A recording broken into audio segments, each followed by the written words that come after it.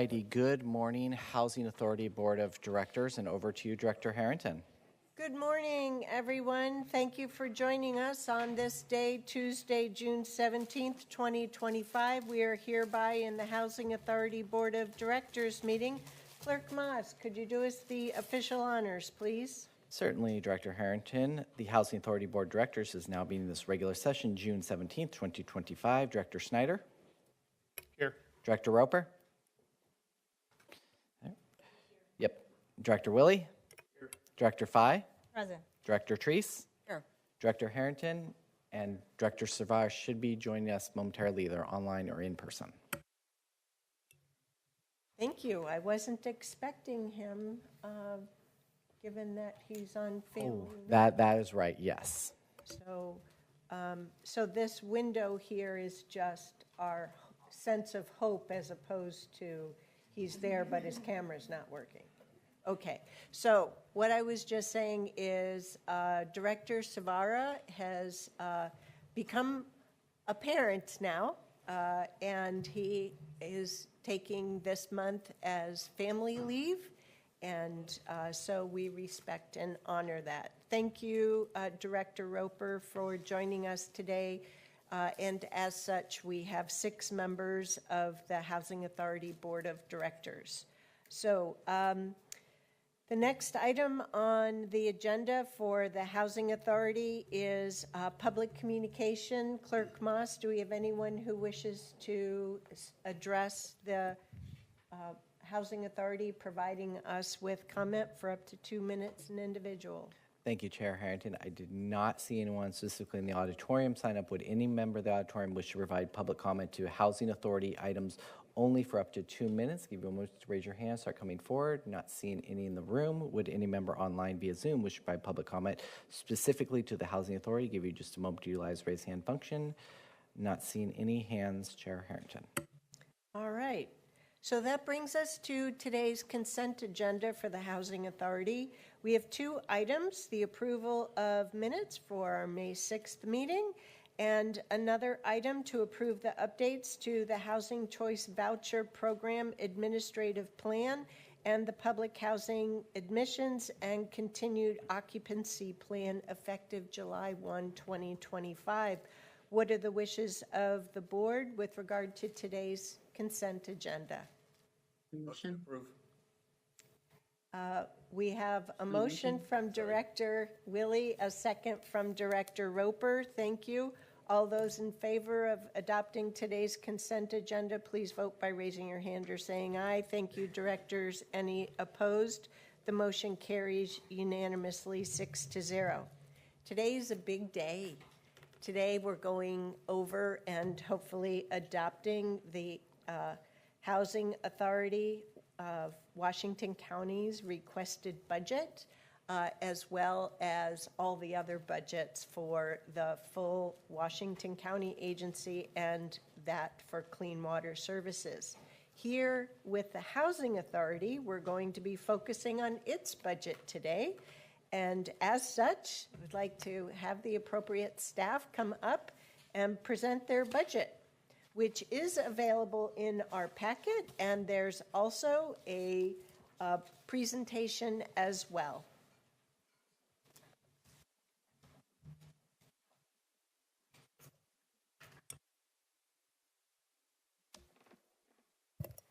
Good morning, everyone. For the record, my name is Molly Rogers. I'm the Executive Director of the Housing Authority of Washington County, or HAWC, and I'm very pleased to be here. Once a year, we present to you an annual budget based on months of data gathering, input from our Housing Advisory Committee, current market conditions, and some forecasting judgments we have to make due to the different federal fiscal year than the counties. With me is Deputy Director Jill Chen, Deputy CFO Ryan Bonsbach, and a special guest, John Epstein, who is a former banker and one of the longest-serving Housing Advisory Committee members. The upcoming fiscal year demonstrates a trajectory for us that we have grown tremendously in our sophistication, complexity, and diversification of business lines. It wasn't really that long ago when we were mostly primarily a housing choice voucher and a public housing authority. Now we have a moving to work designation from HUD, which is a special designation to offer us more flexibility and fungibility to better serve the needs of Washington County. We have a robust pipeline of preservation and new affordable housing and myriad different rental assistance offerings. And as such, our budget is more complex. So without further ado, let's get into some context. We've got a full agenda for you today. We'd like to start off with an overview of our Housing Authority budget, and then we'll get into more details to each program's expenses and revenues, including our rental assistance division, public housing, and our Section 18 disposition initiative, and our affordable housing developments and operations.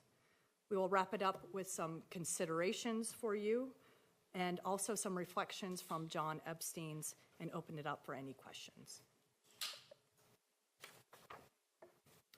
Before we get into the numbers, we think it's important that we ground ourselves in the values that drive our work and are built into this budget. We center the community and promote access for all to an array of housing opportunities. We are responsive to meeting the diverse needs of the community we serve and adapting in response to changing conditions. We work in collaboration and partnership with the people we serve, other public agencies, nonprofit organizations, private businesses, landlords, and our neighbors. We believe in accountability, transparency, and being good stewards of public resources. We take the long view through a commitment to deliberate, be strategic, and holistic, sustainable communities. And all of these values are in service to our mission to create pathways out of homelessness, promote housing stability, and invest in affordable communities for Washington County and our residents. To advance our mission, we have 4 lines of business. These lines of business are supported by department and HAWK resources and often are the same people. This budget illustrates that our programs and services are fully integrated across the Washington County Department of Housing Services and the Housing Authority. This is clear in each business line, but today we will focus on the HAWK business, Housing Authority. I would like to share some examples, however, of how we've leveraged our resources, both in dollars and in workforce, to best serve our community. Our rental assistance division delivers all the work above, and including the supportive housing services regional long-term rental assistance program. Our asset management team supports permanent supportive housing sites like the Heartwood, where operations are SHS funded. And our development team is also leaning in to support developments like the Cornell Road Transitional Housing Recovery Housing Program. These are just some examples of what I have been seeing in the last few years, each arm of the organization fundamentally supporting one another. Not only do they support one another, but we are leveraging each other's strengths to the benefit of the entire department. And as a result, we can provide better service to our clients, participants, residents, and community. And with that, I'd like to turn it over to Ryan Bonsbach. Good morning, Board of Directors. I'm going to start with some top-line budget summary numbers, and then Jill and I will be alternating a bit, talking about some operational and budget summaries for each individual program.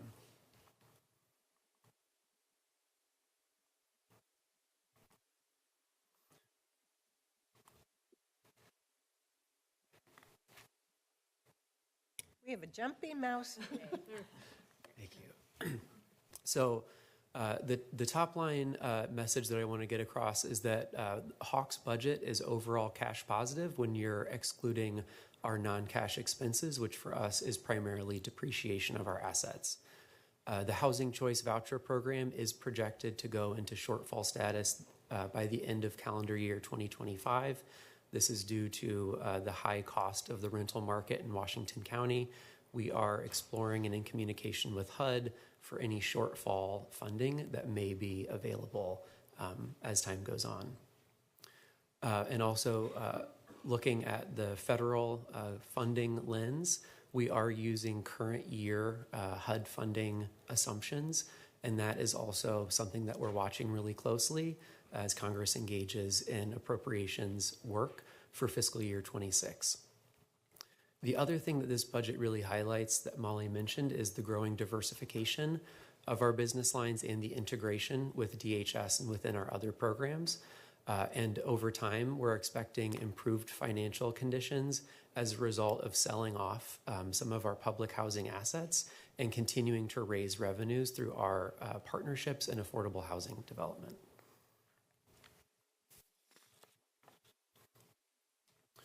So as I mentioned earlier, this is our top-line budget summary. It shows a positive cash flow of $1.76 million when you are excluding the depreciation.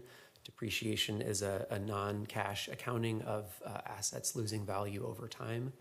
And as a housing authority, we're really focused on making sure that we have the cash and the liquidity to meet our demands over time. And so we are focused on looking at cash flow throughout this presentation. So this table highlights the diversification of our business lines. So the portion in blue is federal funds for the Housing Authority. The portion in orange is our non-federal funding sources, which are income from our partnership funds and tenant rents. And you can see from this current fiscal year that we're about to finish, coming into next fiscal year, it's growing from about 14% to 26% of our budget in the non-federal sources. So this is making us more stable over time as we are less reliant on federal funds for our overall operations.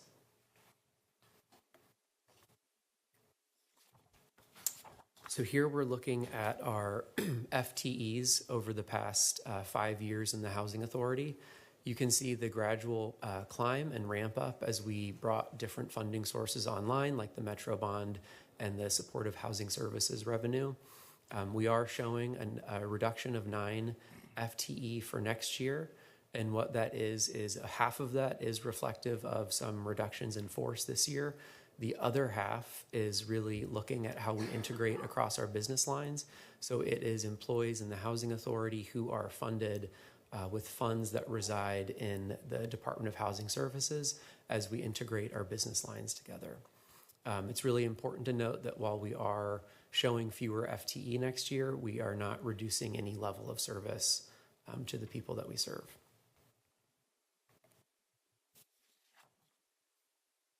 So with that, I'll turn it over to Jill. Thank you so much, Ryan. For the record, I'm Jill Chen. I use she, her pronouns. I'm Deputy Director of the Housing Authority of Washington County. Excuse me. The first division I wanted to talk about is our rental assistance team at the Housing Authority. What you see here is just the federal funds. As Molly mentioned, we also, in the rental assistance, handle a number of other funds from both the state as well as from Metro. Under the Housing Authority, we have 14 FTEs being funded, even though 30 are working, touching those programs. These include housing choice vouchers, veteran administration for supportive housing, family self-sufficiency, and all that alphabet soup that we all know. There are 4 teams. Owner service, that's on the inspections. We also have customer services. These are the folks who come in through our front door, and we greet them every day and help them as they go through their rental assistance. In our budget, there are 2 funds. One is for the administrative fees that HUD reimburses us. The other is for the rental assistance payments. As Ryan mentioned, the rental assistance payments is covering the cost of that sort of in and out. And as we have talked about before, Washington County is the highest rental cost in the whole state. And there's that differential you'll see between what HUD pays us for each voucher versus what we have to pay out. And that is part of the reason why Ryan mentioned we are likely to go into shortfall. It is also the reason why we will not be at 100% utilization. So even though we can technically offer 3,400 vouchers, we're only at a little over 3,100 because of that differential you'll see. And Ryan will go through the numbers. So looking here at the budget for the rental assistance program, you can see that it's very close to break even. So a few highlights that I'll call out here. One is that we are continuing to use assumptions based on a May 15th funding notice from the Department of Urban Development, Housing and Urban Development. The other thing that I'll call out is there is a $1.2 million revenue listed there for cost allocation adjustment. So we've identified that between the Department of Housing Services and HAWK that we need to update our cost allocation methodology as our work and business lines have continued to change. So we're in the early stages of that work and are using an earlier estimate that we had here about what the impact of that will be. We will be coming back to the Board of County Commissioners with a budget update in the fall because it will also affect DHS's budget. And we are authorized to serve up to 3,410 low-income households through the various voucher programs based on funding availability. The next program we'll speak about is a public housing portfolio. This is a portfolio consisting of 244 units for which HUD has oversight and funding, but is owned and operated by the Housing Authority. It is targeted towards very low-income households, and this is mostly our scattered sites. As you'll see, there is 132 units of small multifamily, 112 single-family homes, and 60 single-family homes that are for sale. And I'm very pleased to let all of you know that under our Section 18 dispo, we had our first sale to a resident in the end of May, and we expect 2 more in the end of this month. So we're very thrilled to be able to create more homeowners in our county. The 9 specialty housing is also up for sale as well. And our team consists of, it's called an average of 5.5 FTE. They are involved in all of the asset management and property management, working on all aspects of property maintenance, repairs, lease up. In our programs, there are 2 separate funds, one for operating and one for capital. In the operating side, that is where we keep both the HUD operating support as well as our tenant revenues, and it's more or less our profit and loss statement. On the capital side, that is where HUD provides us capital improvement funds only. And again, Ryan will take over. So looking at the budget overview for public housing, again, cash positive when you're backing out depreciation. The other thing that Jill mentioned is the sale of those Section 18 dispo for our single family units. We are planning to sell 30 of those in this fiscal year, 29 in the following fiscal year. The funding that we generate from the sale, it is restricted, but it is also flexible in terms of what we can do with it. So we can rehab our existing public housing, we can invest in future affordable housing developments, even that with mixed financing. So a lot of flexibility to use the proceeds really well to continue to expand the affordable housing impact here in Washington County. And after we've finished the rehabs for those Section 18 dispos, we will start a 3-year plan to rehab all of the remaining units that we have of public housing.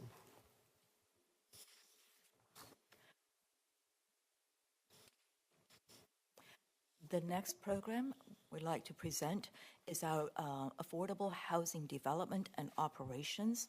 You may have seen, there's supposed to be a little path there. I think it didn't come through. So we apologize. It comes through on our screens, and on the television screens, it's just this type of monitor. Great, thank you. As you see on this development pipeline, a few items to mention. This is, you'll see in our development pipeline the integration of the homeless services and the housing services. This is where we're looking to really first stabilize our portfolio with the AHP4, Phase 2, and Woodspring, and then work towards the transitional housing, supportive housing, and then create new affordable housing over the path of the next 3 years. Much of this, however, will be dependent on market conditions, as well as low-income housing tax credit availability, as well as Metro and both affordable housing bonds, as well as SHS funding.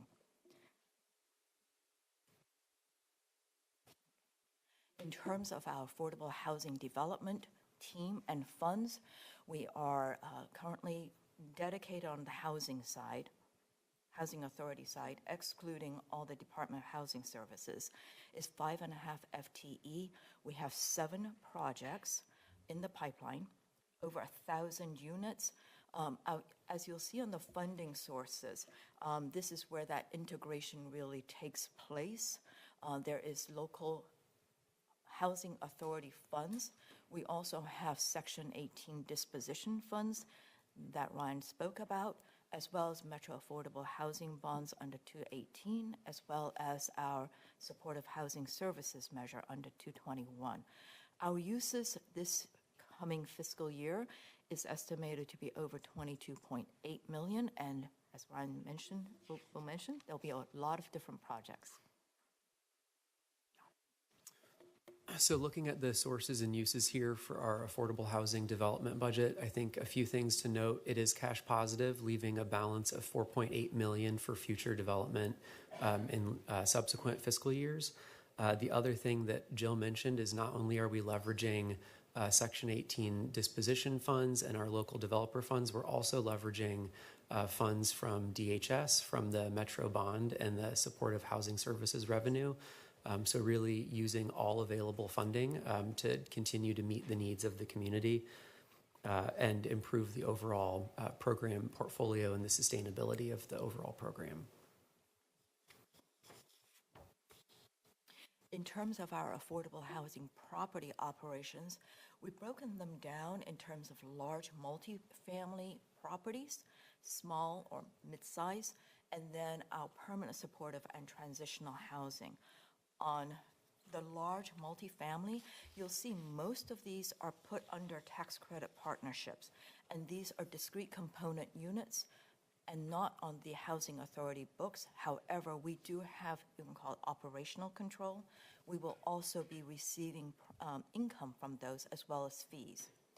In the small multifamily properties, duplex single-family homes, those are the ones that are currently on the Housing Authority books. We will be looking at working on those to potentially rehab those later on probably in the longer future, more like 3 years. On the permanent supportive and transitional housing, those are the ones that we have come to the board for the transitional housing with Cornell Road as well as with Hartwood Commons. Altogether, we operate 17 communities, over 900 units in these 9 affordable housing projects. And for the affordable housing operations budget, a few things to note. This portfolio accounts for the vast majority of our depreciation, so $2.9 million out of the $3.2 million in the Housing Authority's depreciation. We are planning to finish the rehabilitation and conversion to permanent financing for 10 properties that account for 592 units of affordable housing. In this budget, we'd also just like to note that there is a large amount of revenue that we get from some of our affordable housing development portfolio partnerships. So the ability to raise funds that we can reinvest then into future and expanding affordable housing. Just a few items concerning the Housing Authority challenges, risk, and mitigants. There are many. First and foremost, and since we have grown so quickly, like Molly mentioned, there's some internal capacity and infrastructure needs that we have. Also, as we all know, there's a lot of federal, state, and regional sort of actions in which we as the Housing Authority and as a county must respond to and be able to mitigate. Construction and operational risk, of course, that is multitude. Could be anything from tariffs, interest rates, market conditions. We all know inflation also impacts our operating costs. We also want to make sure that our operations are stable. In terms of challenges and challenging environment for our partners, I do want to mention that we work with third-party property managers, and that particular segment has been very challenging, as are our service providers. They work with a very difficult community with residents who are in need of a lot of services. Long term, we are always looking at our long-term portfolio sustainability, and we all know that given these difficult times, we don't necessarily want to raise the rents much, but we also understand the costs are rising, so there at some point the cost and the income sort of crosses. But I will be handing over to my colleagues for additional considerations and opportunities. So first, we'll talk a little bit about what we're watching kind of in the federal funding landscape.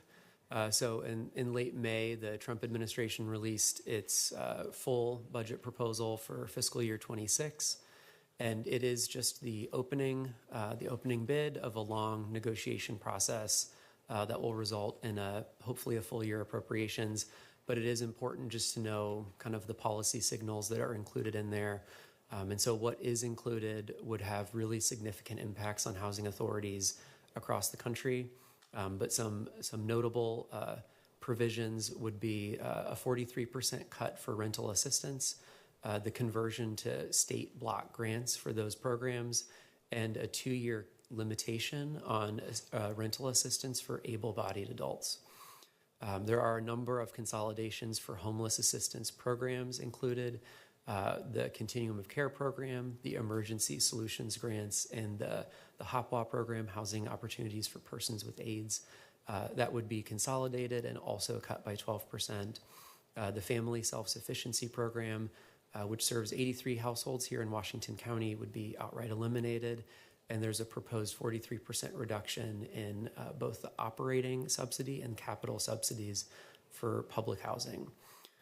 The good news is that a lot of these programs enjoy really broad bipartisan support, and a number of congressional Republicans have already signaled their opposition to the cuts contained in this provision. A lot of these similar cuts were proposed in the first Trump administration. So all that to say that we are watching it really closely. It would have really significant impacts on our operations and the numbers of people that we could serve. But again, it is just the opening signal from the administration, and we'll start a long process with Congress to develop an appropriations package for next year. And despite these headwinds, we do actually have incredible opportunities in front of us. As I've touched on before, each house of our budget, whether it's the county or the authorities, are really strongly intertwined. So it's this unique nature. It provides us a variety of opportunities to continue to integrate across our departments, programs, and services. We're also heading into our 5th year as a moving to work agency. And so in this changing landscape, we're poised to make progress as we included in our PHAs. It will make sure we are opening doors to better serve our county's residents. And then there's the ongoing sale of our public housing units. Luckily, it's providing opportunities for homeownership for some of those residents, and it's also providing proceeds to be able to be put into more affordable housing in the future to house even more residents. So I'm excited to share that we have that we will continue to monitor these sales progressions to make sure we're meeting our mission and providing maximizing our resources. And as always, we're looking for land banking opportunities to find new opportunities across the whole county to live in creative ways, and also potentially property conversions, as we saw with the Hartwood and now Cornell Road. So this all factors into our continuing real estate strategy development so that we can utilize any potential opportunities. And also, today we are seeking your approval of our budget. And just as noted by Ryan, we will be going through some next steps to make sure we are adjusting accordingly. One of the things we will need to do is do a cost allocation adjustment in the fall supplemental budget. We're also watching very closely the impacts from Congress and the U.S. Department of Housing and Urban Development.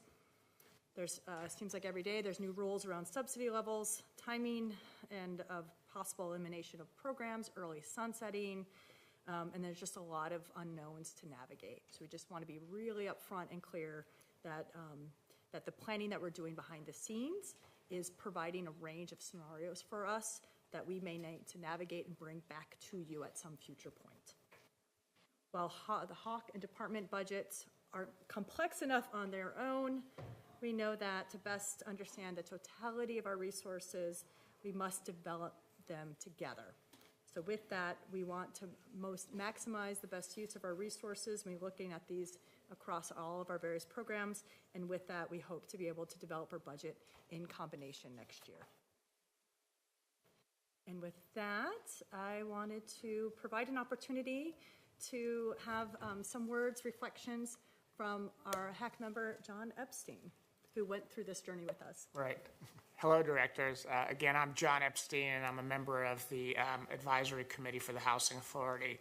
I mean, as you all know, throughout the year, the Advisory Committee meets periodically to discuss operations, programs, and financials of the Housing Authority.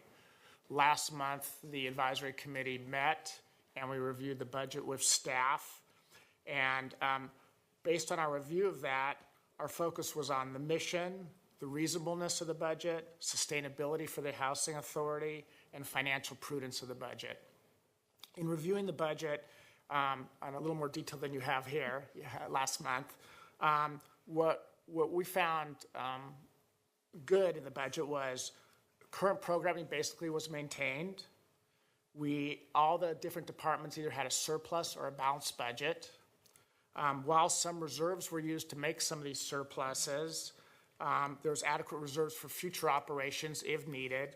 And based on that, we were comfortable with the budget. We also discussed, which has been spoken here today, that we recognize there may be some cuts from HUD in the future, but we really address this budget as what we're looking for now, and we'll address those cuts when they come. So based on our review by the committee, the advisory committee moved forward a recommendation that we move the budget forward to you for approval today. And with that, we'd be happy to open up for questions. Thank you, John. First, I know I have a question, but I know to start with, Commissioner Willie had a question when we were back on slide 14. If we could go there, please. This is in regards to the sale of the 60 houses. We've had a couple of work sessions and updates on all of the steps that you were going to have to go through for funding and eligibility and all of those things. Has that kind of worked out the way we planned it? I mean, we've got our first one. It's pretty exciting. Did you have a ribbon cutting for this?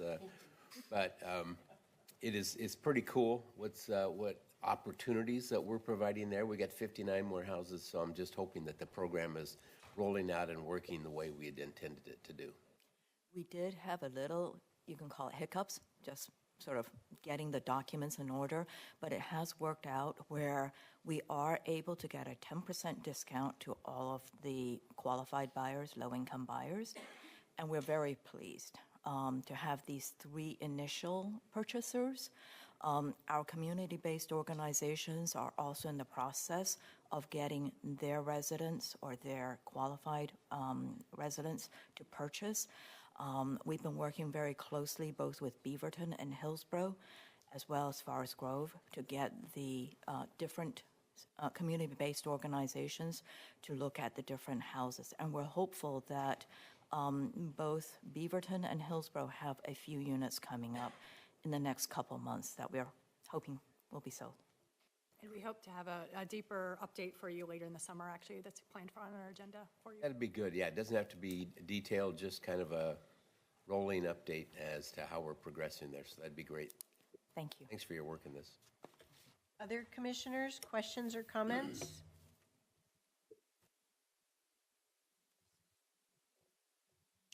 Okay, seeing none, I have a question, and then I'll have a comment before asking for a motion. Both on slide 6 and slide 24, you're trying to be clear that you've been provided with information from HUD to put this budget together, but also there is uncertainty with regard to the budget that Congress will approve and advance to the president, and if he'll sign it or not. You were pretty clear with us earlier that the president's budget has a 43% reduction in the area of vouchers. And you gave us two numbers about we're authorized for 3,410 vouchers, but due to the cost of rent assistance here in Washington County, you're actually only able to support 3,100. So I did some quick math, and just to understand the impact to households, and therefore more people, because some of our households have more than one person. So just in terms of voucher numbers, a 43% impact, if we use straight math, for the 3,410 takes us down to 1,943 vouchers. In practical purposes, using the 3,100 number, down to just over 1,700, 1,767. Wow, that's a big impact. Huge, terrible loss of housing for members of our community that are least able to navigate the market rents here in Washington County. So I was looking forward to, well, I shouldn't say that, put it that way. I was accepting that I would have to use my time and energy to ensure that Congress hears the real stories of harm and impact for the current trajectory that they're on. Our current Washington County congressional delegation, Senator Wyden, Senator Merkley, Representative Bonamici, Representative Salinas, and I'll say also Representative Bynum, all understand the negative impact to real people in our community that this current trajectory is on. So I just want to credit you for waving that warning flag.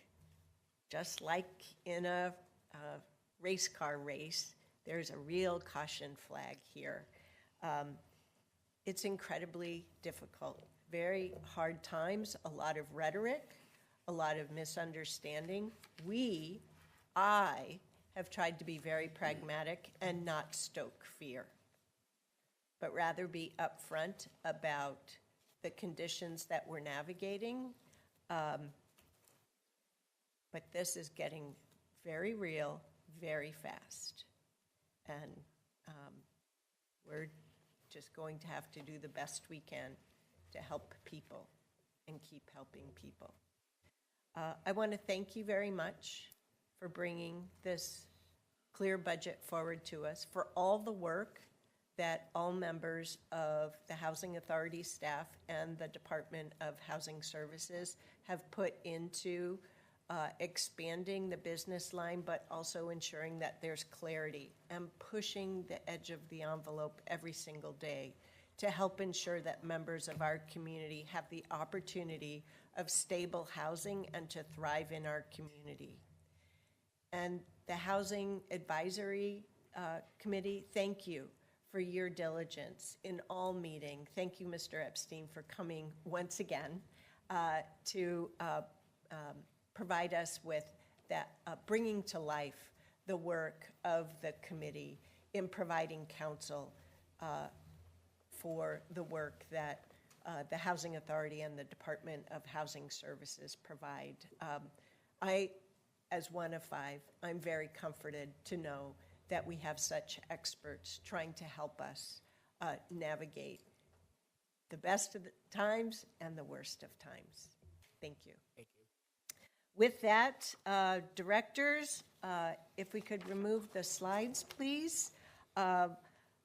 I'm looking for a motion to approve the FY 25-26 or FY 26 Housing Authority of Washington County budget. Madam Chair, you have the public hearing. Thank you so much. Went right by that step, obviously. So let's do that. Let's open the public hearing on the proposed Washington County Authority budget. Clerk Moss. Thank you, Chair Harrington. Was there any member of the auditorium that wished to provide comment for up to 2 minutes? Mr. Feek?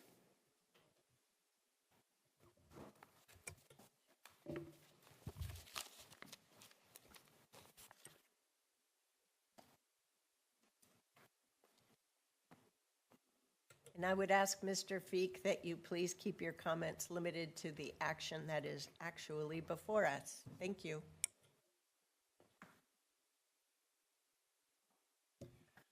Madam Chair Harrington and Commissioners, I'm Dale Feek, member of Washington County since 1966. I much appreciate the Housing Authority, and I also want to say Housing Authority because this is the Housing Authority Board of Directors meeting. I'm in support of the budget.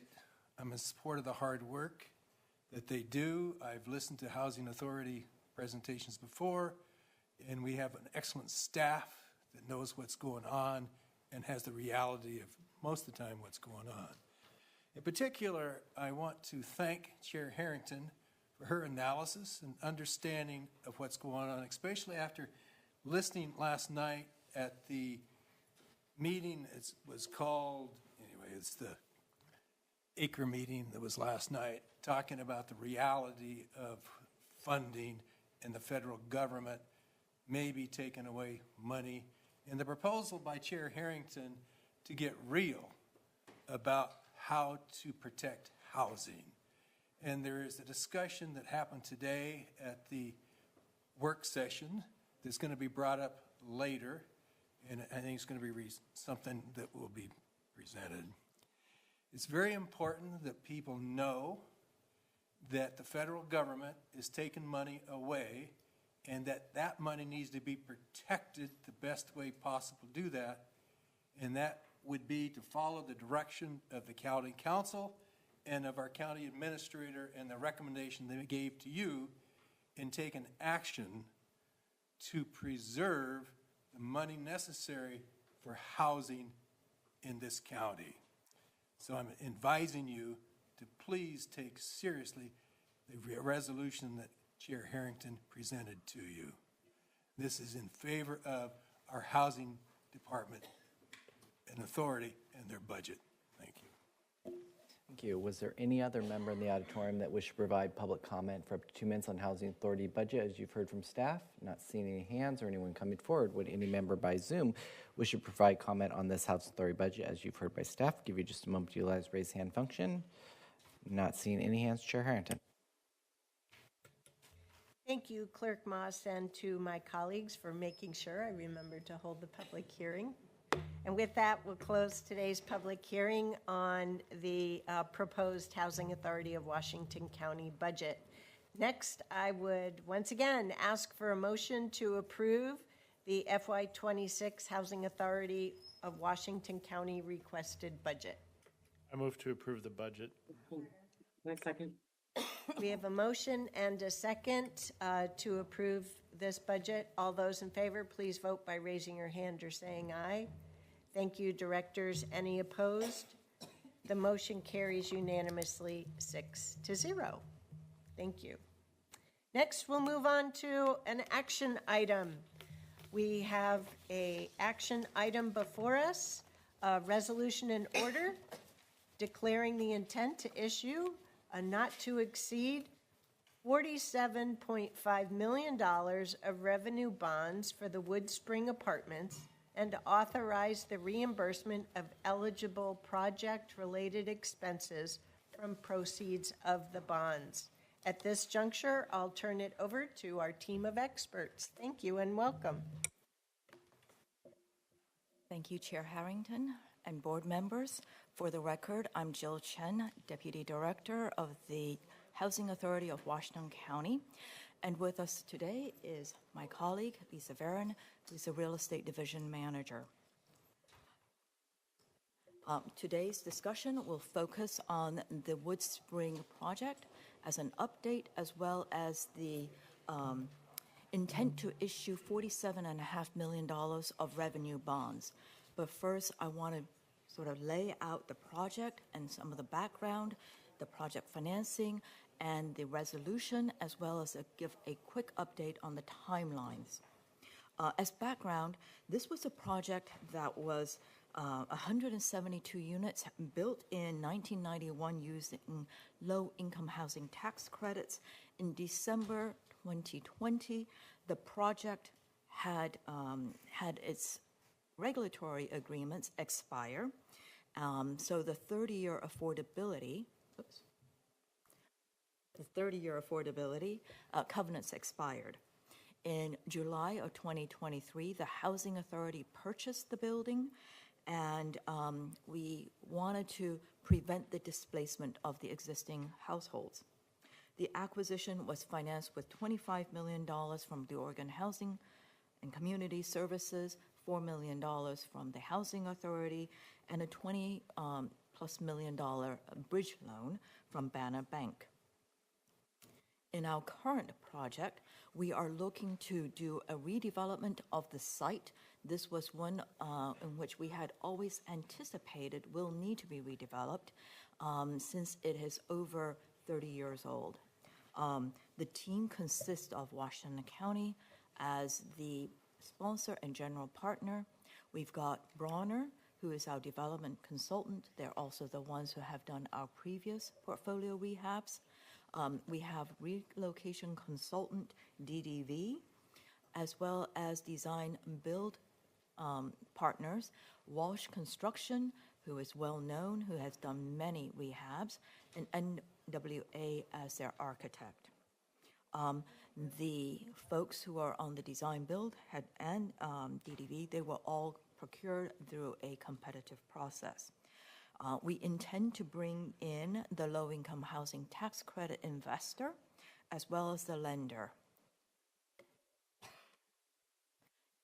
Just a quick update in terms of where the scope of the project and what is the status. Staff and development team, including the general contractor, have gone through every unit and every building. The overall project is solid. The interior, out of 172 units, less than 20 will need major rehab that requires tenants to move. So in terms of scope, we are looking at some major systems replacements. This is siding, roof, gutters, windows. You can see that. Some accessibility and playground upgrades, some efficiency, as well as some select interior upgrades. In terms of the project financing, we are looking to bring in $27.125, a little over $27 million of low-income housing tax credits, as well as both a lender for the construction as well as perm loan. The proposal in front of you for revenue bonds of $47.5 million is to fund the construction loan, in which the lender will purchase our revenue bonds. The permanent loan will essentially, along with the tax credits, fund all the construction upgrades and pay off the Banner Bank bridge loan. We are in the process of looking at subsidy laying review, and we are very thrilled to have our partners in the Office of Community Development provide our home funding as well. And with that, I pass it over to my colleague. Good morning, Lisa Varon. I am the real estate manager for Hawk, and I use she, her pronouns. So we held this slide, we were talking about our resident impact and relocation. We held 2 resident meetings. We have one that we held already in May, and we'll be holding another one in July. And then we'll continue to communicate with residents moving forward after that with weekly memos from the construction company. Residents have been working one-on-one with DDV Consulting to identify their individual plans, multiple resident meetings, and to inform and educate. And the budget includes all costs for moving, whether it be temporary or permanent, packing, lodging, per diem, and so forth. Our next steps to get to the Woodspring financial close, which is scheduled for September 30th, is the intent to issue bonds via this inducement resolution, a TEFRA resolution by Washington County Board of Commissioners, which we'll come back to you for in July or August. We'll issue a notice of the TEFRA hearing, and then we'll hold a virtual public hearing for the TEFRA. An omnibus resolution, which will be coming back to you, the Housing Authority Board of Directors, and a bond resolution as well that will be coming back to your entities to discuss in early September so that we have all the financing lined up by then, be able to present it to you as a whole picture for the project and how we're planning in more detail to finance it. In terms of our timeline, we're looking at wrapping up our funding applications and partnerships in this first quarter of this coming fiscal year. We're currently in pre-development design and permitting. I'm pleased to be able to share that on Friday we submitted our permits to City of Tigard, and yesterday we distributed bid documents to subcontractors. And as I mentioned, our financial closing and construction start will be on September 30th, and our construction period will be from Q4 to Q1 to 2027, and we're looking to be completed in Q1 2027. We're also looking to hold a celebration, not really groundbreaking because it's already an existing building, in early November. Late October, early November, which we'll be in touch with your offices. I think we already have about landing on some dates. Specific to why we're here today, the intent to issue or the inducement resolution, the key purposes in low-income housing tax credit 4% bond transactions is a declaration of intent to issue the tax-exempt bonds up to $47.5 million. That'll allow us for the reimbursement of certain pre-issuance costs with the proceeds of the tax-exempt funds, meaning our pre-development costs that we've been incurring prior to the issuance of the bonds. Establishing the timeline for eligible project costs is another purpose of this inducement resolution, and it provides assurance to our investors and lenders that the issuer will issue the bonds. So that concludes our presentation for today. We're available for any questions. Commissioners, do you have any questions with regard to this proposal? I'm just excited to continue seeing Woodspring moving forward. Are there any additional questions or comments? Okay, I would ask for a motion then to approve the resolution and order declaring the intent to issue not to exceed amount of $45,500,000 of revenue bonds for Woodspring Apartments and authorize the reimbursement of eligible project-related expenses for proceeds of the bonds.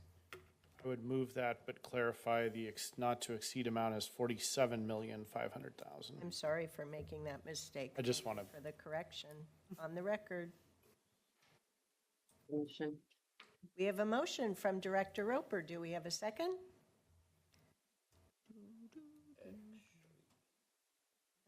Jason made the motion and Oh. Director Roper. Oh, Yeah.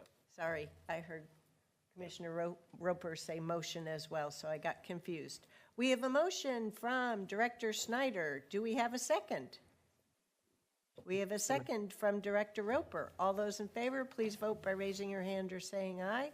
Thank you, Directors. Any opposed? The motion carries unanimously 6-0. Thank you very much. Now we're on to our second public communication period for the Housing Authority Board of Directors meeting. This is an opportunity for members of our community to address the Housing Authority Board of Directors on any such related matters for up to 5 minutes an individual. Clerk Moss, do we have anyone who wishes to do so? Yes, Trish Raby, please go ahead.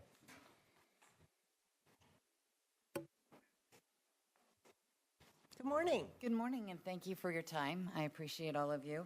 And I hope I'm in the right meeting, speaking it to the right people about some of the money being directed from the housing projects.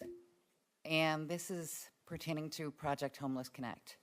It has not started yet. I do know that there are funds that have been set aside for them. And with and in light of everything that you guys are facing right now, and I know it's dire, where the budgets are being cut, there's not enough to support. One of my questions is, why are we funding something that has almost become a public nuisance to your businesses, your community, with all of the increase in crime and damages to the surrounding businesses? I just would think that those funds would be better funding the housing, where you're talking about a deficit of, from 3,100 down to 1,700 in those vouchers. Why not move that money to that? When this was first originally given to Project Homeless, from what I believe and what I understand, especially from their board of directors, was that Project Homeless was never supposed to be an emergency shelter when it first came in. They have since said now it's an emergency shelter. Even when I talked with the board of directors when we got together, they were like, what? That wasn't part of it. But now it is an overnight shelter. So they were able to get these funds. My fear is that if we continue to build these things, how are we going to support them in the future? If we stop now, take a look at what we're doing, save that money for those projects that really are already in place, instead of spreading ourselves so thin. Concentrate on sustaining and building from there instead of spreading out now, and we don't know what the future is going to hold. For your businesses, your small businesses that are supporting all of these bond measures, these things have taken an adverse effect on all of our businesses around. We have taken a substantial hit. We've been in your communities for years. And we support our community. We really do. But we're asking you to listen and really take note. I was just looking at the Wood Springs apartment. Do you guys know how much per door that's going to cost? Has that been tallied? Does it really come at,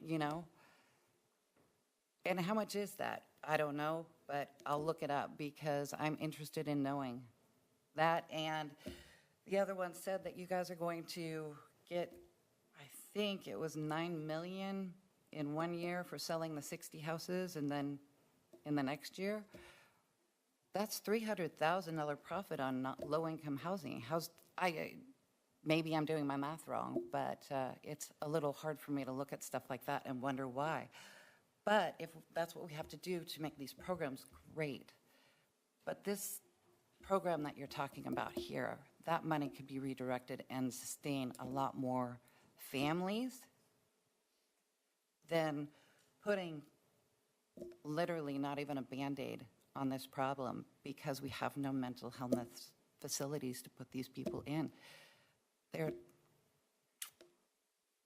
I really just think about the longevity of all these programs that you're doing and where this money's going and how we don't diversify so far that we can't help the homeless that we're intending to help. Thank you for your time. Thank you, ma'am. And if I could provide you with some assurance that we have heard you. You have come and spoken with us previously about how you would prefer that Project Homeless Connect not have a location of operation near your properties. And you're right, none of us know what the future's going to hold. To some of your remarks about the fungibility of, my word, fungibility, being able to move some funding from one arena over to a next. The funding that you're referring to as being provided to Project Homeless Connect for their building construction and operation comes from the voter-approved supportive housing services income tax program. And the terms of which those funds can be utilized are defined by the Metro Council as agreed to by Washington County. And that includes provisions for not backfilling the investment of federal or state funds. So we can't just push it over. Similarly, with each of these categories that our staff just went through with the approved budget, funds have to be segregated into different funds because they are restricted to those uses. So they spoke previously about how the selling, disposition of the single-family homes can be used to rehab the remaining 60 homes in the program, but can also be used to reinvest in multifamily public housing, for example. So while I would like the world to be more simple, and sometimes it can be easier to oversimplify, that is not the reality that we as an agency have to navigate in utilizing any state or federal funds. And our staff is doing the best they can to be most effective with those resources. But bottom line, I want to assure you that we have been listening to what you have to say and continue to listen to what you have to say, even though we may not be able to take action in each and every way that you would like. So thank you very much for your time. I appreciate it. Thank you. Clerk Moss, do we have anyone else?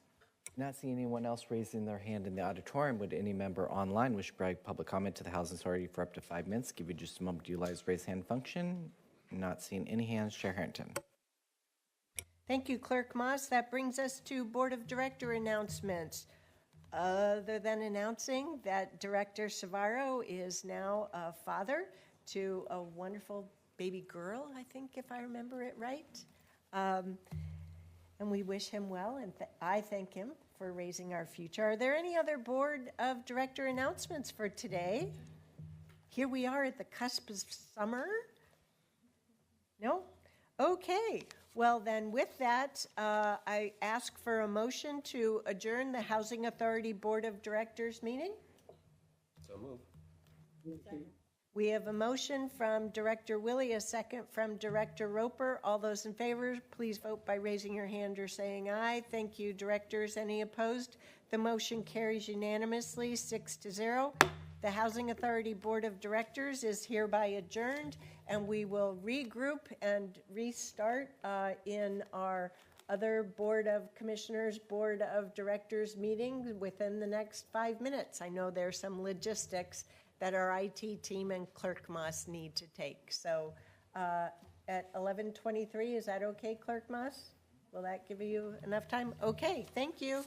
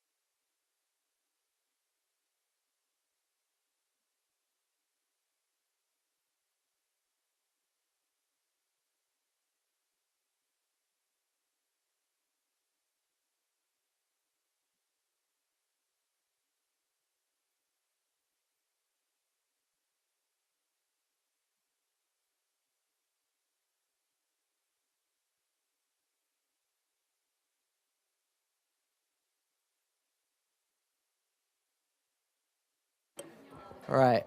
Good morning, everyone. If we could take your seats, we're going to get started.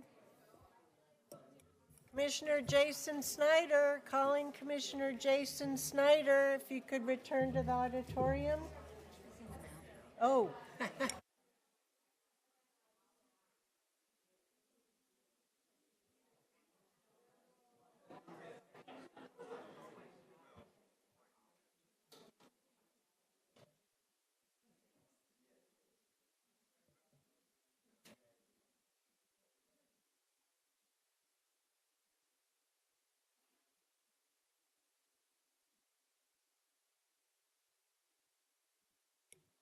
We're waiting for our full complement.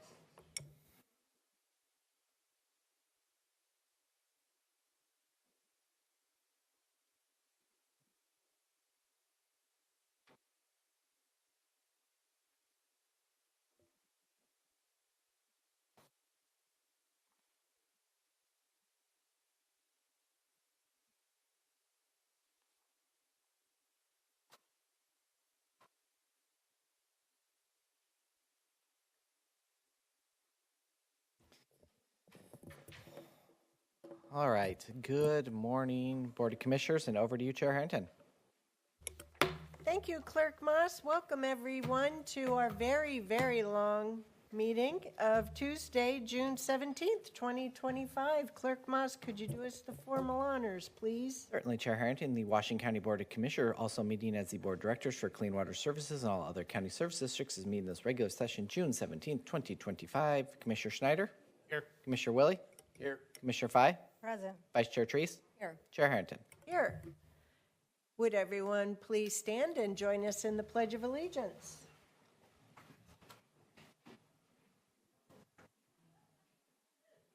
I pledge allegiance to the flag of the United States of America and to the republic for which it stands, one nation, under God, indivisible, with liberty and justice for all. Thank you. A couple of updates with regard to today's meeting. There continue to be 20 items on today's consent agenda, 1 item under board and commissions, 1 proclamation, and 13 public hearings. Anyone who wishes to speak during the public hearings will be given 2 minutes to do so. The action agenda has been updated. We will not be taking action on item G3. It is being pulled from the agenda. I do have a question for my colleagues.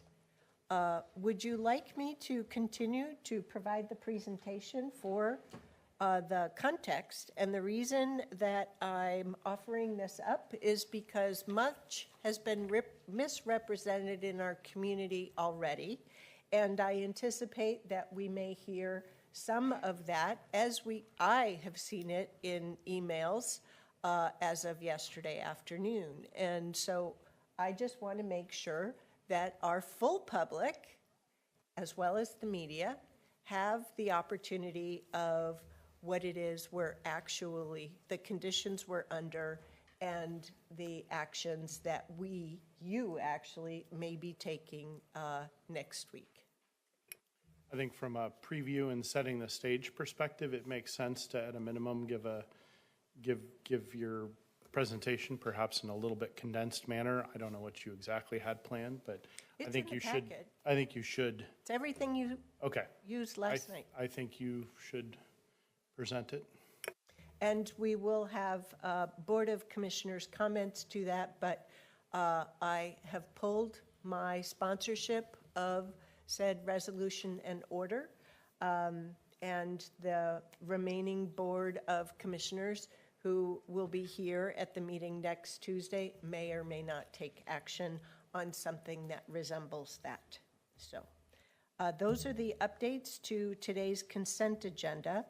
I also want to ask board permission, as we discussed in public comment, as we discussed in work session, we had 1 community member only to sign up for public communication at the end of the meeting, which will be sometime this afternoon. for 5 minutes. And instead, I talked to Dr. Seward.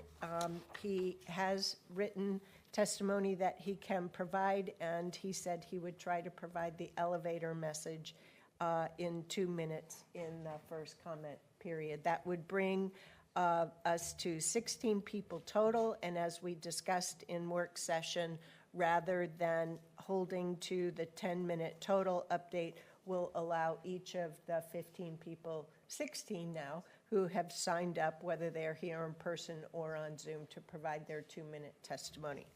Is everyone okay with that? Okay, so that's what we're going to be doing then. So next, we're going to start hearing from those 16 folks. Clerk Moss, please take us through. Certainly, Madam Chair. The first two we have is Sandra Nelson, followed by Dale Feek.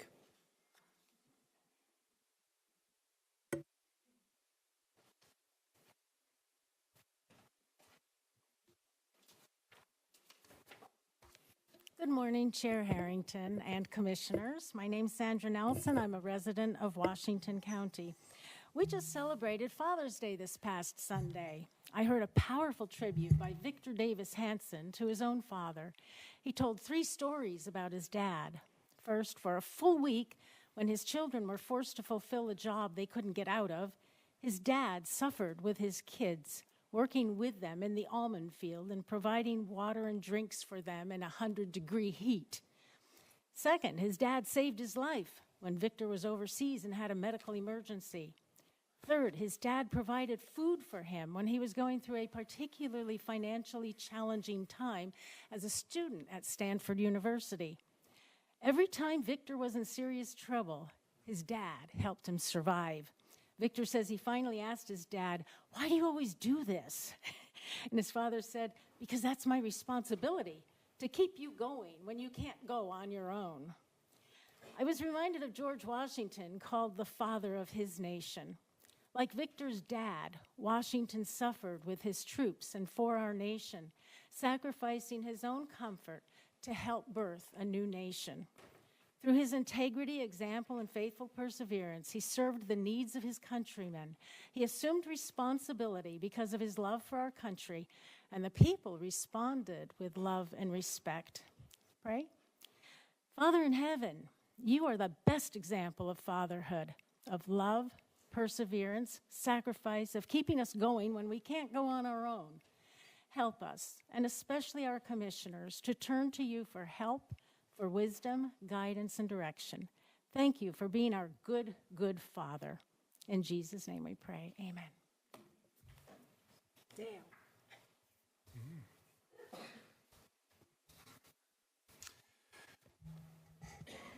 Madam Harrington and Commissioners, Clerk Kevin Moss has given you a handout. I've already sent you it by email, a little bit more into it. There's more into it than what he's given you, but here's the point. Commissioner Nafisa Faye, as well as Congresswoman Bonamici, representing Salinas, Senator Reynolds, Beaverton Mayor Beatty spoke in the Beaverton No Kings June 14th massive rally. And in Forest Grove City Councilor Donna Gustafson and Senator Janine Solomon spoke at the large rally. We, the people, spoke with our signs and marches. And then I quote below Robert Wright, and this is what he says. He summarized that No King, a national movement against President Trump's little parade celebrating his birthday. Yesterday's demonstration across the nation in favor of democracy and against Trump's dictatorship revealed the power of the people.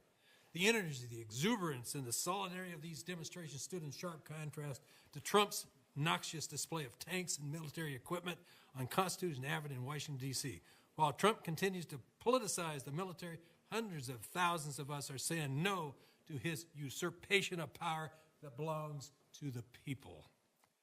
We will not be intimidated by the violence he has stirred up, not by the shootings of state legislators and their spouses in Minnesota, nor the death threats against federal judges, nor by the thuggish removal of the United States Senator from a Trump's officials news conference, nor by the arrest of a judge who didn't cooperate with ICE, nor by the abductions of people from their streets and places of work. We will be steadfast and strong as we were in yesterday's protests. and I was in Beaverton and in Forest Grove. The Trump's parade was almost rained out. His regiment is itself a dark storm clouding America. Thanks for listening. Mr. Fee.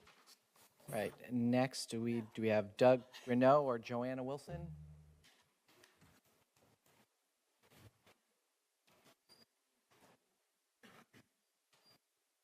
And do you want to call off the names of the next panel so Yes, they can ready I themselves? will. Steve Ducey and Jill Latre will follow.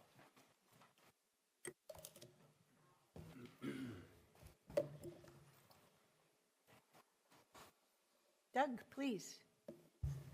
Good morning, Board of Commissioners, county staff, and community members.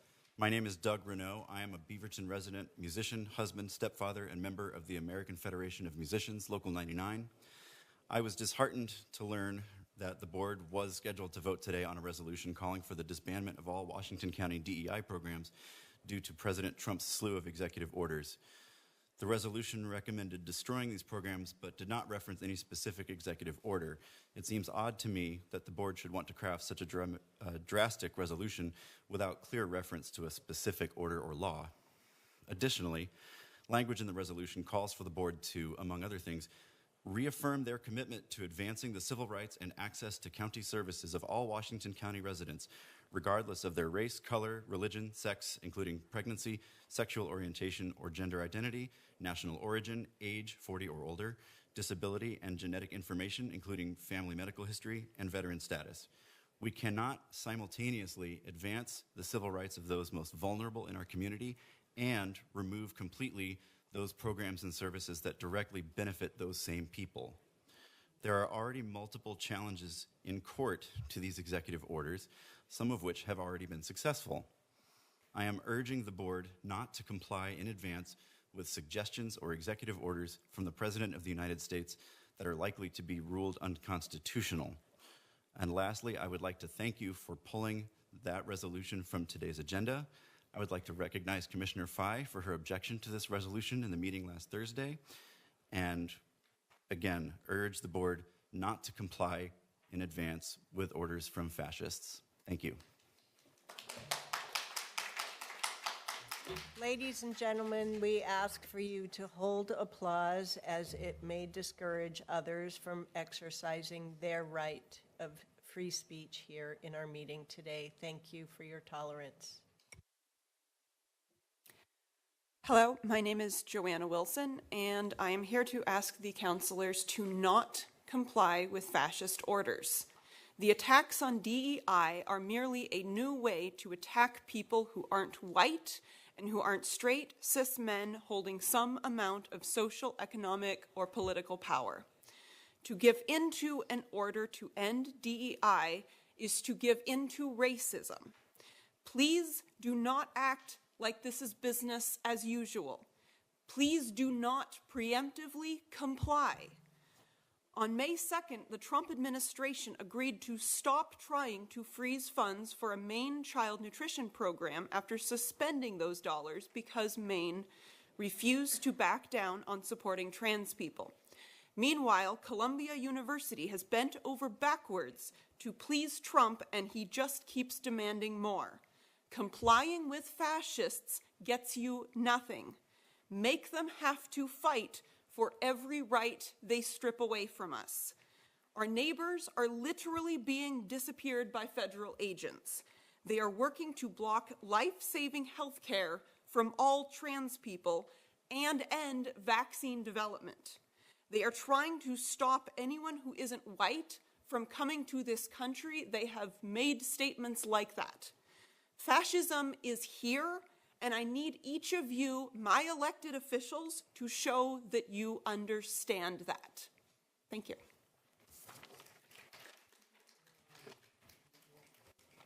Mr. Steve Dosey, I believe, is next. And then Jill Latre.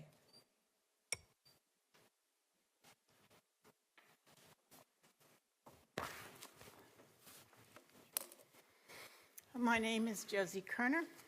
I live in Gaston. Excuse me. Steve Yeah. Dosey? Yeah, is there Steve Dosey here? Sorry. Yes, ma'am. if you could go back until your name is called.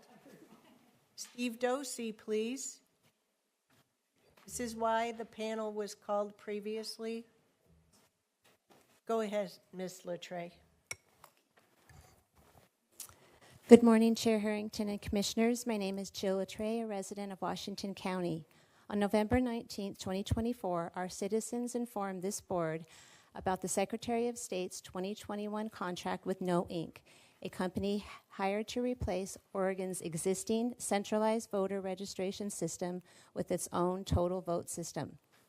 In Oregon, the total vote system presented many problems, including cybersecurity issues, platform instability, inability to pass regression testing.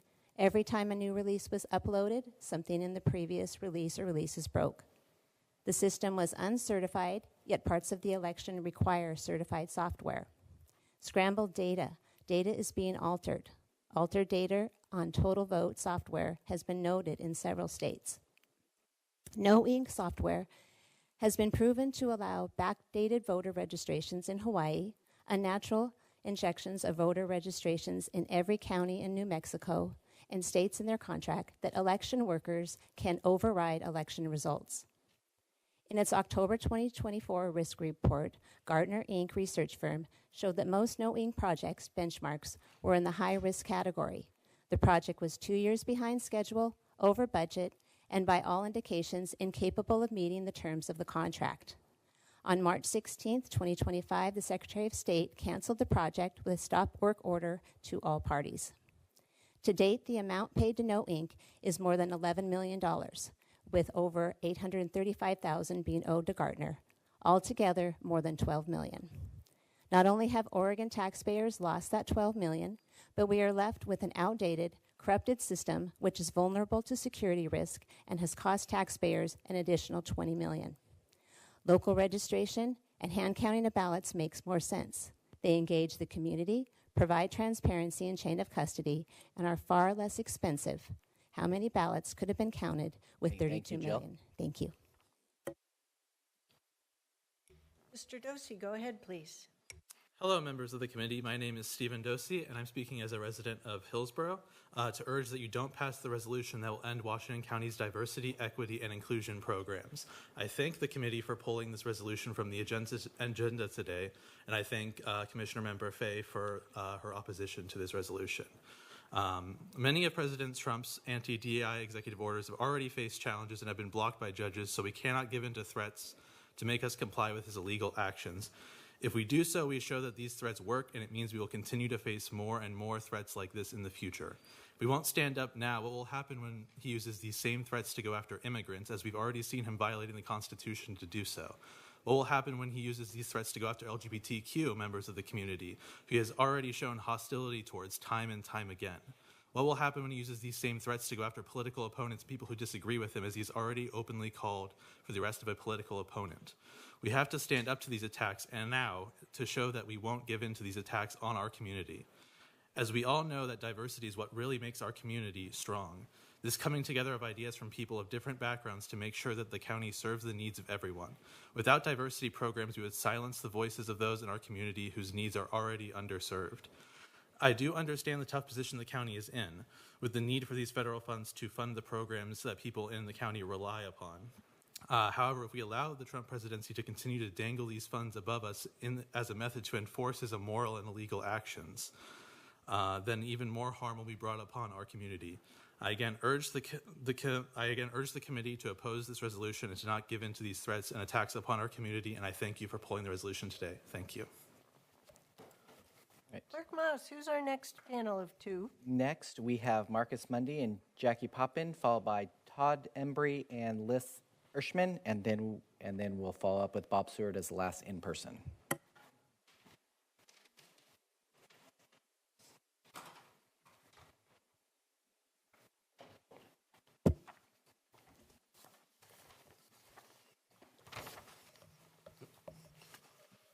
Go ahead, Mr. Mundy.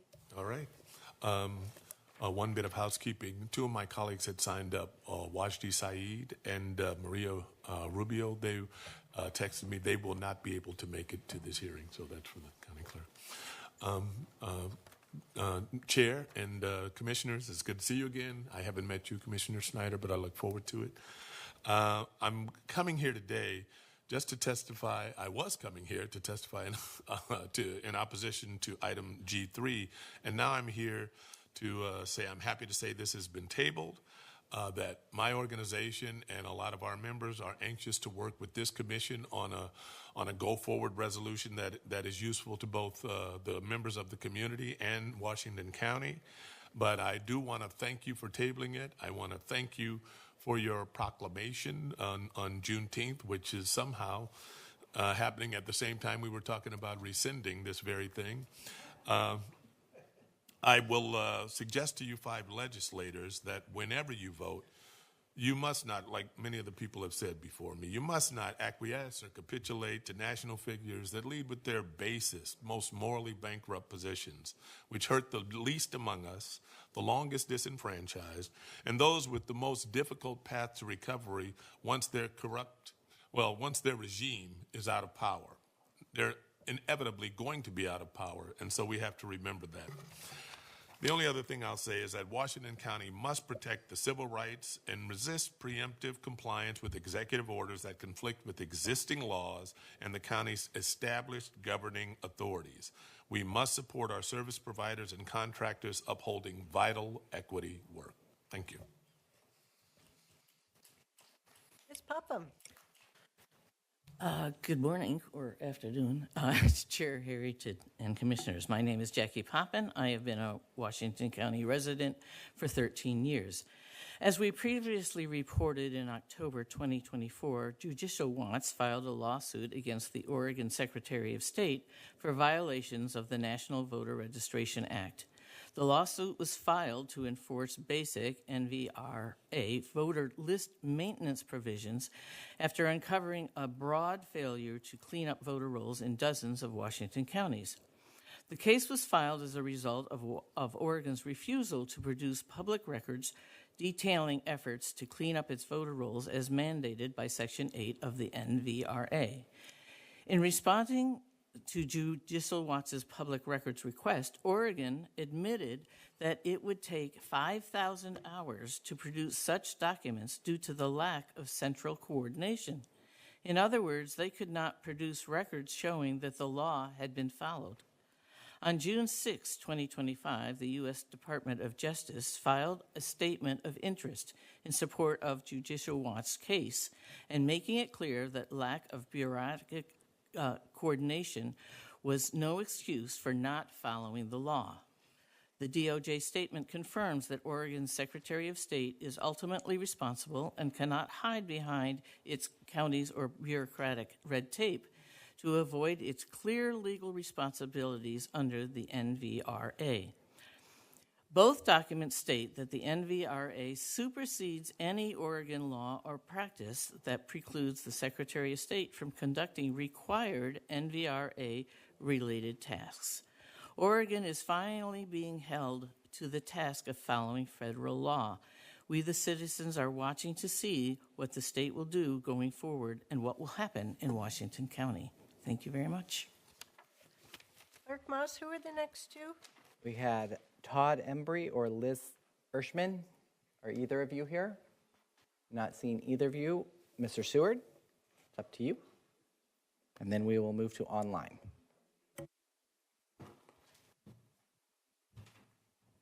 Okay. All right, if it's off to the side, we don't usually allow signs that large. But if you can do it so it doesn't block anyone, thank you. Thank you for your flexibility in providing your testimony up front this morning versus later this afternoon. And thank you for the opportunity to express my opinion. I really appreciate it. I'm here to explain why cutting Medicaid means thousands of deaths. That's on my sign. In 2014, the Affordable Care Act offered Medicaid to all the states. 24 states rejected that Medicaid. We in the medical community thought that was horrible. The Republicans said nobody will get hurt because they can all go to the emergency room. But some enterprising physicians at Harvard did studies. They thought they'd compare the states that took the Medicaid to the states that didn't take the Medicaid. They did those studies. Samuel Dickman, David Himmelstein did those studies, opting out of Medicaid expansion, the health and financial impacts. What did they find? No surprise. The people at the states that didn't have the Medicaid had all these deaths. For instance, in Florida, they found there were 2,000 deaths a year. And in Texas, 3,000 deaths a year because they didn't take the Medicaid. So the Republicans really have no argument anymore. There's no excuse. We have the proof that's established by scientists that if you stop this Medicaid, people are going to die. They're going to kill Americans. We need to get, the reason I'm here is that we need to get this message out. When you talk to your constituents and we talk about Medicaid, it's going to be coming up in, whoop, I'm done, I guess. Anyway, thank you. We have the scientific proof. And you can email. Thank you for the time. Information in. I really appreciate And it. I'll leave the information, these studies, with you. I have. Yes, thank you. I'll leave 10 different studies or papers that you can read. Thank you very much. You mentioned them last week too, so thank you. All right, Madam Chair, we'll move to our online via Zoom. The first one we have up is Maria Calvo Rubio.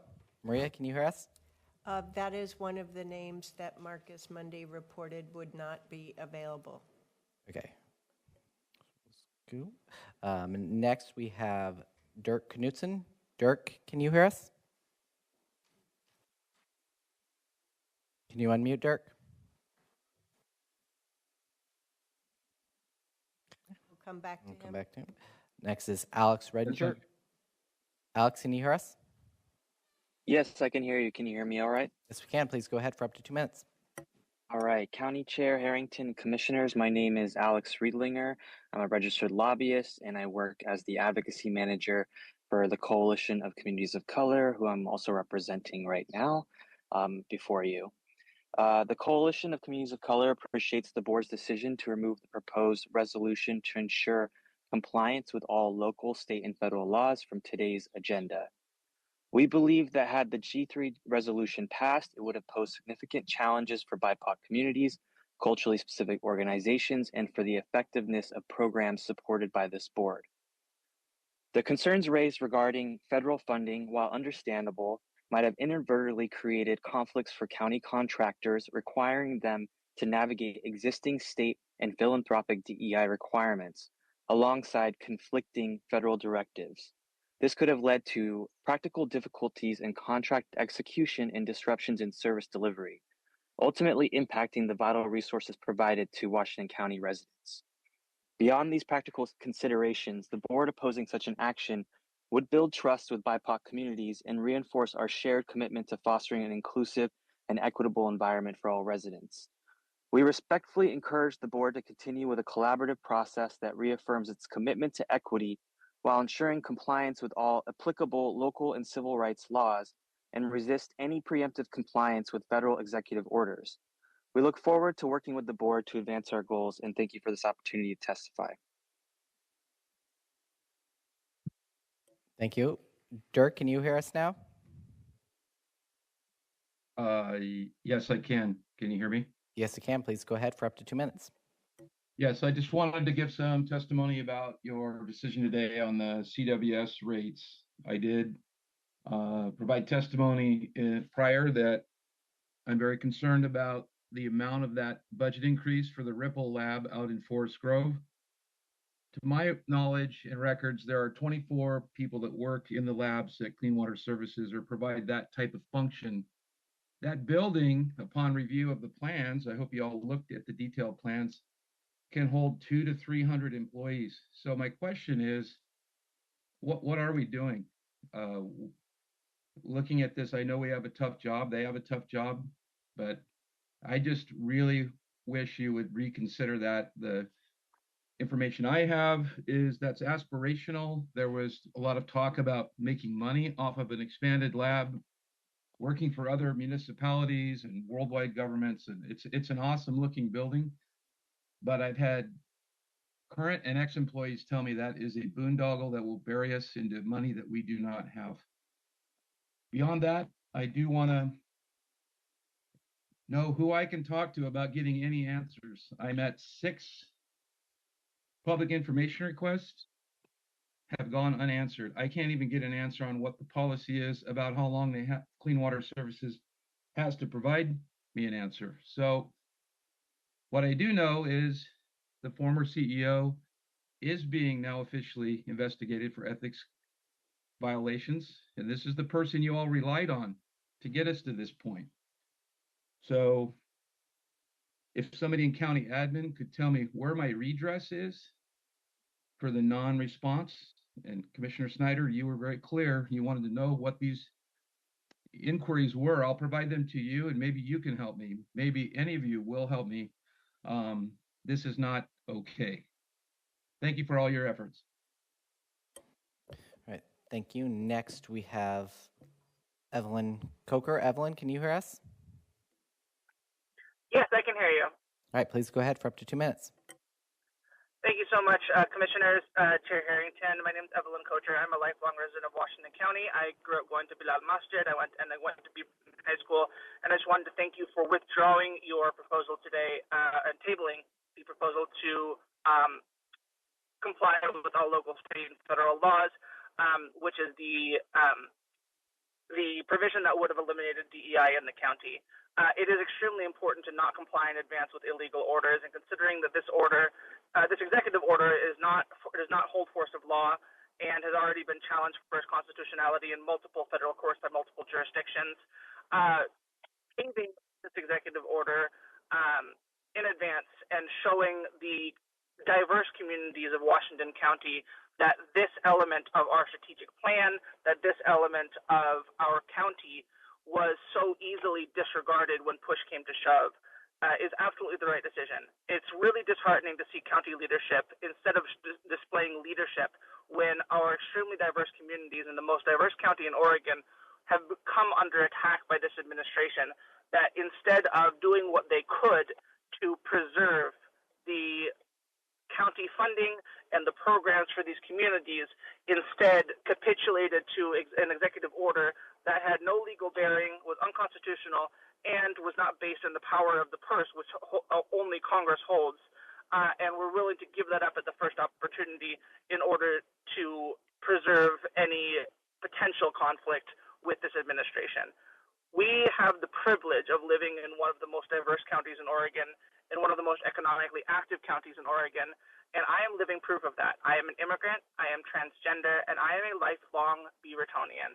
And I think that Washington County deserves better than leadership who capitulates to illegal executive orders that deprioritize the actual needs of the county as stated in our strategic plan and our county's values. Thank you. Thank you, Evelyn. And so, Madam Chair, we did have some more that dropped out, so that completes what is on for the board. All right, thank you very much. That completes public communications section of today's agenda. And to note, the board has made plans to take a recess at 12:30 for a lunch break. Next before us, we have today's consent agenda, which consists of 20 items. 2 sets of minutes for Washington County Board of Commissioners, 1 set of minutes for the Clean Water Services Board of Directors, 5 items from Clean Water Services, 1 item for assessment and taxation, 1 item from the Office of Community Development, 6 items from Land Use and Transportation, 1 item from Facilities, Fleet, and Parks, 1 item from Health and Human Services, 1 item from Housing Services, and 1 item from Human Resources. What are the wishes of the Commission regarding today's agenda? Move to approve, Chair Harrington. Second. All those in favor of adopting today's consent agenda, please vote by raising your hand or saying aye. Thank you. Commissioners, any opposed? The motion carries unanimously 5-0.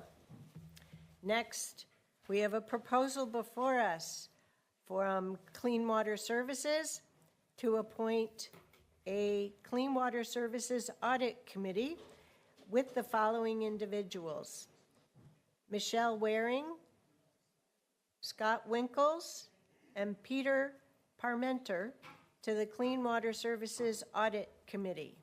What are the wishes of the commission? Move to approve. Second. All those in favor of these appointments and these terms for Michelle Waring will be for a term that expires April 30th, 2028. Scott Winkles to a term which expires April 30th, 2027. And Mr. Peter Parmenter to a term that expires April 30th, 2026. Sorry, I didn't read that earlier. All those in favor, please vote by raising your hand or saying aye. Thank you, directors. Any opposed? The motion carries unanimously 5-0. Next, we'll move on to the Juneteenth proclamation. Clerk Moss, who do we have who will be handling this topic? We have our Access and Opportunity Director, Elisa Sojourner, and a member of the public. Is Alicia? I don't see her in the auditorium. Could you please come up to the mic for this item that you're sponsoring, please?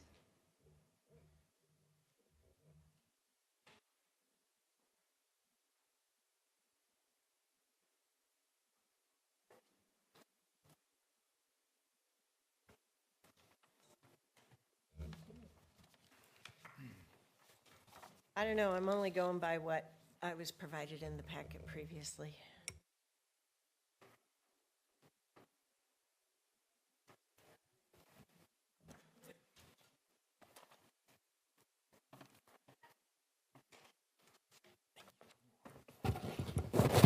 Welcome to our valued employees and community members.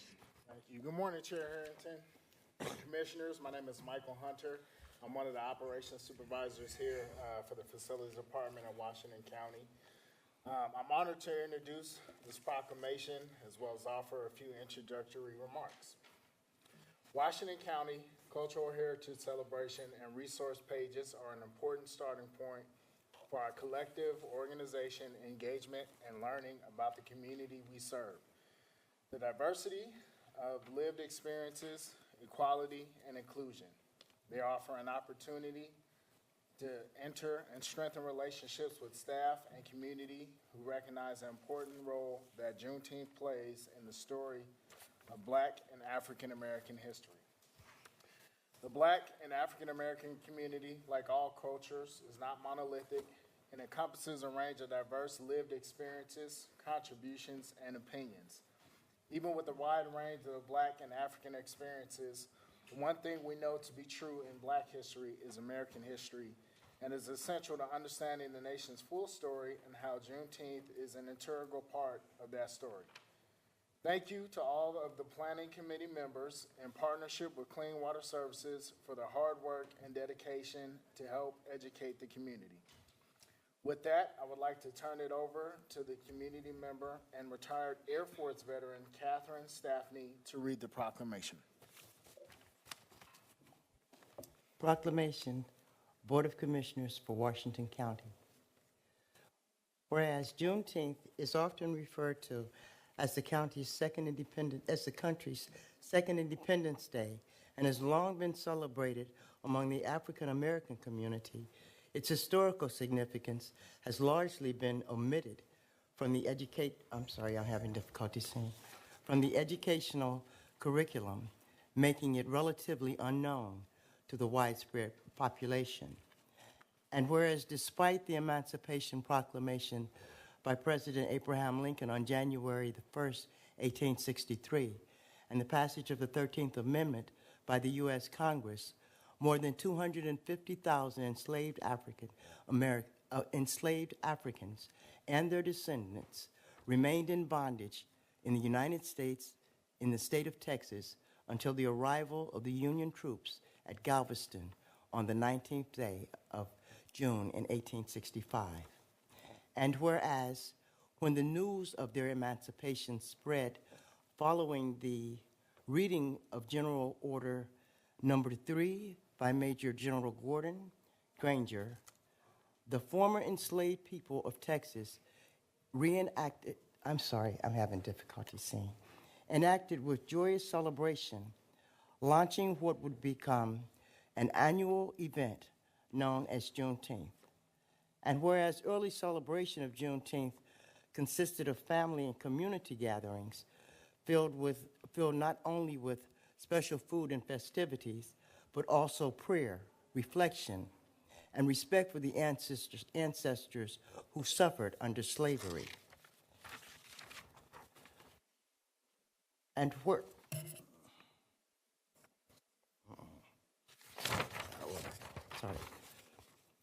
whereas the ordinances of Juneteenth, I can't see. You're going to help me. I can't see. I can't see it. I'm sorry. Right here. Whereas the observance of Juneteenth evolved over time, leading up to January 1st, 1980, when Texas became the first state in the nation to formally establish Juneteenth as an official holiday. Thanks to tireless efforts of the late former state representatives Al Edwards, who served for more than 30 years in the Texas state legislature, and whereas Juneteenth celebrations continue to grow within communities and organizations throughout the country, helping to promote knowledge and appreciation of African American history, resilience, family, community, and culture. Thank you for your patience. Whereas we honor the legacy of those who first received the news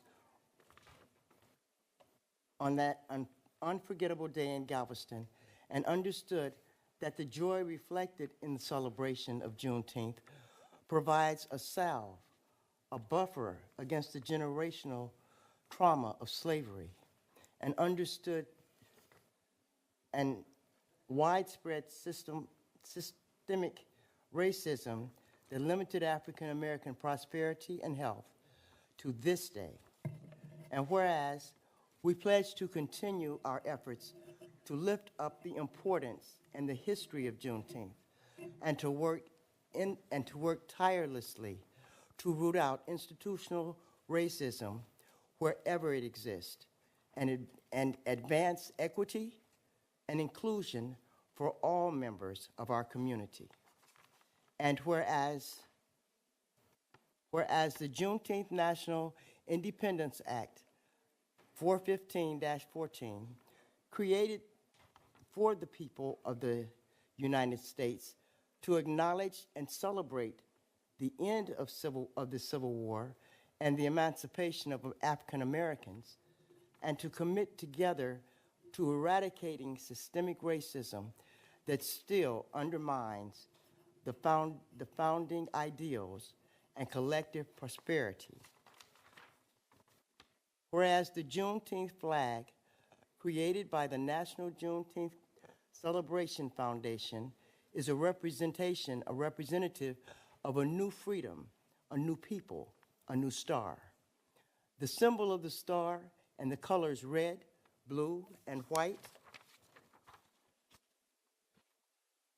draw their inspiration from the birthplace of the holiday itself, Galveston, Texas, and the American flag.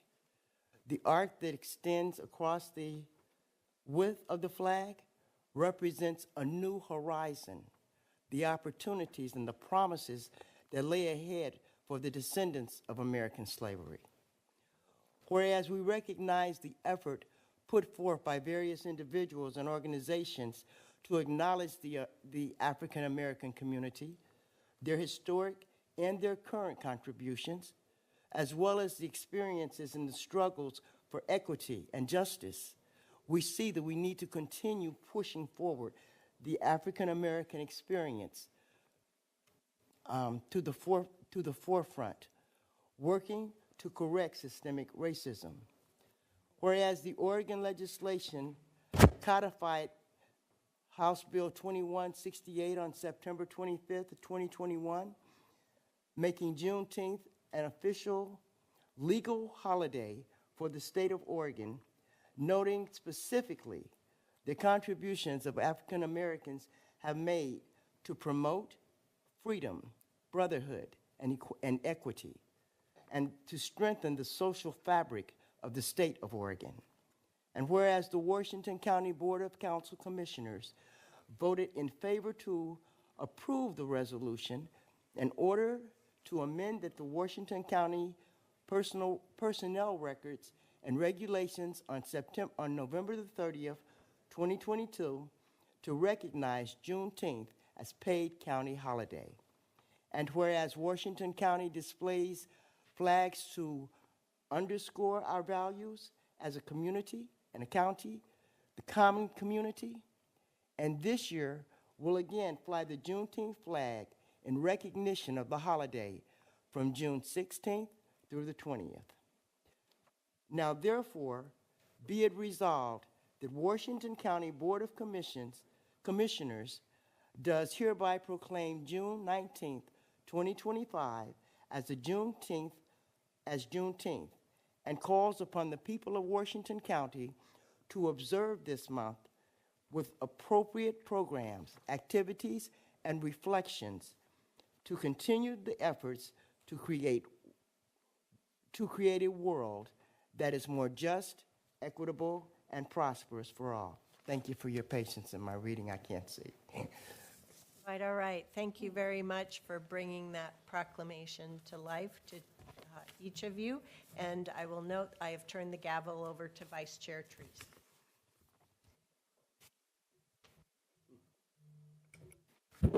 I also thank you for the proclamation, and I would ask if there is a motion to accept the proclamation. So moved. Is there a second? I would second it, and I have a question. Chair Harrington, why did you turn the gavel to Commissioner Treese? Once there is a motion made and discussion is available, I will more than happy to provide my comments. Commissioner Treese, you have my second, and then that question is still on the table. Thank you. So are there comments? Yes, thank you. Upon the advice of County Council that our president has deputized citizens of our community to report us for taking action with regard to equity, as noted in one of the executive orders, and because of the various whereases of this statement, I am going to abstain from supporting this proclamation as written and as read.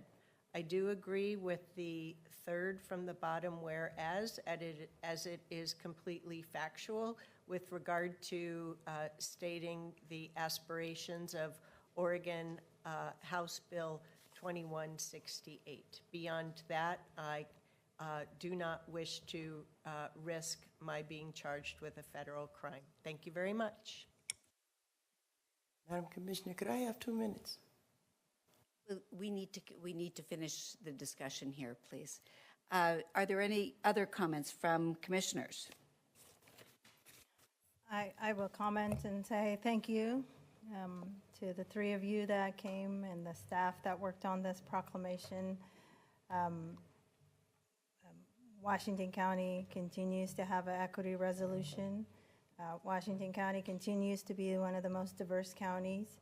We see our community members, we hear you. We are in compliance with local, state, and federal laws, and I stand with you. So I'm in support of this proclamation, and I intend to vote yes. Thank you. Thank you. Are there other comments? I feel like I need to at least ask a question of County Council here.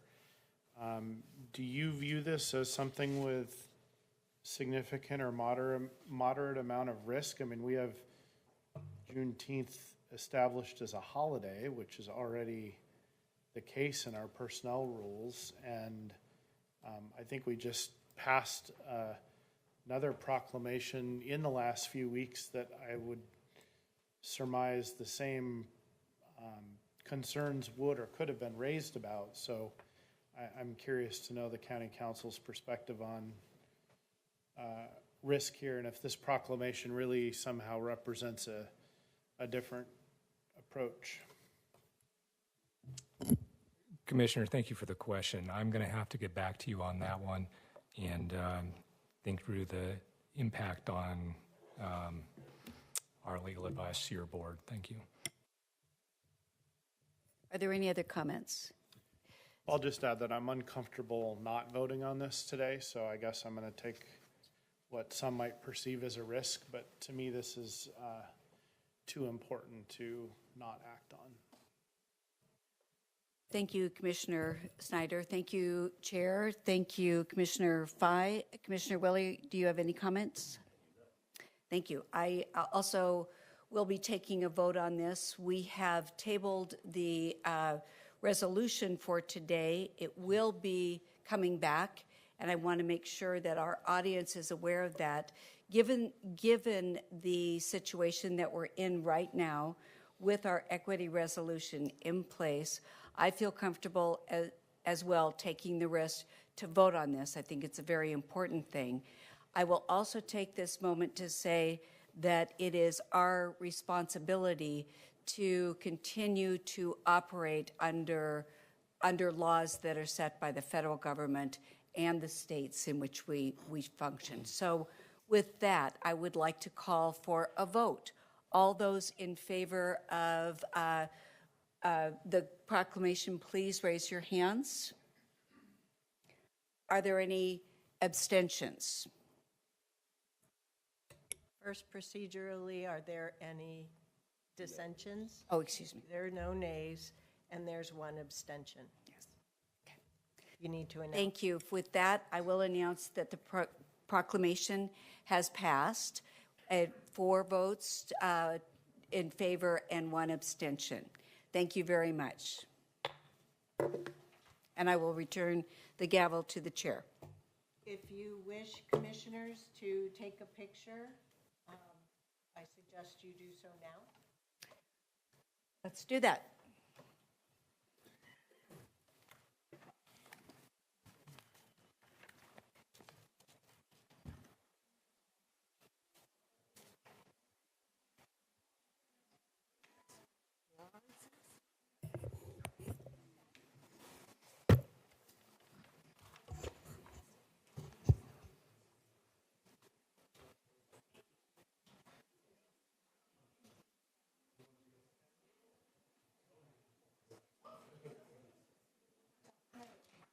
If we could squish in just a little bit, please.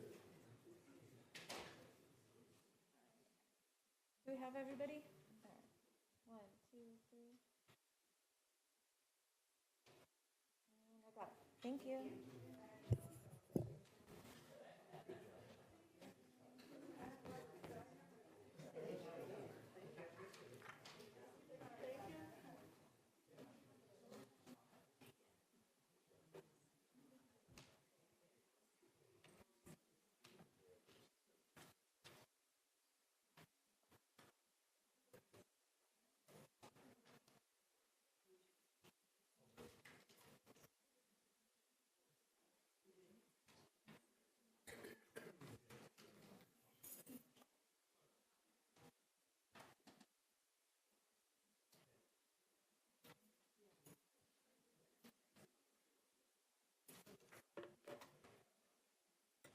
So, commissioners, we'll move on to public hearings. We have 3 different ones for clean water services. We are at 12:15. I suggest, do you want to consider trying to push through the 3 clean water services topics and also take action on G1, which is also clean water services, then break for the half-hour lunch and reconvene, so that way clean water services staff can be released for the day? Yes, please. Okay, we'll give it a whirl then. So we're going to move on to adopting rates and charges resolution and order for fiscal year 25-26 for clean water services. There she is, our Chief Financial Officer for Clean Water Services, Kathy Leader. Good afternoon, Chair Harrington and fellow members of the Board of Clean Water Services. My name is Kathy Leader. I'm Chief Financial Officer for Clean Water Services, and I'm here to present on the proposed rate increases for fiscal year 25-26 that become effective July 1, 2025. Based on direction from the board at our rate work session on June 3rd, we're bringing forward a proposed rate increase of 3% on the sanitary sewer and stormwater management fees for both local and regional rates. This will result in an average household billed by Clean Water Services to have an increase of $1.95 per month on their billing. On the system development side, we are proposing an increase based on the published engineering news record construction cost index as of March 2025 at 1.9%. This is in line with our current approved methodology for SDC development. The sanitary sewer system development charge will increase by $130 to $7,139 per equivalent dwelling unit, and the stormwater management system development charge will increase by $13 to $691 per equivalent service unit. This shows comparisons of the combined sanitary sewer and stormwater management fee for comparables in our region. And also they're proposed for 2025-26, along with their planned rate increases. For Clean Water Services, with the 3% increase, the monthly fee would be $66.95. Compared to our comparables, and wanted to acknowledge that we're in one of the lowest in the region, even though we treat at a higher level than most comparable in our region. So we're staying very competitive on our rates.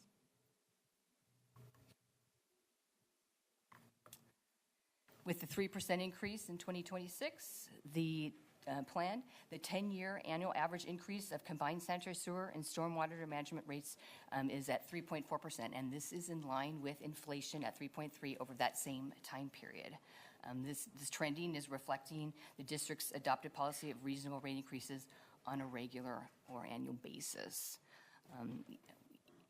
Even with the deferral of increased rates in 2021 due to the pandemic, the district was able to, through prioritization and sequencing of labor and capital investments, keep those rates level and increases over time. And with that, that concludes my staff report, and I'm available for any questions you might have.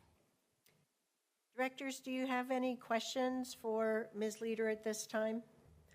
Okay, seeing none, I'd like to open a hearing on the Clean Water Services rates and charges for this upcoming fiscal year. Clerk Moss, do we have anyone who wishes to do so? We did have some people pre-register. We'll see if they're in the auditorium. Is Jen Brown or Craig Johnson in the room? Not seeing that. Is there any other members in the auditorium? Mr. Feek?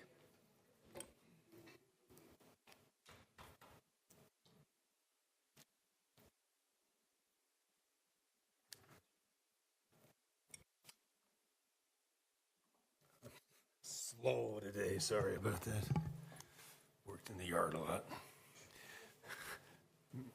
Chair Harrington and Commissioners Dale Feek. I'm generally in support of the budget for clean water services, the sewage and stormwater facilities in the county.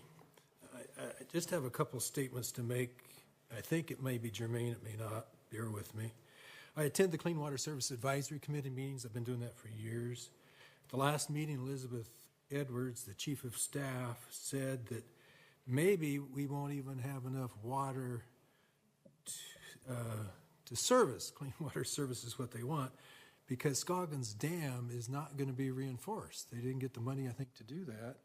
And there may have to be a reduction of the water that they currently have. And one of the reasons they spent a lot of money to get the dam reinforced is so they could raise the dam so they could get water to make temperature for standards that they have to meet for federal and state regulations.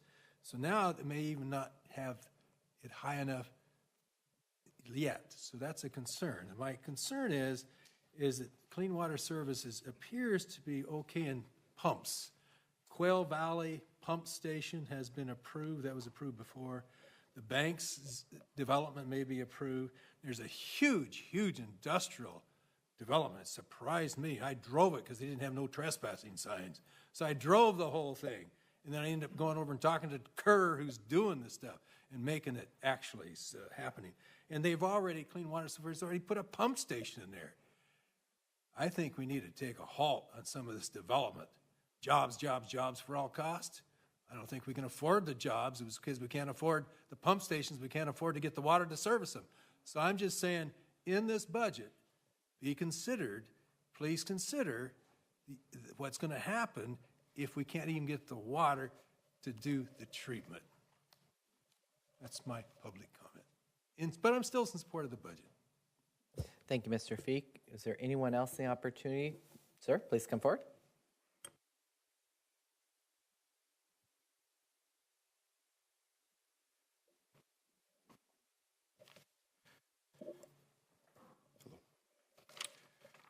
Chair Harrington and members of the Commission, thank you for the opportunity to provide testimony. I'm Titonian Wallace Sr., Chair of the Board of Directors for the Washington County Chamber of Commerce, representing more than 800 member businesses across a wide range of industries and communities.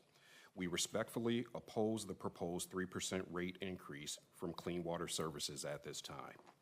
Our member businesses, particularly small and mid-sized employers, are navigating a prolonged period of rising costs, including increases in labor, insurance, permitting, and utilities. Adding another rate hike, even a seemingly modest one, places additional pressure on the very businesses driving our region's economic recovery and growth. While we understand the importance of infrastructure investment, and service reliability, the timing of this increase is particularly challenging. Businesses continue to report cost fatigue, and cumulative rate and fee increases across jurisdictions are eroding confidence in the regulatory environment. We urge Clean Water Services and the Washington County Commission to explore alternative budget strategies, greater cost efficiencies, utilizing a portion of the very healthy current reserves, and phased approaches before seeking further rate increases from customers already absorbing significant inflationary impacts. Thank you for your service and for considering the business community's concerns. We welcome continued partnership to ensure fiscal responsibility and sustainable infrastructure planning for Washington County. Thank you. Thank you, and I will note that we have received your written testimony as well. Right. Is there any member online that would provide comment for up to 2 minutes on the rates and charges presentation? As you've heard from staff, just give you just a moment to utilize the raise hand function. Not seeing any hands. Chair Harrington. And last call for Jen Brown or Craig Johnson. Okay. Thank you, Clerk Moss. And with that, I'll close today's public hearing and see if there is a motion to approve the resolution and order with the administrative provisions and fee changes as proposed for fiscal year 25-26, effective July 1, 2025. Approve. Second. We have a motion and a second. All those in favor, please vote by raising your hand or saying aye. Thank you, directors. Any opposed? The motion carries unanimously 5-0. Next, we'll move on to the resolution in order to adopt the Clean Water Services fiscal year 25-26 budget and make appropriations. To be clear, this is the Clean Water Services budget that was approved by the Budget Committee, and this is the capital improvement plan that the 5-year CIP that is part of the whole budget process and all those rates we just approved.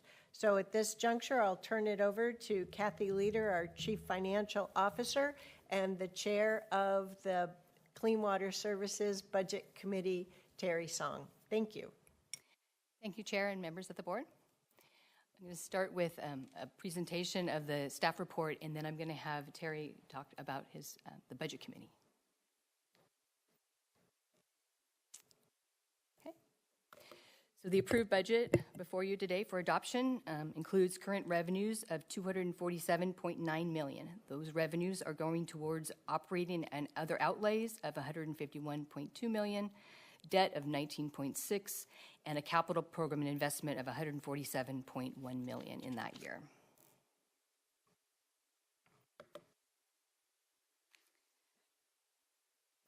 Current revenues included in the budget, the main revenue sources are service charges at $197.1 million. We have system development charges for those that connect to the system at $24.4 million. Investment earnings of $18.5. We have a Build America Bond subsidy at $1 million. Miscellaneous fees and grants, and also includes participation by developers in projects at $6.8 million.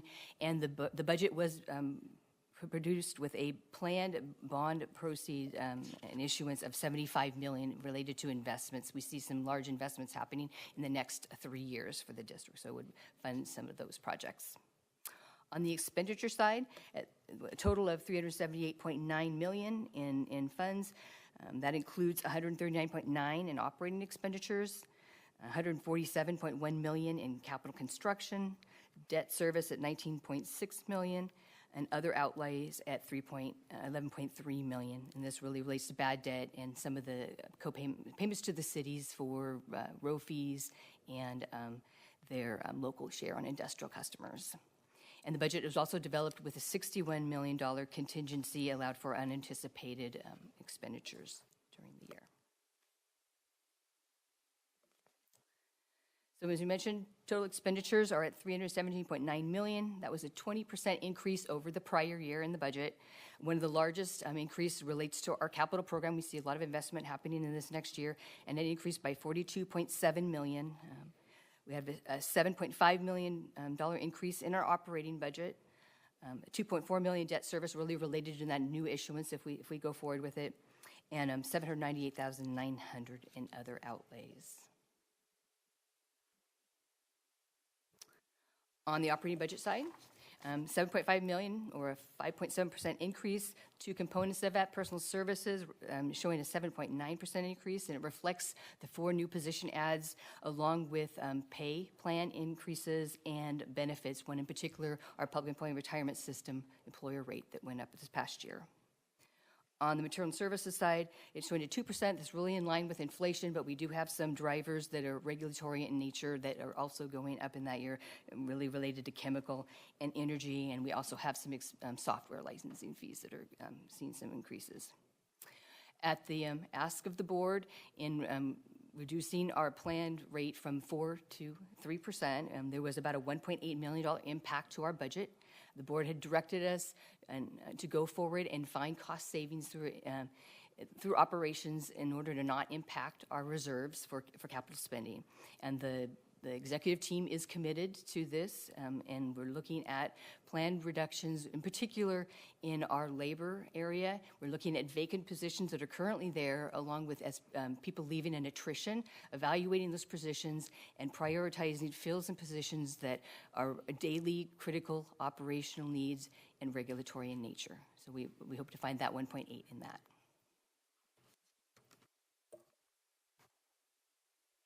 And with that, I'm going to turn it over to Terry Song. Great. Thank you, Kathy. Good morning, or good afternoon, Chair Harrington and the Clean Water Services Board of Directors. My name is Terry Song. I am the Chair of the Clean Water Services Advisory Commission and also serves as the Chair of the Clean Water Services Budget Committee, which met May 9th and May 23rd to review the Clean Water Services proposed budget for fiscal year 2025-26. After thorough presentations and opportunities to have questions addressed, the Budget Committee unanimously recommended the fiscal year 2025-2026 budget to the board for adoption. I appreciated the work of my fellow Budget Committee members and staff to ensure a rigorous and transparent process to support the people, businesses, environment of urban Washington County. I very much appreciated the diverse opinions that we had on the citizen portion of the Budget Committee. We continue to look to the future to meet the changing needs of the community as well as our changing landscape, including an exploration of low-income assistance for ratepayers. This year's budget reflects carefully prioritized and sequenced needed capital investments and a focus on the core work of the district. Appreciate the opportunity to serve as chair, and I'm available to answer any questions. Commissioners, do you have any questions before we move to public hearing? I want to thank you, Mr. Song, for chairing the Budget Committee, but also being here with us today so that we can get the budget across the finish line for adoption. And with that, I'd like to open the public hearing. Clerk Moss, do we have anyone who wishes to address us on this matter? Dale? We need you to make way. Thank you.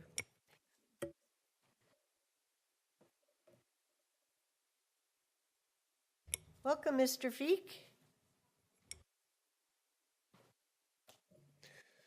I'm still having a hard time moving, sorry. Madam Herring.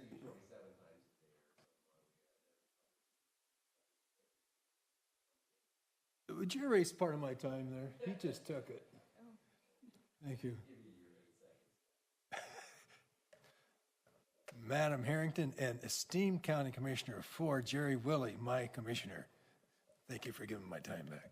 Appreciate that. I had the opportunity and the privilege of touring Rock Creek and Durham sewage and stormwater clean water service treatment plants. So in the last 3 weeks, I had a chance to do that. It's very informative. You know, I go to all these meetings, clean water services and all that, and you, Chair Harrington, suggested I take a tour and make sure that would happen, but I did it on my own. I didn't need your help to sign up for that tour. I learned a couple of things, and it was interesting because the public engagement person was at both of those tours. Now, you know, I ask a lot of questions and do that kind of stuff. So it was just amazing to me the amount of technology required to treat sewage and stormwater and do it efficiently, effectively, and financially okay. I mean, it's just amazing to me. So, but I'm talking now about the non-represented employee salary schedule. It goes on and on. It's non-represented employee schedule, and it goes, you know, it starts with grade 14, $160,000 minimum to $230,000 award point, and then you got a 3% of $7,000. And you got 1, 2, 3, 4, 5, 6, 7 or so people within that grade, okay? And it goes on down, you know, senior legal assistant has that, and I'm glad that the county Clean Water Services hired Brad Anderson to help him out with the legal stuff. I thought that was good. But then you go on, and it's just page after page, and then you get to non-represented employee salary. And it's not as much. And I learned that they're union. They're Teamster union. And so I would hope that the people that actually operate the plants get fair wages compared to the people that are not union. That's my comment. Thank you, Mr. Feek. Is there any other member in the audience that wishes to provide public testimony on the main CWS budget? Give us a second, raise your hand, start coming forward. Not seeing any in the room, and any member online wish to provide public comment on the main Clean Water Services budget. Give you just a moment to utilize raise hand function. Not seeing any hands, Chair Harrington.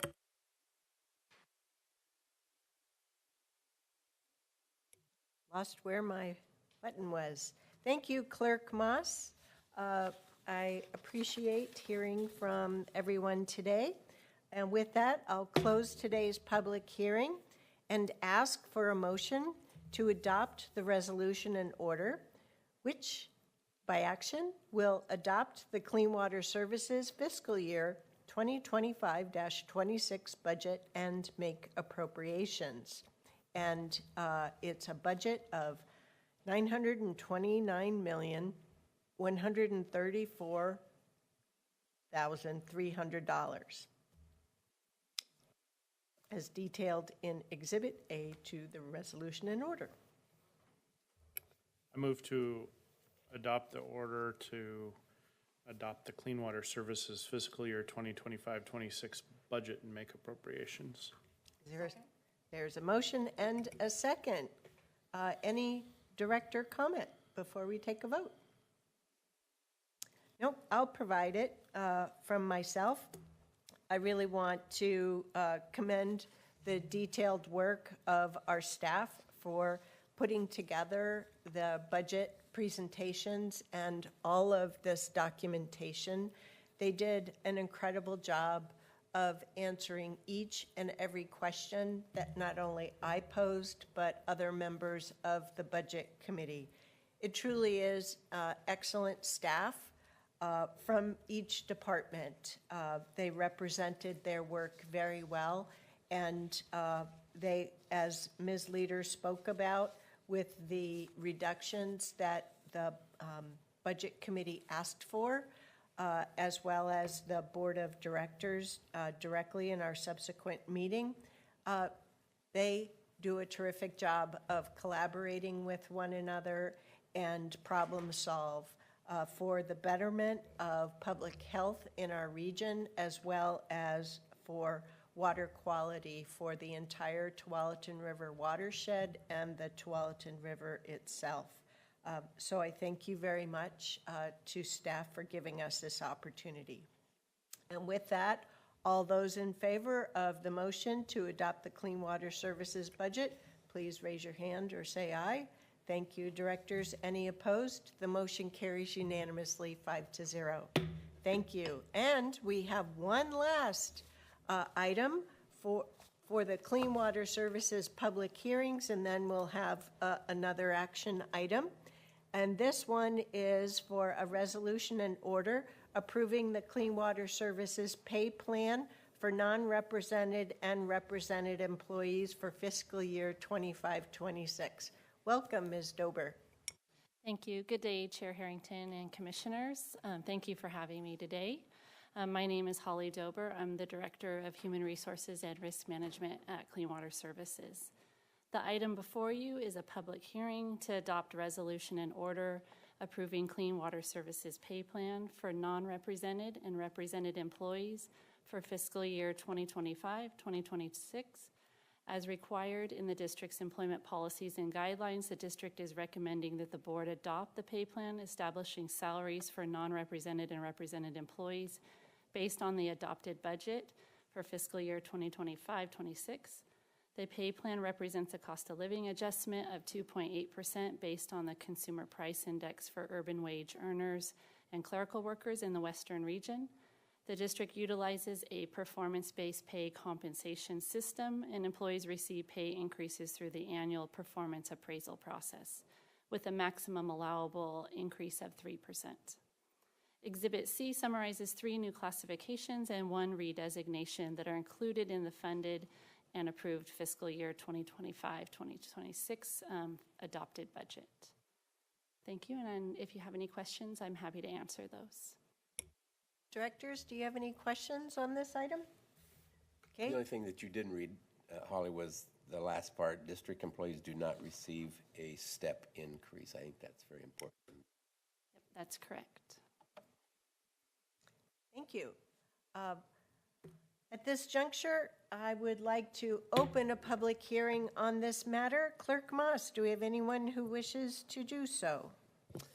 Would any member in the auditorium wish to provide public comment on the non-representative employees item as noted by staff? Mr. Feek? My previous comment was about that. I'm sorry. So Mr. Feek stated from the back of the room that his previous comment during the public hearing on the previous item was actually intended for this item. Thank you, Mr. Feek.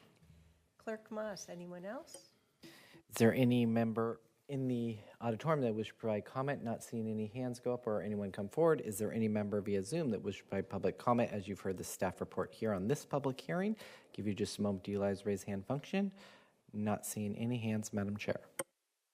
Thank you, Clerk Moss. And with that, I'll close today's public hearing and ask for a motion to adopt the resolution and order approving the Clean Water Services pay plan for non-represented and represented employees for fiscal year 25-26. So moved. Second. We have a motion and a second. All those in favor, please vote by raising your hand or saying aye. Thank you, directors. Any opposed? The motion carries unanimously 5-0. Certainly hope I said 5-0 earlier on the previous ones. Thank you. So at this juncture, for effectiveness for our Clean Water Services employee, and that includes you, Mr.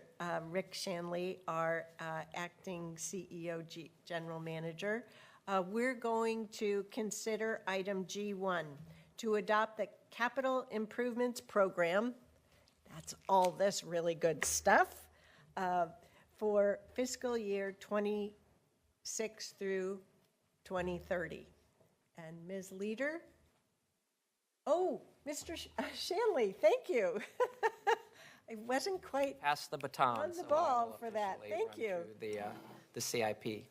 Thank you, Chair Harrington and Clean Water Services Board of Directors. I would like to present the fiscal year 25-26 Capital Improvements Program. The budgeted amount that we recommend is $144.59 million for fiscal year 25-26.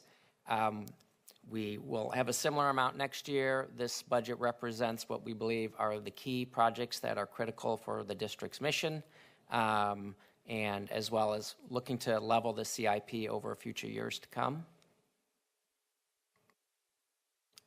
The combined CIP is presented on this graph here, which shows we have approximately $2.5 million for the SWIM, the stormwater CIP, and the sanitary CIP represents $144.59 million for fiscal year 25-26.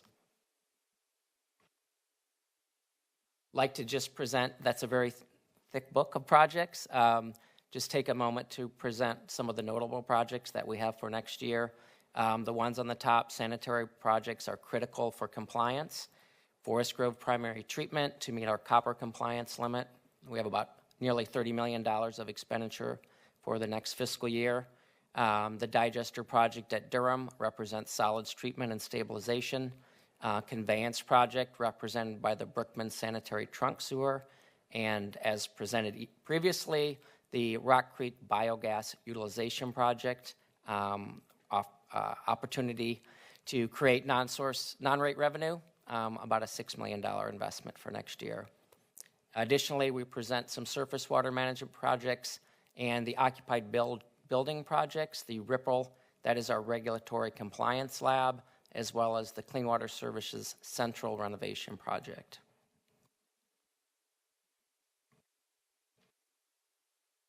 That concludes a brief overview of our CIP for next year.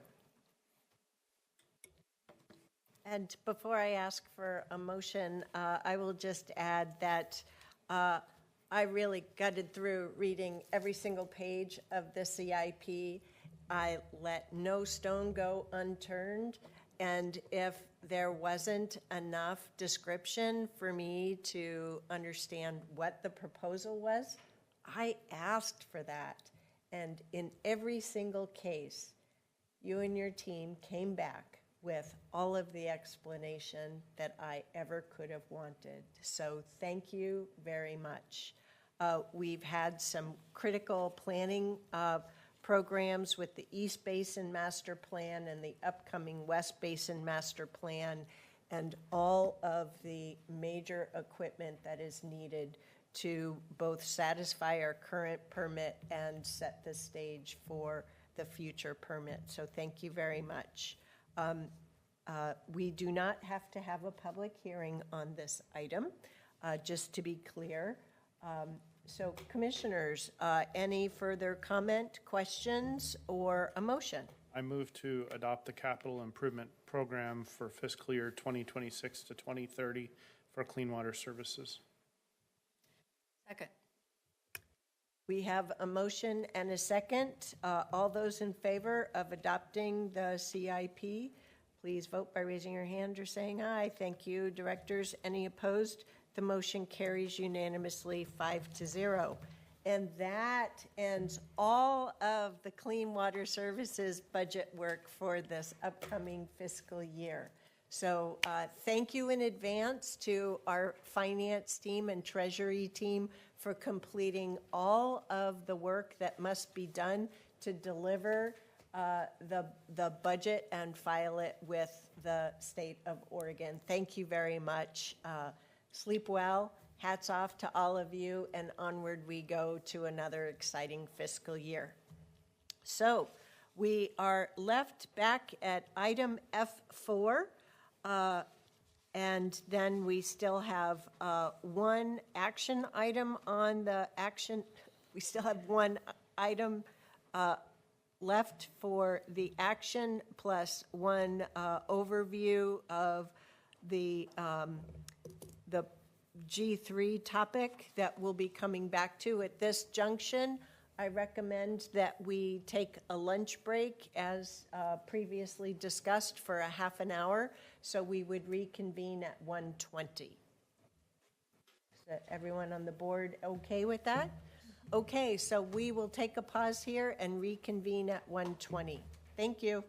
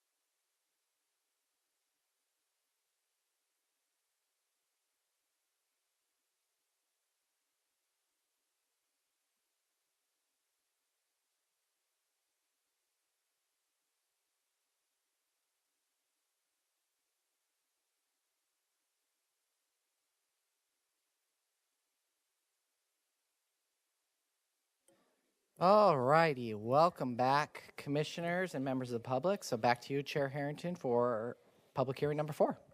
Well, so if all commissioners would slide their their camera slides, that would be great. Welcome back to the afternoon session of the Board of Commissioners meeting. We are going to be picking up where we left off with item F4. Is everyone with us? Okay, so we have an annexation to consider, and it's a resolution and order type of annexation. So we're going to turn it over to staff for a staff report. Welcome. Hi, thank you, Commissioner Harrington. Carol Johnson, Planning and Development Services Manager. I'm joined today by Tricia Garisco, who's Associate Planner. We're here for 2 subsequent items, F4 and 5.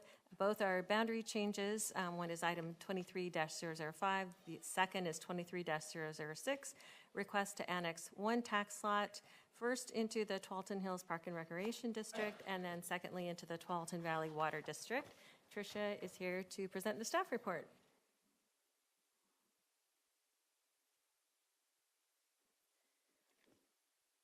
Good morning, Chair Harrington and Commissioners. For the record, I am Tricia Garisco. The applicant is requesting annexation of 1 tax lot located at 13432 Northwest Springville Lane into THPRD and TVWD to serve future development. The site is in unincorporated Washington County inside the UGB in the Bethany community.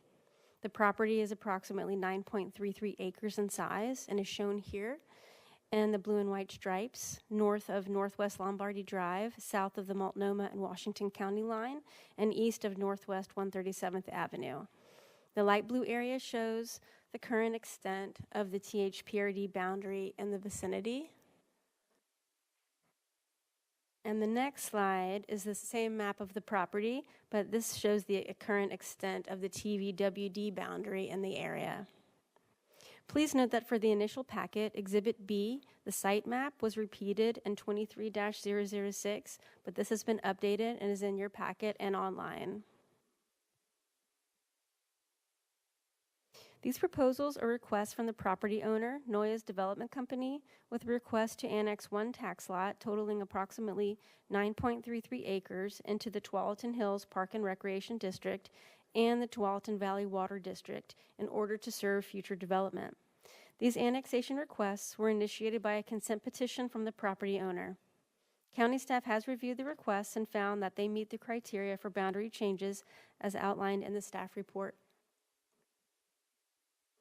If approved, staff recommends that the board conduct both public hearings and at the conclusion of the hearings, adopt the resolution and orders approving the annexations into THPRD and TVWD. If there is any public testimony today, there is a brief statement I will need to read into the record. Thank you, Tricia. Could you go back 1 slide? County Council, it's been my understanding that we can do 2 back-to-back public hearings, but having 1 combined public hearing we've not done it that way before. We've been counseled to have separate ones, so they are 2 separate action items because they're annexation of the same property into 2 different service districts. So is it okay if we open 1 public hearing, close it, open the next public hearing, close it, and then have a resolution and order that approves the 2 different actions? I think that's the safest route. Bear with me 1 second, Chair. Yep.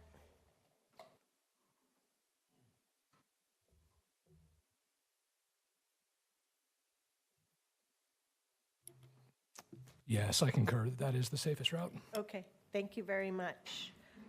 So, commissioners, other than the question I had on procedures, do you have any questions with regard to this annexation? Okay, well then, Seeing none, I'd first like to open a public hearing for the action to annex the said property into the Tualatin Hills Park and Rec District. Clerk Moss, do we have anyone who wishes to testify on this matter? Thank you, Chair Harrington. I did not see anyone sign up in advance of the meeting. Is there anyone in the auditorium wishing to provide public comment on this public hearing? As you've heard the staff report, look, raise your hand, start coming forward. Not seeing any in the room. Would any member online wish to provide public comment on this public hearing of the 9.33 acres? Give you just a moment to utilize the raise hand function. Not seeing any hands, Chair Harrington. Seeing none, I'll close that public hearing and I'll open another public hearing for annexation of the same tax lot into the Tualatin Valley Water District. Clerk Moss.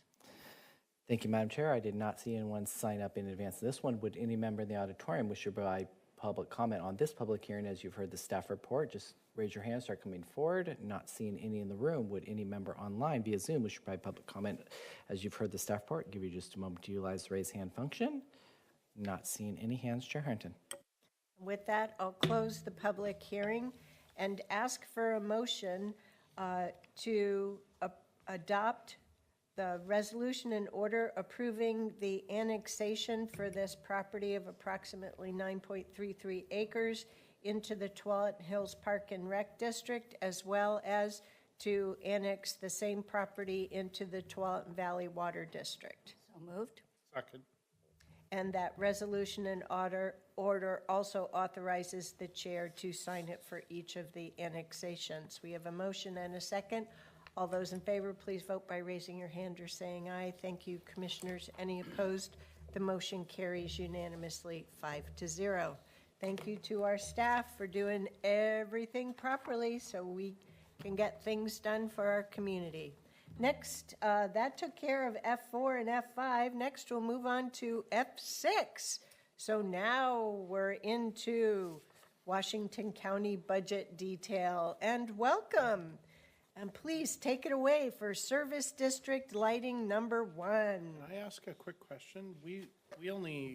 I thought we were supposed to take separate actions on that. We took separate public hearings, and I asked for a motion to approve the resolution and orders to approve the annexation for the 2 different service districts. Okay. Did I misspeak in identifying the 2 different? I thought I was expecting a second one, but I actually don't know now. That's okay. If everyone else had that understanding. Is the board clear on what you voted on? Okay. Sorry. Okay. Thank you. It's okay. Better to ask now while we're here versus have to come back to it in another week or so. So back to Service District Lighting number 1. Thank you. All right. Thank you. Good afternoon, Chair Harrington and Commissioners. My name is Ailey Lingfer, Senior Administrative Services Manager for Land Use and Transportation. On an annual basis, there are various reasons as to assessment areas have changes, and one of those are the maximum annual assessment adjustments, and that is what we're here today to talk about. For fiscal year 2025-26, we have 46 assessment areas that require increases in the maximum annual assessment. In the past, the assessment areas were formed artificially low, and so it requires us to make adjustments. Our current practice is to set the maximum annual assessment equal to twice the initial to allow us for additional increases in the future. All property owners have received notifications of the increases. We sent out over 2,000 notices, and we received 6 inquiries from property owners for clarification. And that really concludes the staff report. I would like to also add to the staff report that Service District for Lighting number 1 provides street lighting in unincorporated areas of Washington County. All energy and maintenance costs for street lighting are paid for by the benefited property owners through the assessment on the property tax statement, and this action before us relates to the charges for said services. So at this juncture, I'd like to, I don't need to open a public hearing. Sorry. I would just like to have a motion to approve the resolution in order to establish the new maximum annual assessments and levy the assessments within the service district for lighting number 1 for fiscal year 25-26. So move. We have a motion and a second. All those in favor, please vote by raising your hand or saying aye. Thank you, Commissioners. Any opposed? The motion carries unanimously, 5-0. All right. Next, we're on to the North Bethany County Service District for roads budget. So first, we'll have a brief staff report, then we'll have a public hearing. Good afternoon, Chair, Commissioners. I'm John Starr. Excuse me, sorry. I procedurally need to go back to the prior item. I want to make sure I do things in the right order. So the requested action did not refer to a public hearing, but the summary did. Back to Service District Lighting number 1. It says that we set a public hearing for June 17th to approve the changes, and I did not hold that because it wasn't up under requested action. So let's back up. Yes, Chair Harrington. Is there any member of the auditorium that wishes to provide public comment on the service system lighting assess maximum value? Raise your hand Let me or start open coming the forward. public hearing. Now I've opened public hearing. Thank you, Sorry. Clerk Moss. You know, me being efficient. Is there any member that wishes to provide public comment as public hearing as you've heard from staff report? Not seeing anyone raise your hand coming forward. Any member on Zoom wish to provide public comment as you've heard the public hearing? I'll give you just a moment to utilize raise hand function. Not seeing any hands. Chair Harrington. Well, it would have helped if I paid attention to the slide versus the sheet that was in front of me. Seeing no members of the community in the public hearing, I'll close the public hearing and go back, now that we've had the public hearing, and ask for the motion to approve the resolution in order to establish the new maximum annual assessments and levy the assessments within the service district for lighting number 1 for FY 25-26. So move. All those in favor, please vote by saying aye or raising your hand. Thank you, directors, commissioners. Any opposed? The motion carries unanimously, 5-0, a second time. And now we will go back to the North Bethany County Service District for roads. Thank you. Okay, good afternoon, Chair, Board. I'm John Starr, the Interim Chief Financial Officer. I'm here to start the first of 4 service district approvals for the budget for FY 25-26. This one is the North Bethany County Service District for roads. And it was approved by voters in May of 2011. The district has an authorized permanent tax rate of $1.25 per thousand assessed value to pay for a portion of the cost to construct roads to serve North Bethany community. Additional funding for planned road improvements comes from a developer-paid supplemental system development charge and also transportation development tax, as well as other transportation funds. This item, the budget was approved by the Budget Committee on 20 May. This concludes my staff report. Thank you. Commissioners, do you have any questions on this staff report? Seeing none, then let me open the public hearing on the North Bethany County Service District for roads budget. Clerk Moss. Thank you, Chair Harrington. I did not see anyone sign up in advance in the auditorium. Would anyone in the auditorium wish to provide public comment on this public hearing of North Bethany County Services roads budget? Just raise your hand, start coming forward. Not seeing any in the room. Would any member online wish to provide public hearing on this public hearing? As you've heard from staff, just give you a moment to utilize raise hand function. Not seeing any hands. Chair Harrington. All right, and with that, I'll close today's public hearing, and we have a resolution in order enabling us to adopt the budget for fiscal year 25-26 for the North Bethany County Service District for roads and make the appropriations and levy taxes. What are the wishes of the commission? Chair, I move to adopt the fiscal year 2025-26 budget for the North Bethany County Service District for roads as proposed in the amount of $15,365,080 to levy the permanent property tax rate of $1.25 per 1,000 of assessed value.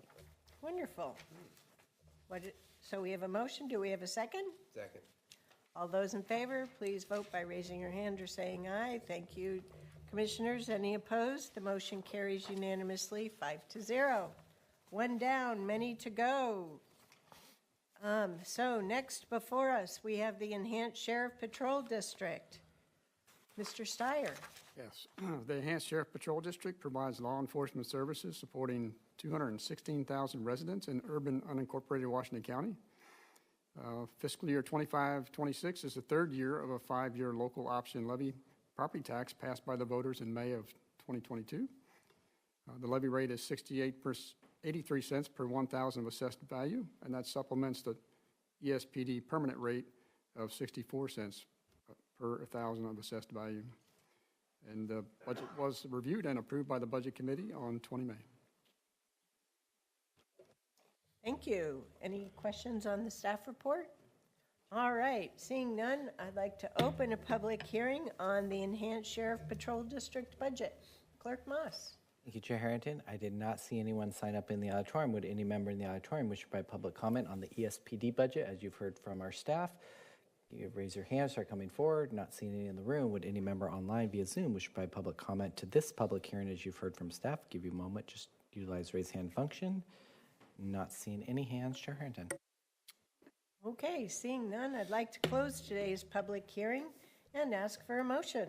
I move to adopt the fiscal year 2025-26 budget for the Enhanced Sheriff's Patrol District as proposed in the amount of $57,552,109 and to levy the ESPD permanent property tax rate of 0.6365 per thousand of assessed value and approve the ESPD local option levy rate of 83 cents per thousand of assessed value.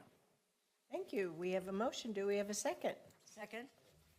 All those in favor, please vote by raising your hand or saying aye. Thank you, Commissioners. Any opposed? The motion carries unanimously, 5-0. Next, we will move on to the Urban Road Maintenance District budget. Mr. Steyer. Yes, the Urban Road Maintenance District is a county service district that funds road maintenance service on Washington County managed neighborhood streets, not including arterials and collectors, in the urban unincorporated areas of Washington County. The URMD also funds neighborhood streets, traffic calming, and certain residential collector streets within the district. Property owners within the district pay a tax of just under 25 cents per 1,000 of assessed property value. And this budget was also reviewed and approved by the Budget Committee on 20 May. Thank you. And with that, I'd like to open a public hearing on the Urban Road Maintenance District budget.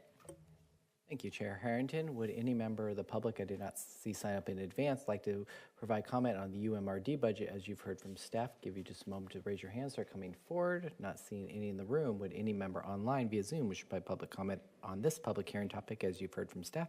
Give you a moment to utilize the raise hand function. Not seeing any hands, Chair Harrington. Thank you, Clerk Moss. And with that, I'd like to close this public hearing and ask for a motion. Chair Harrington, I'll make that motion. I move to adopt the fiscal year 2025-2026 budget for the Urban Road Maintenance District, URMD, as proposed in the amount of $19,213,564, and to levy the URMD permanent property tax rate of 0.2456 cents per thousand of assessed value. Second. Thank you. We have a motion and a second. All those in favor, please vote by raising your hand or saying aye. Thank you, Commissioners. Any opposed? The motion carries unanimously, 5-0. And now, and I would like to thank all members of our various budget committees for each of those districts. That would include the combined Washington County Budget Committee, which includes a service district for lighting number 1, the combined ESPD URMD Budget Committee, and the North Bethany Service District for Roads Budget Committee. You really dug into the details with us. Thank you. And next, we're moving back to the Service District for Lighting budget. Before it was on rates and charges, and now it's on the overall budget for F10. So, staff report. Yes, I was going to say a reference to item F6 that we discussed earlier. The Service District for Lighting provides neighborhood street lighting services when required for new development and when requested by established neighborhoods, as well as when approved by the district's Board of Directors and the Board of County Commissioners. It supports 48,226 tax lots, 1,288 assessment areas, and 12,883 streetlights. The committee reviewed and approved, the Budget Committee approved the budget on 20 May. Thank you. I would ask for a motion. Oh, wait, first, I have to open a public hearing. See, I'm just going by those public hearings today. Thank you, Chair Harrington. Would any member of the auditorium wish to provide public comment on this public hearing? As you've heard from staff, just raise your hand, start coming forward. Not seeing any in the room. Would any member online wish to provide public comment on this public hearing? As you've heard from staff, just give you a moment to utilize raise hand function. Not seeing any hands, Chair Harrington. As summarized, a lot of street lights for the money. It's a bargain at any price. Here we are at just over $4 million. That's a lot of lights. Okay. Do we have a motion? Oh, I haven't closed the public hearing. Thank you, Commissioner Willie. Do we have a motion? I'll make the motion. I move to adopt the fiscal year 2025-26 budget for the Service District for Lighting Number 1 as proposed in the amount of $4,149,915. A bargain, wouldn't you say? At any price. All those in favor, please. Oh, wait, that was the motion. I made the motion. Second. We have a motion and a second. All those in favor, please vote by raising your hand or saying aye. Thank you, everyone. Any opposed? The motion carries unanimously 5-0. Now we're here for the really big budget. The Washington County budget.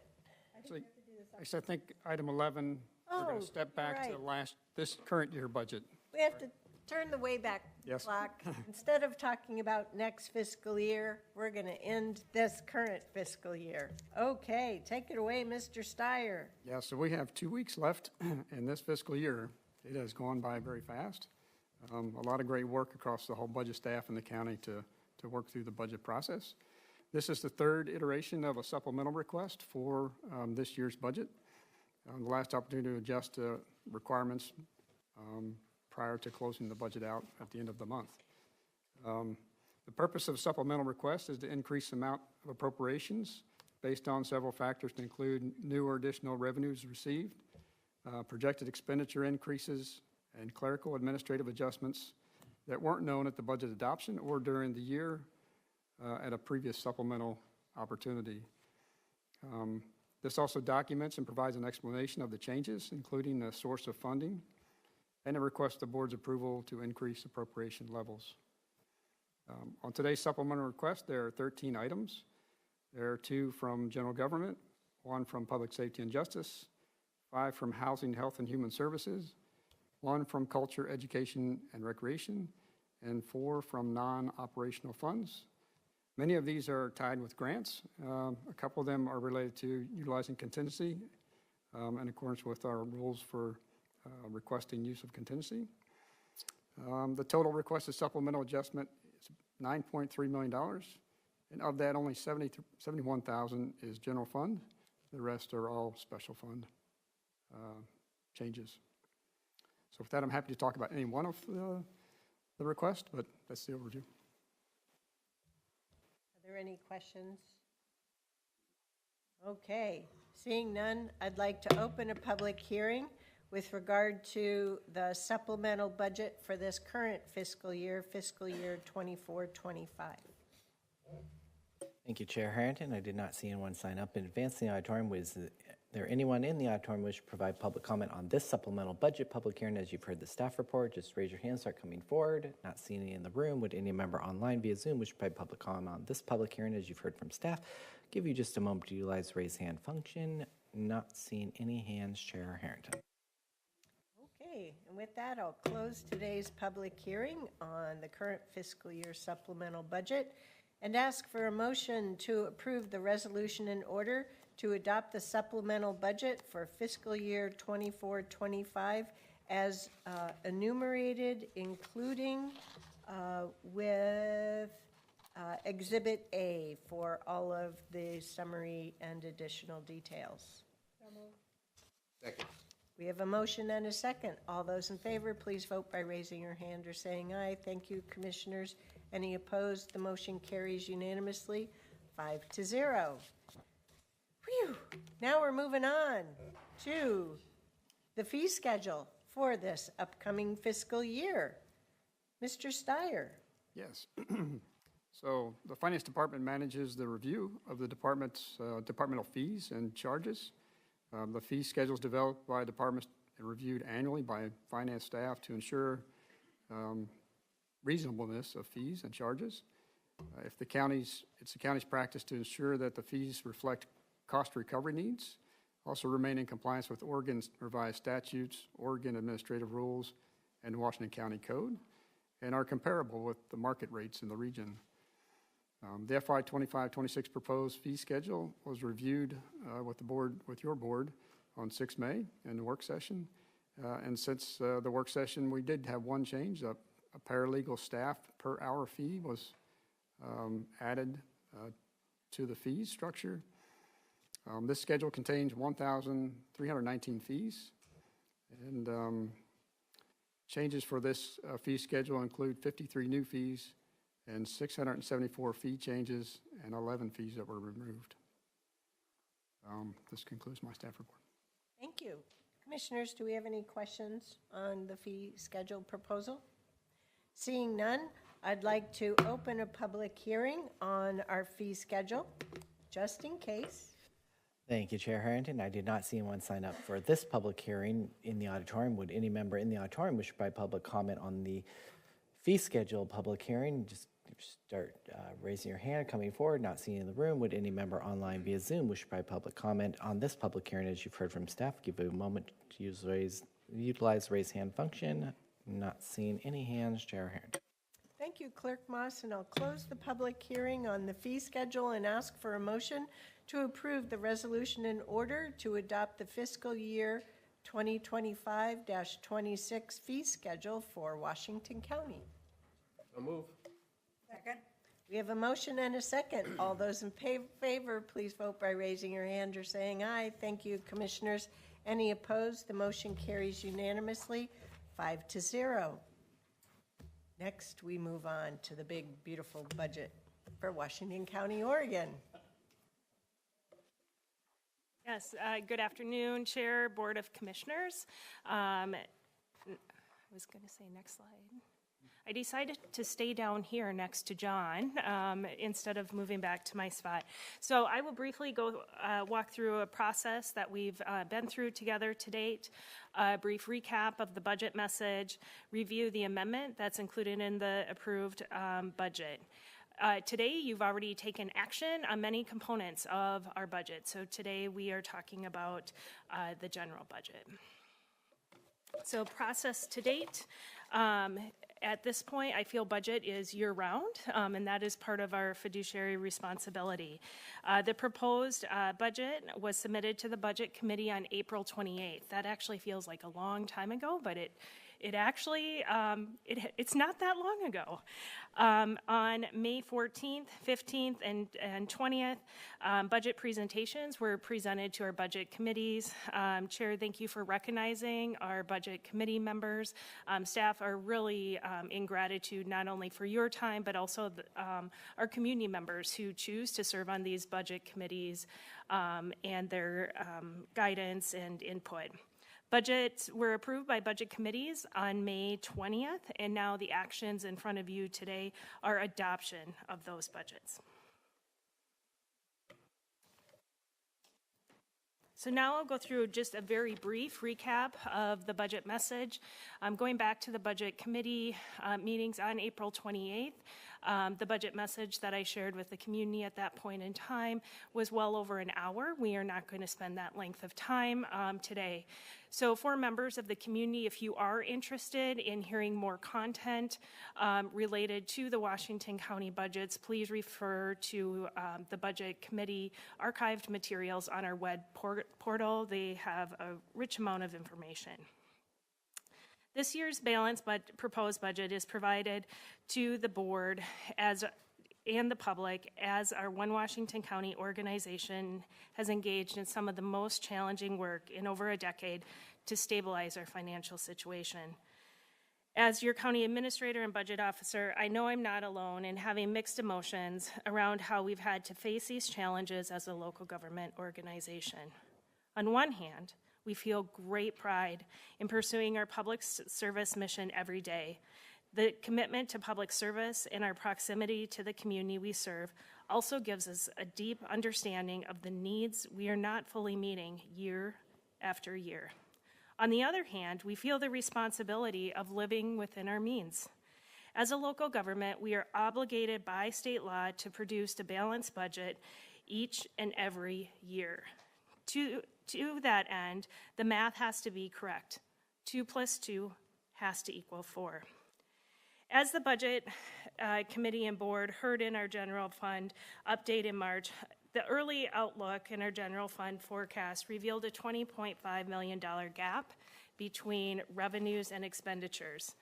This is, as you know, a reoccurring challenge within Oregon's constrained property tax system that has been focus of hundreds of hours of staff time and research to analyze and arrive at budget balancing scenarios that we will get closer into later in this presentation.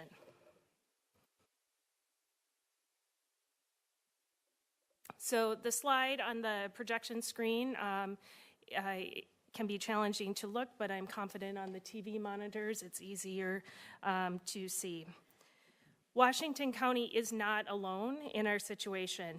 Other local governments relying on property tax revenue in Oregon have also recently announced budget shortfalls anticipated for this upcoming fiscal year. Most county governments are having to close budget gaps this year, including those here in the Portland metro area and other parts of the state. Roughly a third of Oregon's 241 city governments are also facing similar challenges, according to a survey conducted by the League of Oregon Cities.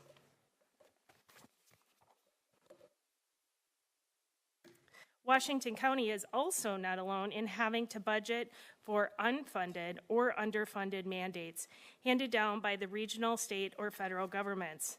Counties have been delegated authority from the state government to provide shared services with the state, such as courts, jails, sheriff's offices, local land use, and health authorities, among many others shown on this chart. Property taxes were originally meant to cover the county's portion of these shared services, but new or expanded requirements handed down over time have added to our costs, especially if no ongoing funding arrives with increased local responsibility. Legislative changes can create mandates and underfunding quickly and at an overwhelming scale when compared to the property system that by design grows slowly. The budget impacts of these unfunded or underfunded mandates are sometimes difficult to quantify because the expense often comes in the form of increased workloads for staff, an incremental increase in facilities maintenance, information technology, human resources, or other support needed for new or existing personnel. This view of the general fund requirements in the proposed budget shows their distribution over functional areas. The largest general fund recipient is public safety and justice. This functional area is the amount of $146.9 million, or 44%. The next largest slice of the general fund pie is non-operating category. Most of that funding is comprised of 2 general fund transfers, one to the Major Streets Transportation Improvement Program, MISTEP, and Washington County Cooperative Library Services, WCCLS. These 2 general fund transfers have had a decades-long practice for Washington County. In the days prior to property tax reform in the 1990s, Washington County voters had approved 2 serial levies funding these 2 areas of service. The tax rates for both levies were absorbed into Washington County's permanent rate once changes to the Oregon property tax system took effect. Budgets adopted since that time, except in recent fiscal years, where general fund rebalancing has prompted reductions, have included general fund transfers that were proportionate to the amounts in those original serial levies. An unintended consequence of nearly 3 decades of these transfers is that every remaining general fund supported service was effectively made a lower priority than transportation and libraries. And finally, a word of caution. And sometimes this is the view that I think I'm looking at, actually, too. Each of my budget messages over the last 4 years has cautioned the appropriate use of one-time funding, and this year's is no exception. Using revenue sources that we know will eventually expire to fund ongoing operations and services essentially creates what I've called a cliff effect. Over-reliance on one-time revenue to support ongoing community service needs masks the limited capacity of our traditional revenue sources, such as our constrained property tax revenue.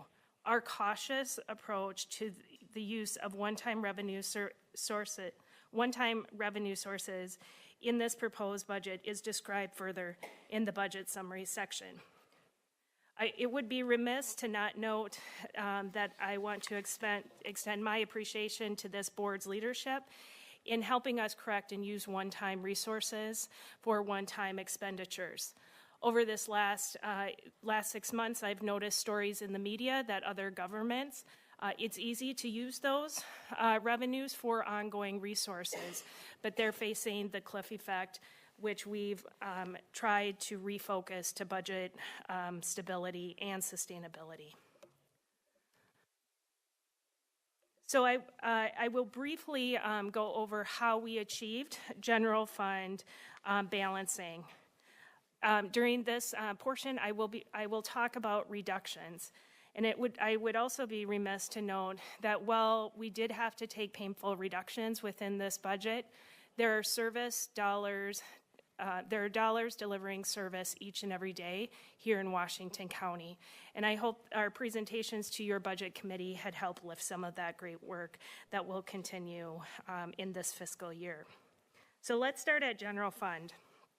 A $12 million reduction, that's the largest that I'll call out in this conversation, is made in the general fund transfers that have historically funded Major Streets Transportation Improvement Program, MISTIP, and Washington County Cooperative Library Services, WCCLS. Relative to the baseline budget, the general fund reduction for MISTIP is $8.7 million and $3.9 million for WCCLS. Moving on to general government, a $2.8 million general fund reduction is made to this functional area. General fund reductions are primarily experienced in the County Administrative Office and the newly named Office of Access and Opportunity. These cuts include the elimination of the Sustainability Office and positions such as the Assistant County Administrator, a Program Coordinator, and Program Specialist. Reductions are also made in the Facilities Division, Information Technology Services, County Auditor's Office, County Council, Emergency Management, Elections Division, and Human Resources. Let's move on to Public Safety and Justice. A $7.1 million general fund reduction is made across this portfolio of services. Reductions were largely made to vacant patrol and deputy positions within the Sheriff's Office, representing $4.1 million. Housing subsidies, and 4.7 full-time equivalent vacant positions in the Community Corrections Department in the amount of $1.2 million. A new approach to providing juvenile detention services through a contract with Marion County, as well as two reduced positions, totaled the amount of $998,000 within juvenile. I do want to give a shout out to the work that Jennifer Kearley did in that contract negotiation. That transfer from Multnomah services in Multnomah County to Marion County saved 9 additional positions. And 19 full-time equivalent positions in the Child Support Division of the District Attorney's Office in the amount of $561,000, a non-mandated service that the Oregon Department of Justice has agreed to be merged with its child support program. I will note that I want to highlight the work of the County Administration Office, Human Resources, County Council, and the District Attorney's Office to make those offers for those employees for a smooth transition to state, offering a state position from fiscal year to fiscal year so that they still have employment. Land use and transportation, a $294,000 general fund reduction is made in this functional area. General fund reductions are experienced across services provided in community planning.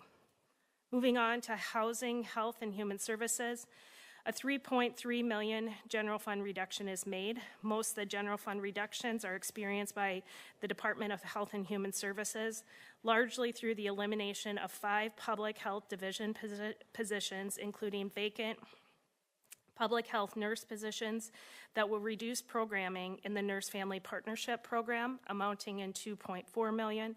2 positions within the Animal Services Division, amounting in $350,000, resulting in the reduction in Saturday hours of operation, and a reduction in 1.25 positions serving veterans, that in the amount of $179,000, which may increase wait time and benefit delays, and shift in personnel and contracted, and there's also a shift in personnel and contracted services for behavioral health in the amount of $247,000.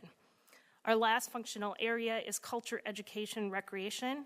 Outside of the general fund transfer to libraries mentioned earlier, a general fund reduction totals $80,000 for this functional area, including adjusting 3 seasonal recreation positions in park services and a $17,900 reduction to agriculture extension service. I would now ask Marnie and Aaron to come up and briefly talk about federal and state impacts.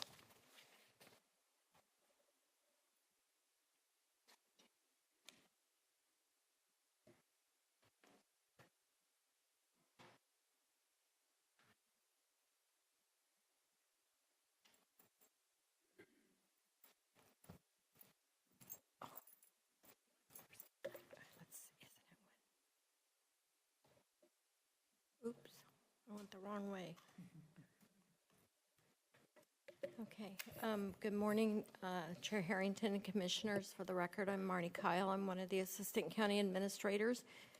You've heard a lot about federal areas to watch over the last couple of weeks, but I'll just remind you and for our public audience that we're uncertain. There's a lot of uncertainty around contract language and assurances and attestations that we're being asked to sign as the new federal agreements come into Washington County. Most of those agreements have a start date of July 1st, but oftentimes we get the contracts within the next month, and they're retroactive to July 1st. So we're watching the contract language, we're working with you, and we're working with County Council to understand the contract language and how that might impact our ability to provide services. The other is we're watching the federal reconciliation work that's happening in Congress, as well as the budget appropriations to see what funding will be in the next fiscal year. And then the last thing I'll say about this is just a reminder that many of our federal dollars come through other agencies like the state, or Metro. And so we're working with them as well to see any impacts with all of this uncertainty around the federal language.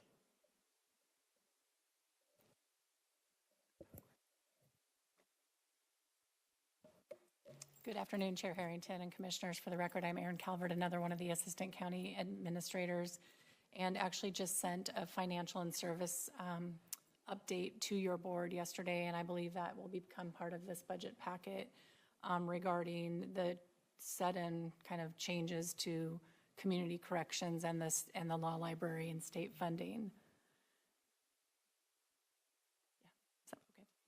And just for the record, to update it here is just Community Corrections got some news just late last week that the legislature did not fund at the level we were all planning on, not at the governor's recommended budget, nor at the even lower level. And so that results in a $4.8 million reduction for the biennium, a $2.4 million reduction for this next fiscal year. The impacts of that are laying off for filled positions, staff. Those staff were notified last week, and 8 additional positions throughout the variety of roles in community corrections, having to do with administration at the Community Corrections Center, in parole and probation at the Center for Victim Services. What that also looks like is we'll be reducing the center capacity from 215 beds, which you all know we were working toward building up to, and that will become a capacity of 167 beds. We anticipate that will have impact to the sheriff's office and the jail as well, as they're really doing a great job on partnering to have some of those pretrial supervision, justice-involved individuals housed at the center. And then the Center of Victim Services will be dissolved. We are keeping, of course, a bare minimum of statutory and mission-driven required services for victims, and those positions will be tucked under parole and probation. This, as you know, is on top of the 13% reduction that Ms. Angie just spoke of for community corrections, and so we are working on working on the future of community corrections and looking at what kind of services that we can continue to have that will meet the community need. For the law library, just a quick update that the legislature also did not fund the additional dollars that we were asking for and that all of you were, of course, championing for. And that will result in some closures over the next biennium. Our law librarian, Amy Gregory, is doing a pretty good job of trying to figure out how to do that over a course of 2 years versus kind of maintaining current service level and then reducing in the final year. And so there will be in-person closures during Thanksgiving week, holiday weeks, spring break, and then some additional weeks throughout the 2 years. And we'll continue to keep the public updated as much as we can on the website and at the library. And then just a note for your board that both community corrections and the law library budget adjustments are not included in this budget before you this afternoon, and that they will be part of the fall supplemental budget later in this year, but the changes do take effect this July 1st.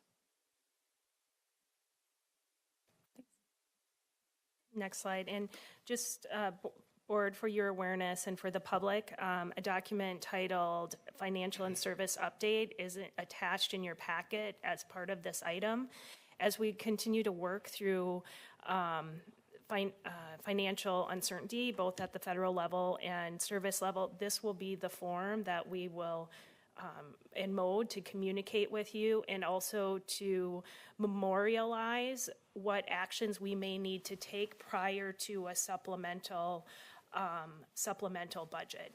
I just want to say I appreciate the department's quick work on working on this, and this is incredibly unfortunate, and it is very unsettling for our employees, our workforce in general, to continue to have uncertainty of what our funding levels are going to be. Next slide. So the summary of the budget message and more information can be located on our website. I did mention there's really rich information through the budget committee discussion, both questions from our budget committee members as well as presentation from departments. Next slide, please. Also on our website, we do post questions with answers that we receive from our budget committee members so that they are publicly available to and the public has access to that information. And you will see all of our budget reports also included on the budget page of our website. Next slide. So in front of you is now the one amendment that the budget, or excuse me, 2 amendments that the Budget Committee had adopted. Number 1 is a $50,000 one-time contribution to the Salmonberry Trail Foundation for operational and administrative support. $20,000 in one-time contribution to the Salmonberry Trail Intergovernmental Agency to help fund operations and planning for the trail. Neither of these amendments change the overall budget. Both were funded with the reallocation of gain share contingency. Next slide. Anya, I have a procedural question for the chair before you move away from that slide. Okay. Chair Harrington, I have two questions about this. One, on this slide, just staying on the topic here, I sent you all an email, and please take one copy and pass it along as well. So to be clear, what is summarized on this slide is what is part of the approved budget from the Budget Committee. Correct. We already took action on these in the timely manner that we were asked to, so that the Budget Committee heard them. We had previously asked that if commissioners had any other budget amendments, that they bring those forward by June 10th. And Commissioner Fye would like to have the opportunity to bring a new budget amendment forward at this date. Take it away, Commissioner Fye. Thank you, Chair Harrington, for that opportunity. Commissioners and Chair Harrington and Tanya as well, I sent you all an email for requesting a one-time budget allocation request of $120,000 to coordinate and convene a climate action task force. The fund recommendation is where this money should be drawn is in staying in alignment with this slide. It's also from gain share contingency with the opportunity to be flexible. But the overview, Kevin, I would appreciate for full transparency for our community if you would include this one pager on the agenda items. And then the overview and the purpose of this requested amendment, since this is not included in the packet, is this amendment requests a one-time allocation of $120,000 from Gain Share Contingency Fund to coordinate and convene a climate action plan task force. This task force will initiate the development of a comprehensive community-informed climate action plan for Washington County, an action that complements the Oregon Health Authority mandated climate adaptation plan required under the Public Health Modernization. Although the board did not adopt the 2022 climate resolution, this proposal responds to growing public urgency, builds cross-departmental capacity, and ensures that Washington County does not fall further behind peer jurisdictions on climate planning and equity. In terms of narrative of the expenditure amendment, this one-time funding of $120,000 will support, which also keeping the language flexible to Tanya to really direct this first bullet point, hiring or reassigning staff lead or project coordinator, convening a diverse climate action plan task force, facilitating cross-sector collaboration between public health, land use and transportation, emergency management, and others, providing translation and accessibility outreach stipends to ensure inclusive participation from frontline and historically marginalized communities. And then the last bullet point is producing a preliminary framework that centers climate resilience and and adaptation and can guide both internal strategy and future funding efforts. This amendment requests positions Washington County to take a bold, community-driven action on climate, environmental justice, and resilience.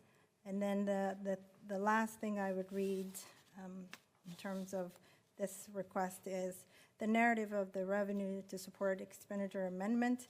The $120,000 request will be funded through a one-time reallocation from gain share contingency fund.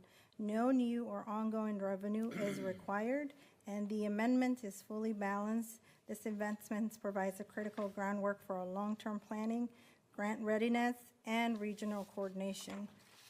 And then the last thing is just the last page of this request has just the revenue accounts and the total amount. I know that Chair Harrington, I hear you, the June 12th, the June 10th, but I really appreciate if you could, all of you could consider, it's very small amount of what the request is compared to what the need is.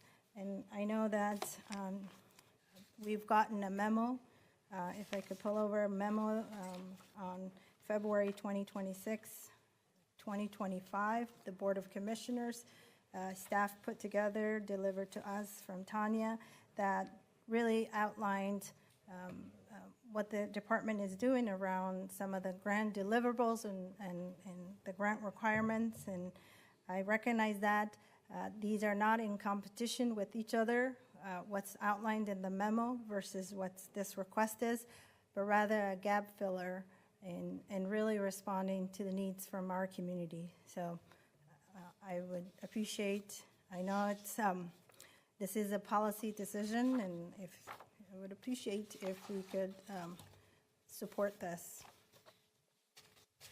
Thank you, Commissioner Fye. As to procedure, you can't have an amendment if we don't have a motion on the floor. So we need to finish the budget presentation, have commissioner questions on the overall budget, then have a motion, and then potentially have an amendment. Yeah, and then I have one last thing. I will make that motion later, and yes, I'll follow your procedure, Chair Harrington. The other thing I wanted to ask you is there was a, following from our board, roundtable board discussion last week, in the interest of disclosing some of the nonprofit boards we sit on as it relates to the budget we're approving. Just for abundance of cautions, I just wanted to disclose that I do sit on the Family Justice Center of Washington County Board.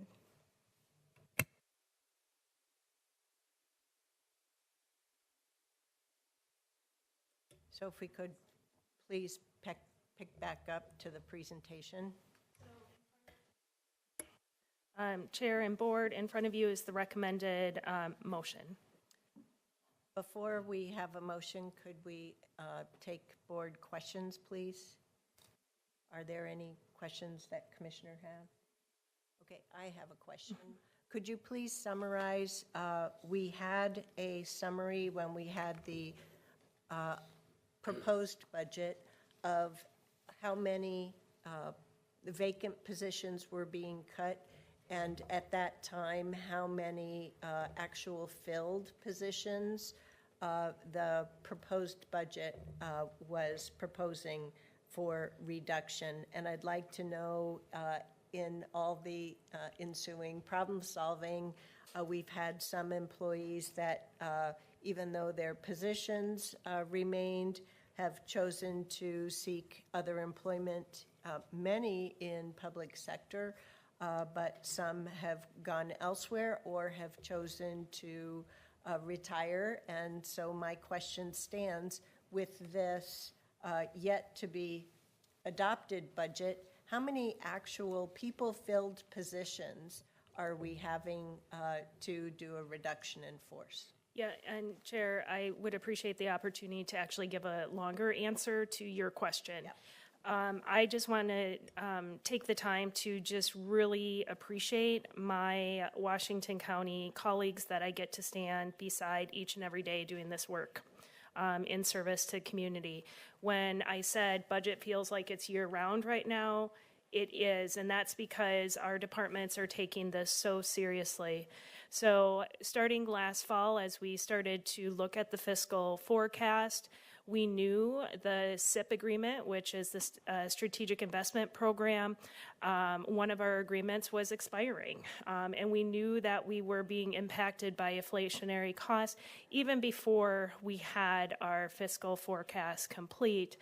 Our department started to have strategic workforce planning within their department. So strategically looking before they fill a position, is that the necessary position to hire? Do they hold? Do they look at reimagining that position or that service work? So at the time that departments that I was reviewing department submittals, and I'll note there's 83 positions that are reduced within this budget.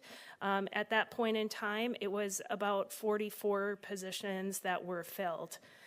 I will note that, well, yes, it is less painful to lose a vacant position. That is still capacity to deliver service we no longer have. I want to actually repeat that. That's capacity to deliver service we no longer have. And really want to uplift our elected sheriff, who her reductions were 26 vacant positions that she clearly has indicated to your board and me.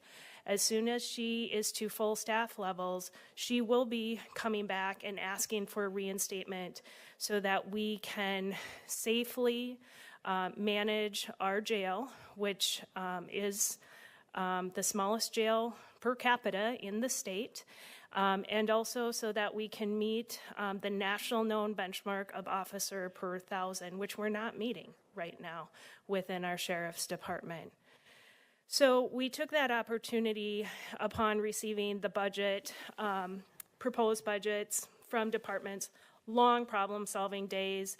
I think many of you encountered me when I was in my heart space during that decision-making time. And what I say by that is I'm a public servant by heart. And so each of these people, our employees, are delivering service, but they're also supporting their families. It's a roof over, I mean, this is their employment. So do not take these decisions lightly. We gave verbal notice to employees at that point in time. Per our layoff policy, we didn't need to, but we wanted to do that out of a human-centered approach. Some employees were able to get transferred to other positions when there were openings within the county during this period of time. Some employees have grown wings and found other public sector positions within our region. And so to date, I don't have the actual final numbers, but I think we are closer to the under 10 of actual layoffs that we are actually having to pursue. I will note of that number, I am not including the child support service enforcement because those employees were offered positions with the state. Yes, they're laid off by Washington County. I'm not discounting that, but they were transferred had the opportunity to transfer to another position. One of the employees did determine that retirement was a better option, and everyone deserves a full retirement. So thank you for allowing me that opportunity to give a little more light to how we've done this work, because employment matters, whether it's here at Washington County or our community members. Thanks for the question. Thank you, Ms. Angie, for bringing us up to date on the latest and greatest. Are there any other board questions at this time? Nope, seeing none, if we could go back to the previous slide. Hang on a second. I think I have to ask for a public hearing, don't I? Do I make my motion? No. Yep. I'd like to open a public hearing on the Washington County budget. Clerk Moss. All righty. We appreciate everyone's patience. So I'll just start calling off the names and seeing who's here, and we'll go there. Kayla Asakawa? No. Ruth Dallas? Please, Ruth. And then followed Lynn Warner or Lauren Vile.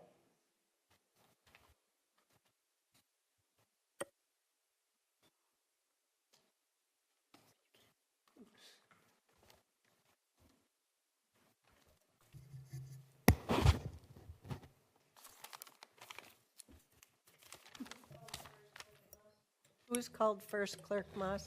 Ruth Dallas. Can I start? Oh, okay. My name is Ruth Dallas, and I live in Hillsborough. First of all, I would like to thank all of the board members for all the dedication and hard work you do, and I mean this seriously, to make our county a better place to live and work in.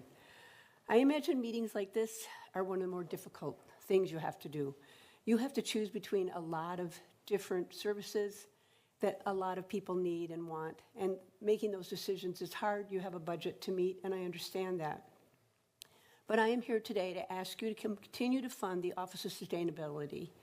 I can imagine some of you may feel like, this office is not that important as some others.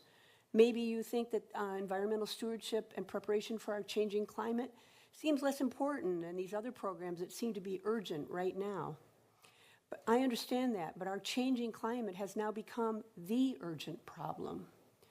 The World Meteorological Society, in their new 5-year, and I want you to hear that, 5-year, not 50-year, in their new 5-year forecast, they state that our world has now entered a dangerous phase of temperatures between 1.5 and 2 degrees Celsius above pre-industrial levels. That level of temperature increase will cause climate effects that are both dire, more frequent, and most important, irreversible. It is tempting to put off work of lowering emissions to save some money now, but anything we put off now will just cost more later. The Swiss reinsurance giant, not exactly an environmental group, the Swiss reinsurance giant Swiss Re has now predicted that global GDP will decline by 11% by 2050 due to the multiple effects of our warming climate.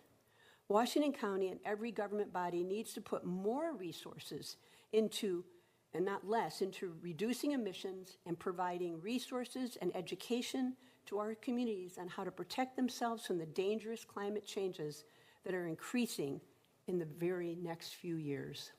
I thank you for listening. Clerk Moss, who's next? So we, Lynn and Laurel, is that? Yeah. Lynn Warner. Yep. My name is Lynn Warner. I live in Hillsborough. And I want to thank you, County Commissioners, for giving me this opportunity to speak. I'm here to address the planned defunding of the Office of Sustainability. Washington County is growing, as we all know. Given the increasing threats due to the climate crisis, it is essential that the Office of Sustainability be an integral player in framing sustainable growth policies for any growth in our county.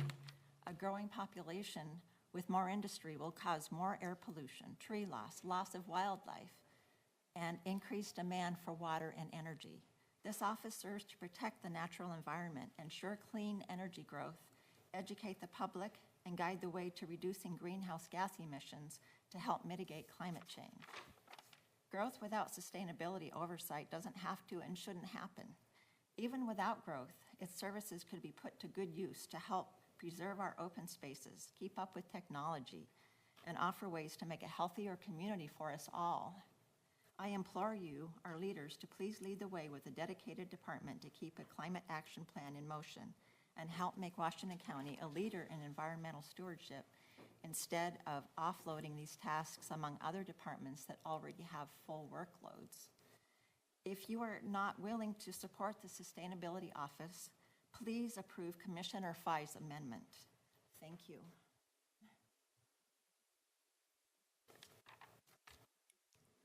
Next, Clerk Moss. Go ahead. Thank you, Chair and County Commissioners, for the opportunity to speak at today's meeting. My name is Laurel Viles, and I am an engagement organizer at the Oregon League of Conservation Voters. I specifically work with local volunteers in Washington County. OLCV works within local and state governments to demand clean air and water, healthy forests and wildlife, and a renewable energy future for all Oregonians. Alongside our members, we take political action to stand up for Oregon's people and places. I am here today on behalf of OLCV and 1,000 Friends to ensure we are doing everything we can to support our mission. We have submitted more detailed testimony in writing. We understand that the federal government is pulling money from our communities, and we know that you're in a difficult place with less funding. However, the Trump administration has cut staff and funding at the EPA, stripped away their authority, and has also proposed to gut funding for the community planning at the Department of Housing and Urban Development, as we heard earlier in this meeting this morning. On top of federal deregulation and disinvestment, 2025 is on track to be one of the hottest years on record.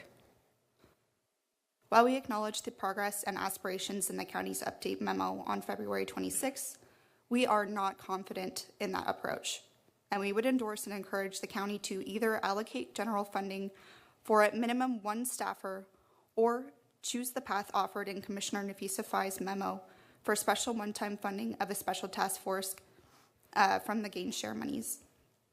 We are grateful for the leadership of Commissioner Fai in introducing a solution that sets us all up for success. Thank you again for the opportunity. Thank you, and I'll observe that said written testimony has not been provided to us prior to this public hearing. I was current on my email prior to this meeting. It would have been about an hour ago. Yes. So board, just for the record, we have received testimony from others that submitted that couldn't be here, that it will be included in the minutes of the meeting record, but not reflected in this decision set before you right now. Could you also ensure that it's emailed to us? Yes, I will. Thank you. All right, next we have Debbie Garman and Sojin Ha. And the last one, Josie Kehoe.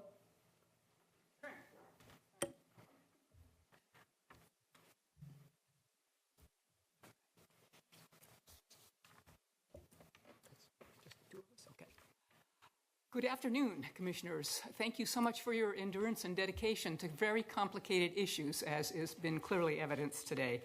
I'm Debbie Garman. I live in downtown Hillsborough, and I'm here today to express sadness and dismay at the defunding of the Washington County Office of Sustainability.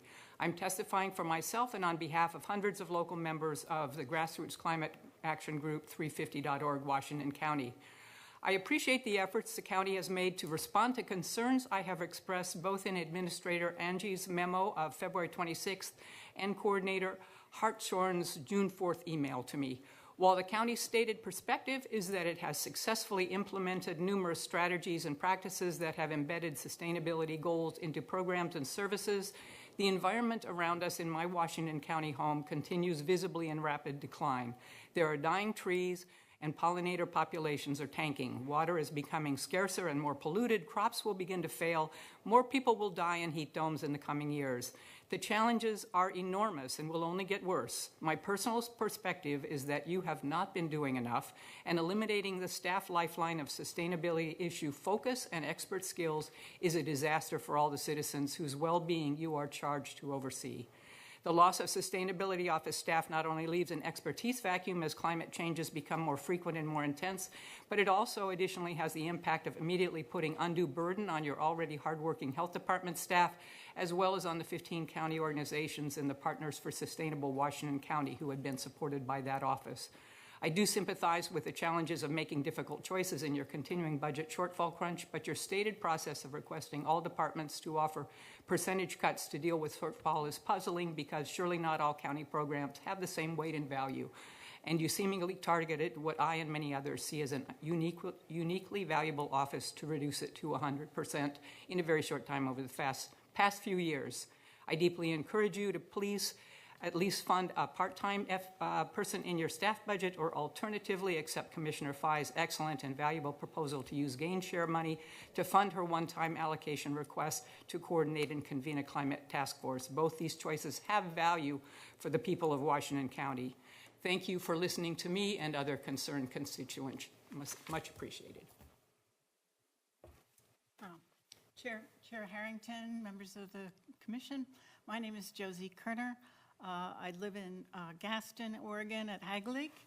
And this testimony is from the group called Tree Keepers of Washington County. It's a nonprofit dedicated to advancing the protection and preservation of Washington County's tree canopy through policy, education, and community engagement. Thank you for this opportunity to share our perspective regarding this serious fiscal decision before you. We do appreciate the difficulties. We support the Climate Action Task Force initiative introduced by Commissioner Fye and urge the board to approve funding that enables the Office of Sustainability to deliver measurable outcomes. A program of this importance must be prioritized, properly resourced, and held accountable for achieving clear objectives. Likewise, local community action task force with adequate funding have proven to be effective. Washington County has an opportunity to re-energize its climate strategy and emerge as a regional leader by leveraging community-driven solutions. In addition to the community engagement and education components outlined in Commissioner Fye's proposal, several successful programs from our own region offer tangible models to draw from, and these are small things. A gas-powered landscaping equipment exchange program modeled after our successful wood stove and water-efficient toilet exchange programs. Weekly battery recycling through curbside trash collection modeled after Portland's program. Successful planting incentives for infected ash trees following City of Wilsonville's example. Washington County has many capable and committed residents eager to assist in implementing meaningful climate action. It is time to invest in this work with the seriousness and accountability it deserves. We respectfully request that you approve the proposed funding amendment and ensure that the Office of Sustainability is equipped with clear deliverables and performance measures. Tree Keepers of Washington County remains available for continued dialogue and collaboration, and it's really a small budget request, and yet you have lots of community support if you will just continue this program. Thank you very much. And I have just one little thing. That was from Tree Keepers. Thank you. You've used your 2 minutes of public hearing time. All right, is there any other member in the auditorium that didn't get a chance to sign up to testify that wants to provide public comment on the Maine County budget? Just raise your hand or start coming forward. Ma'am? I did sign up last evening.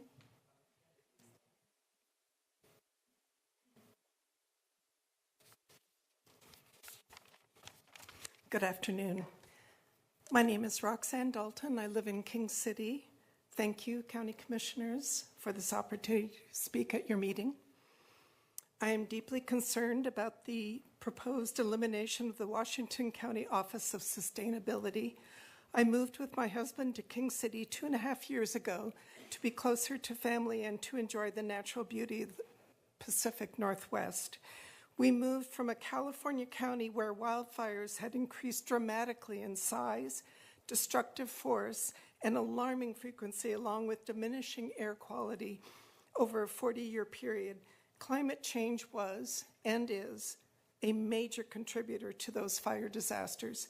Sadly, that county administration thought differently. We had hoped that Washington County would have a more progressive approach to climate change. Wildfires are increasing in the PNW. We're experiencing warmer temps, more heat domes are inevitable, and our air quality is declining. It doesn't have to be this way. Eliminating the Office of Sustainability does not reflect the vision, mission, and values of Washington County. Please continue funding the Office of Sustainability and let us all work together to create a climate action plan. Thank you very much. Thank you. All right, that concludes the auditorium signups. Would any member via Zoom wish to provide public comment for up to 2 minutes on the Maine County budget? I'll give you just a moment to utilize the raise hand function. Not seeing any hands. Chair Harrington. Okay, and with that, we'll close the public hearing on the Washington County budget and turn it over to Commissioner discussion. So, who would like to kick us off? We have a motion and a second. We've had the public hearing, right? We had the motion and the second? I don't think we had. No. Oh, thank you. I closed the public hearing. Now we need to have the motion for the Washington County budget. When do you want? We need the main motion Main- first okay. before you can make Okay. amendments. You want me to make it? Okay, let me get my notes. No, let's, I move to adopt the fiscal year 2025-26 Washington County budget and make appropriations as set forth in Exhibit B as approved by the Budget Committee in the amount of $2,068,353,983 and approve positions as set forth in Exhibit B. Levy the permanent property tax rate of $2.2484 per thousand of assessed value.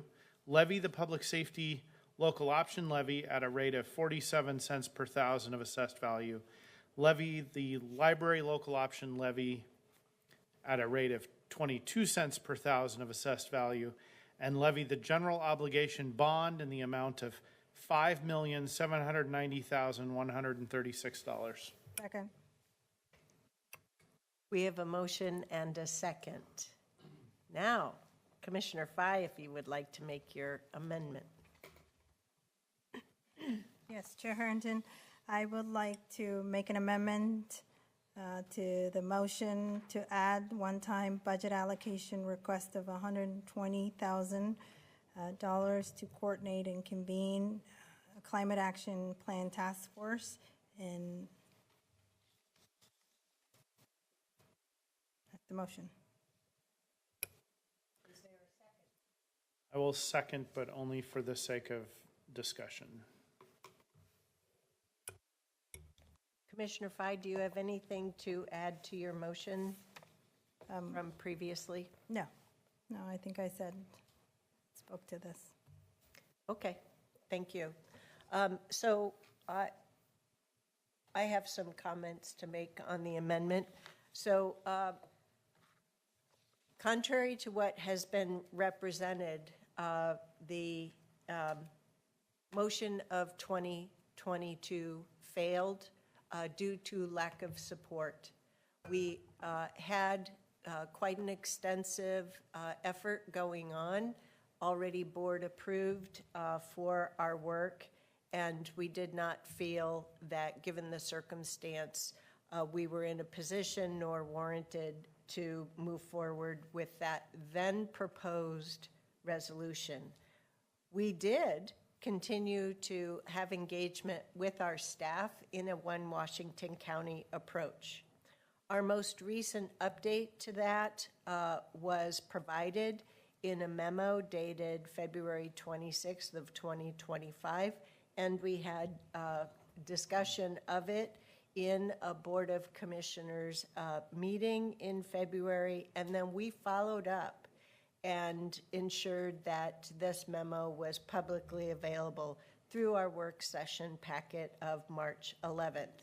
Since that time, we have continued to stretch our staff, not only to put together this year's very challenging proposed budget, but to continue to offer our services each and every day to our community and move forward with multiple major initiatives, such as the critical facilities construction that's underway, the enterprise resource planning effort and all the work involved with that, and the list goes on, many of which Ms. Angie spoke to in the proposed budget statement summary. So what this February memo talked about is work that was going on, and there is a climate planning timeline there, and it was noted that multiple efforts were underway, and the next update is anticipated for fall of this calendar year.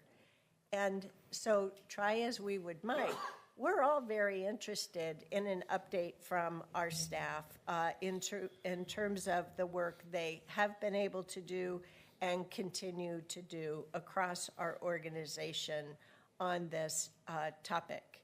And it's important that we come back to this program in the second half of this year.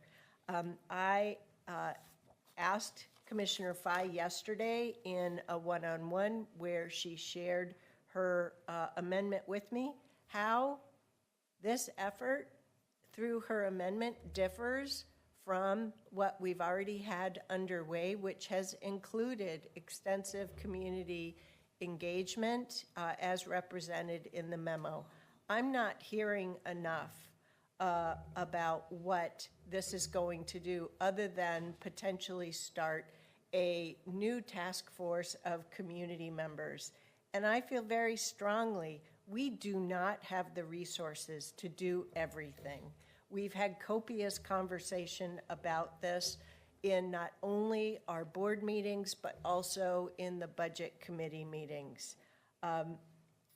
The proposals that Commissioner Willie brought forward are leveraging work from outside agencies and not taxing this organization to do more with less. We, as you heard us be informed of today, we have continued demands on our required services that we simply can't address. And it's heartbreaking to hear about the reductions in services, the continued strain that our staff will go through in trying to navigate the level of undersourcing that we have, and to consider such a reduction in the law library as well, which is an incredible tool, and have had much to be proud of. What I would have been interested in is getting that staff update and looking at what was missing or not, and considering that in a supplemental budget in appropriate lineup if we continued to have resources that we could draw from. But we're also in a pretty perilous time with regard to our level of reserves and the contingencies that make things thereof. Due to incoming constituent communications, I reached out by phone to the executive directors for Thousand Friends of Oregon, the Oregon League of Conservation Voters, and the Coalition of Communities of Color, based upon the form letter emails that we were getting. And I also followed up with them in an email. All indications that I have is that they or their staff had not attempted to check in with me, my assistant, or other members of the Washington County Board of Commissioners prior to this set of emails and whatever call to action they issued. I don't think it's the responsible thing for us to do at this time. I absolutely agree that what's happening with climate change is very scary, and we are not alone as a local government in having to solve this. But we have risks and liabilities across our portfolio set, and I just think we need to take a breath with our staff to see what is underway before we commit to doing something more. So that's my position. I will not be supporting the amendment. Other commissioners? Yes, Chair. I want to support this, but I'm very concerned about the timeline and process that was used, the fact that we had multiple budget committee meetings where amendments to the budget were asked for. After that process, we had multiple additional calls, and this was never brought forward. And what's frustrating to me and concerning to me about that is really that means now we have had a lack of due diligence from my perspective. I have zero confidence that this work can even be accomplished for that amount of money. It's a one-time request for something that I view as an ongoing need. So to me, that's a mismatch. And the timing of all of this is the most problematic because it's not allowed adequate sort of work to be done to make this operationally thoughtful and able to be, from my view, to be effectively operationalized. And that is very concerning to me, and I would urge future similar requests to not be done at the absolute end of the timeline with the budget. We had testimony during the budget committee on this topic, and there very easily could have and perhaps should have been efforts at that time to put something like this forward. I think it's too late, and it means that we've not done a robust job of preparing for this request. I'm not even going to, because of that, I'm not even going to ask the staff to comment on whether they think this is, I mean, that's one of the things that would have happened if this was done in a more timely way, is talking about what could actually be operationalized or what even the need is.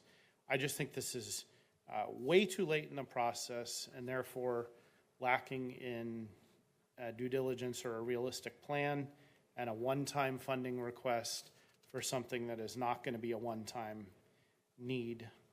I would encourage that the due diligence be done and that this be brought forth in the fall in a budget amendment. I'd be happy to consider that, but it needs to be much more thoughtfully prepared.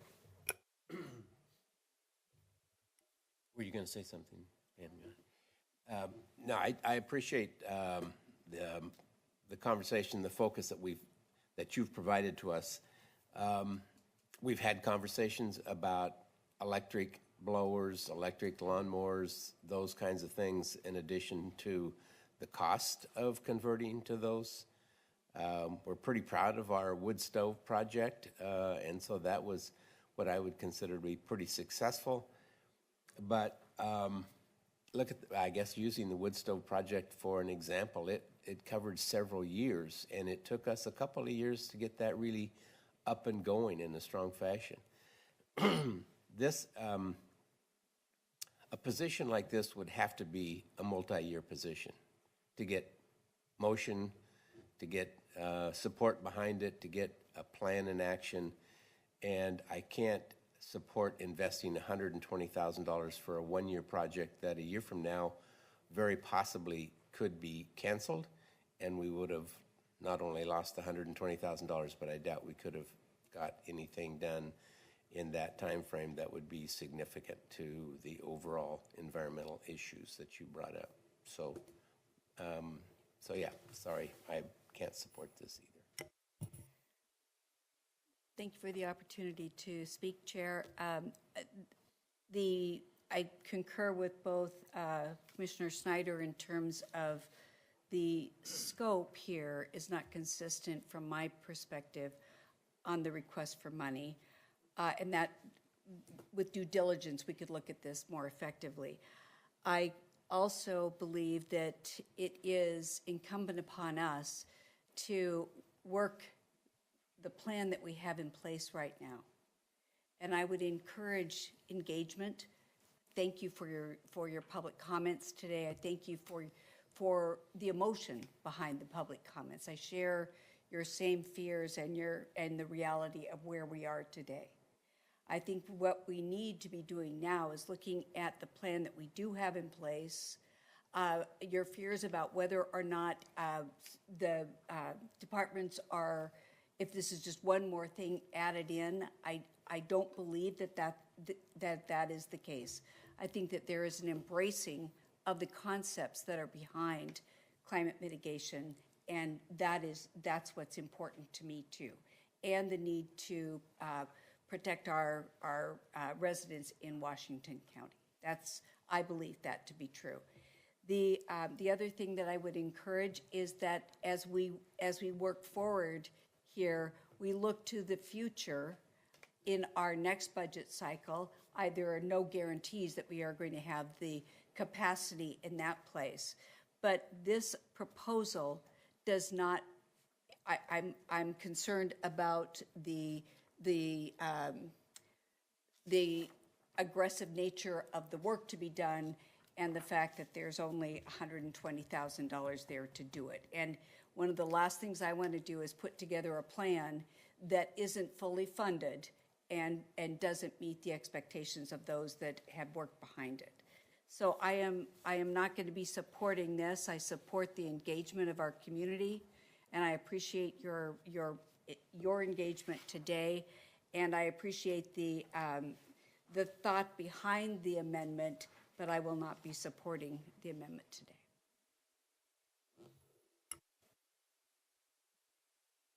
Thank you. And that closes commissioner comment on this amendment. We have a motion. We had a second. Let's take a vote on this amendment. Clerk Moss, why don't we just do it formally? If you could do roll call, please. Certainly, Chair Harrington. Commissioner Schneider? No. Commissioner Willie? No. Commissioner Fye? Aye. Vice Chair Treese? No. Chair Harrington? No. The motion fails 1-4. So we are back to the main motion. I'd like to open the floor for commissioner comments on the main motion. Would anyone like to say anything? I'll just briefly acknowledge the amount of work done by our teams and how incredibly proud I am of the difficult decisions and strategies that have been used to bring the budget to where it is. It took true team effort and led by our county administrator, and I just am really ultimately pleased with the hard work they had to do to get here. Go ahead. I'd like to second that, and from the ACA view, the department directors, but John, I'd like to talk to you directly and say the work that you and your staff did on this was tremendous. And I know that there are several people in the room here today that I'm speaking to, and this budget was as user-friendly from my perspective as any budget I have been exposed to for this is my 7th one. So thank you for that. Thank you for the consideration of how the material is presented for consumption. It really, it's been a growth period for me, and my hat's off to you. I really, really appreciate it. So thank you. Any other comments to my right? No, I just want to say thank you as well. It was hard work, long time, and I look forward to the time when we don't have budget cuts. No pressure, Tanya. No pressure, commissioners. Yeah, exactly. New revenue options. Hold up the mirror. I also want to express my gratitude to you all, staff, and Tanya. I can't imagine the enormous amount of work you had to do to balance a $20.5 million shortfall, and the hard decisions that you've made with your staff and everyone throughout the Washington County. So great job. We did it. We passed the balanced budget, and I'm very proud of the work that went into and how smooth the process was, and how available everyone was to all the questions and to even team messages, no matter, let alone emails and in person. I really just want to express my gratitude to all the information that the staff and Tanya, you all provided to bring us to today. And I'm very happy to be voting yes on this budget, and to look forward to continue to be on this journey. What next year looks like, we are here. Thank you, commissioners. I join you in deep appreciation for the Washington County staff as led by Ms. Tanya Angie. I also want to give a big shout out to Sheriff Caprice Massey for being an incredible partner on the public safety side. She is an elected official as well and has been willing to entertain all kinds of problem-solving exercises. Yes, John Steyer, thank you for leaning into our need. Really appreciate your joining the team to get us to this point. Ms. Angie's right. Budgeting is a year-round effort, and more so these days. It always has been a year-round effort here. So here we sit on June 17th, and with the supplemental budget we moved on today, our team has to close the books for fiscal year 24-25. Simultaneously, they have to deliver an adopted budget for 25-26 to the state. And then they look forward to the ACFR and all the work with the the audit committee on different budgets and financial reports. And if that wasn't enough, we do have the supplemental budgets coming up, but we also have changes from our current financial software over to new financial software for this very same 25-26 budget. So hopefully next year's budget will be with new software, hopefully making it easier for our staff to give us the level of details and reports we're looking for. Our staff does an amazing job in their work, but they also do an amazing job working with us. We start our next fiscal year budget discussions in the fall.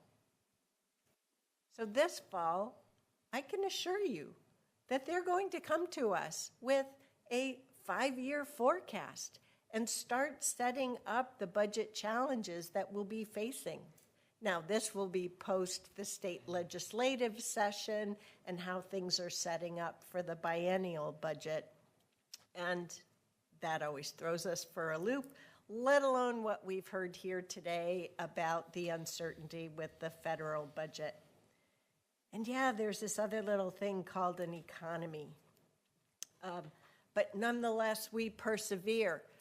But we've had a chance to do so together as a very functional board, a very engaged board, because of the work of our staff. So I thank you very much. There's a bunch of long faces today because this isn't la-ti-da happy budget, right? We have a lot of cuts. Cuts not just of personnel, vacant positions, and 10 positions with real people's names attached. But we also have cuts to services. We are an organization of over 2,000 employees, of very dedicated public servants, and they would like to provide better service to our community members than we are able to ask them to do each and every day. So we've tried to be very consistent in saying we are asking you to do less with less, because we want each employee to have a good life, a full life, and not just trying to spend more of their personal time and energy at work. So to every employee, thank you very much for your public service. Thank you for continuing to be part of a great One Washington County organization. And I, too, will be supporting this budget through this motion. So Clerk Moss, let's do the roll call, please. Certainly, Madam Chair. Commissioner Willie? Yes. Commissioner Fye? Aye. Commissioner Snyder? Yes. Vice Chair Treese? Yes. Chair Harrington? Yes. The motion passes unanimously, 5-0. How about a standing ovation to our team, folks?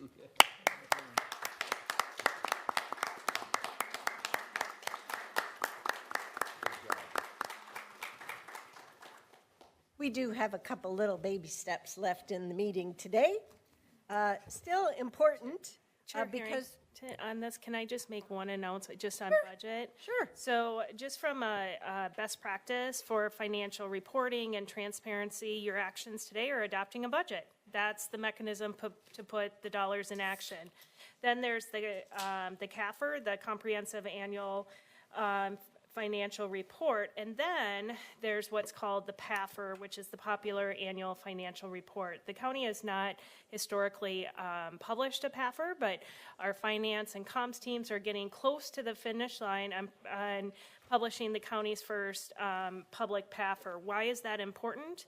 Because unless you're kind of a numbers person, a CAFR doesn't really tell the story of how the dollars were spent. And so the PAFR is helping create greater transparency and visibility into how the county has managed finances. So thank you for letting me provide that additional information. You bet. You bet. So we're moving from all of our public hearings to our last action item for vote today. And this one is on solid waste and recycling collection rate adjustments. And I want to give a shout out to both Mira Samantel and Aaron Stein, Ms. Stein, because you've hung in there today through our whole meeting on all kinds of other considerations. I've seen you there, so thank you for doing so here at 3:08. And we'll turn it over to you. Well, thank you so much, Chair Harrington. It is our pleasure. It's an important public process and an important day for this board. So thank you for allowing us the opportunity to join in after such a busy day. So for the record, my name is Mira Samantel, and I am the Director of Health and Human Services here at Washington County. With me is Erin Stein. She is our interim solid waste and recycling manager, and we are here to present an action item for your consideration, a resolution and order approving our proposed 2025 solid waste and recycling collection rate adjustments. We did provide a similar presentation at our June 3rd work session, but for the benefit of the public, Erin will be repeating some of that information, as well as adding a little bit more information in response to some comments and questions raised by the board. So I'll turn it over to you, Erin.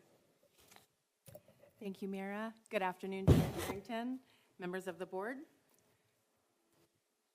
I'm just going to do a quick overview of our agenda today. I'm going to touch on our collection rate setting authority of your board.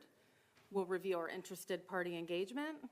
I'll do a brief overview of the rate review process that staff follow each year and the rate review findings.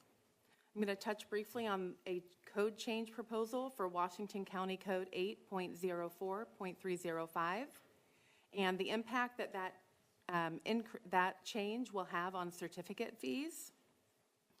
I'll touch and do an overview of our year 2 outcomes for our reduced rate program.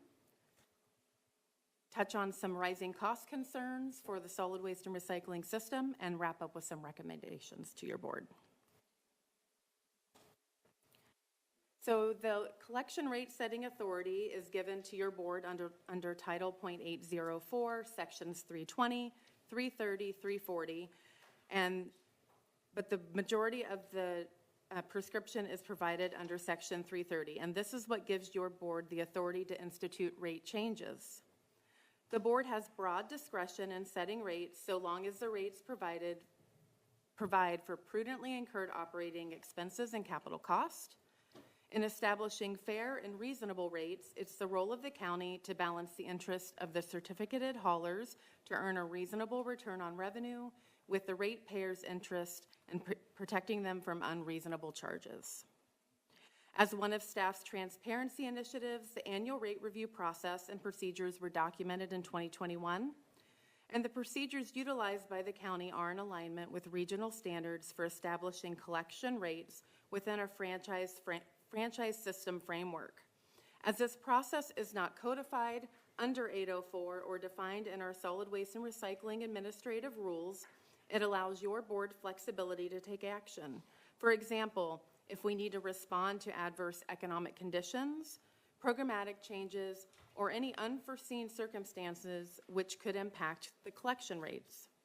The annual rate review process, which we follow, is very robust. The procedure occurs over a 6-month period of time, and it requires each of our 8 certificate holders to supply detailed financial and programmatic information, which is then thoroughly analyzed by staff and our contracted CPA firm, Marina & Company. The process includes site visits and engagement with our interested parties, such as the Washington County Haulers Association and the Garbage and Recycling Advisory Committee, as well as others, all an important part of the process. And the end result is where we're at today, uplifting our findings to your board each June. Those findings which staff present to your board include the financial information required to reach a 10% return on revenue. And when applicable, we might incorporate new programmatic changes.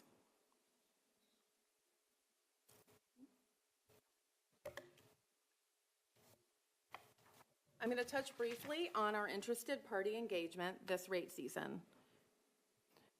Comments were received from Sanitary Certificate Holder number 7, SWATCO Sanitary Services, regarding the issuance of a supplemental rate increase for rural customers. This request did lead to a robust discussion and some additional recommendations from the Garbage and Recycling Advisory staff, and I'll touch on those a little bit later. The Garbage and Recycling Advisory Committee took a vote on staff's recommendations. Members voted 5 favorably recommended that the proposed rates be adopted, and 1 member did not favorably recommend the proposed rate adjustments, citing concerns that rates continue to increase year over year. Additionally, the Washington County Haulers Association are in support of the proposed rate adjustments and were engaged throughout the process. Many of them are here this afternoon, and I just wanted to uplift really quickly that it's actually National Garbage Person Day, and I did not intentionally plan this presentation to land that way. But This is a first for us, I think. What fun. So now I'm going to go over our annual rate review findings. We operate on a return on revenue system, which I indicated earlier, and that goal is to try to reach a target return on revenue of 10%. When we look at our total system revenue for 2024, the system earned $45,280,948. The operating income or profit was $2,377,019. That landed us with a 5.25% return on revenue. We also look at each individual line of service. So we have our residential, which is our can cart service, that came in at 4.58%. Commercial or our containerized service came in at 3.92%, and our drop box and compactor came in at 10.6%. Pardon the interruption, Erin, but yes, just because it has not been said, all of the rates and the data we're looking at are for service only in unincorporated areas of Washington County. And I wish that our presentations would always say that. So these numbers do not apply towards the incorporated city areas. Thank you. Yes, that's correct. Thank you.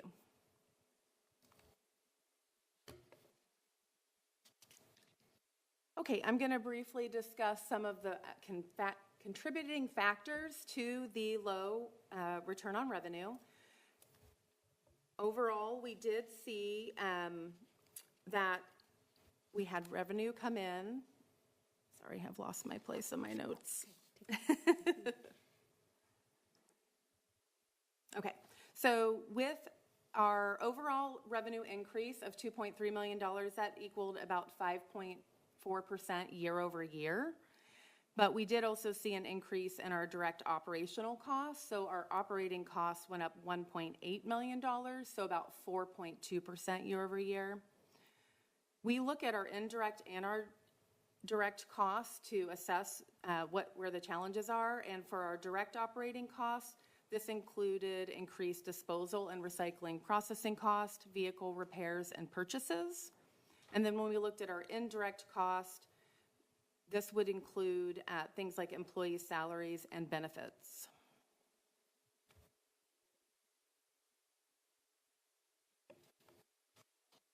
So as I stated earlier, if we want to get to our 10% return on revenue, staff has some recommended adjustments to do that. In order to return the residential line of service to a 10% ROR, we would need an additional $1,794 or a 6% rate increase. For commercial services, we would need an additional $600,000 in revenue or a 6.7% rate increase. And for drop box and compactor services, they actually slightly overperformed by $4,300, and staff are not recommending any rate changes at this time.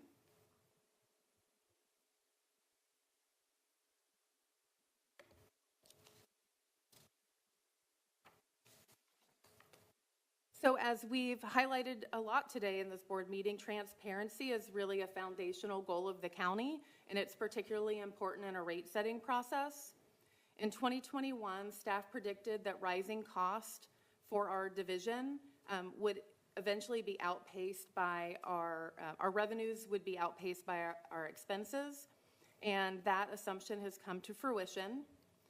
We had predicted back in 2021 that would happen in 4 to 6 years, and the reality is we are predicting in fiscal year 25-26 that we've reached that point.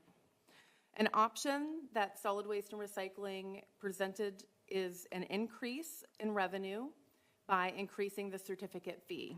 The garbage and recycling collection companies pay the county a certificate fee quarterly, and that fee is written in code today as 3% of gross receipt revenue. Staff predicted that if the gross receipt rate is adjusted to 4%, in fiscal year 25-26, the division will bring in an additional $380,000. This will help offset our general fund ask and provide some long-term support for programs and services. This decision was uplifted to the Budget Executive Leadership Team as part of the Departments of HHS budget recommendation back in April, and again, it came before the Budget Committee in May. Staff have taken the necessary steps to enact the required code change. The process started on June 3rd when the title was read for the code change. And upon the county's approval of our fiscal year 25-26 budget this afternoon, staff plan to return next week, June 24th, to finalize that code change. Staff's goal is to have this increase take effect on August 1st, along with any other rate changes the board should decide to adopt.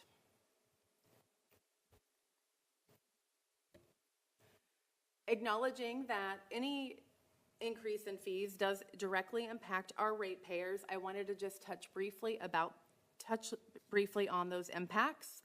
For some context, certificate fees are collected broadly on a regional level. The fees range from 4 to 10.5%, with the average being 5%. For Washington County, our fee had been static since 1967, well over 58 years. As the certificate fee directly supports the Solid Waste and Recycling Division's operations, programs, and regulatory oversight, we feel it really as a necessary step.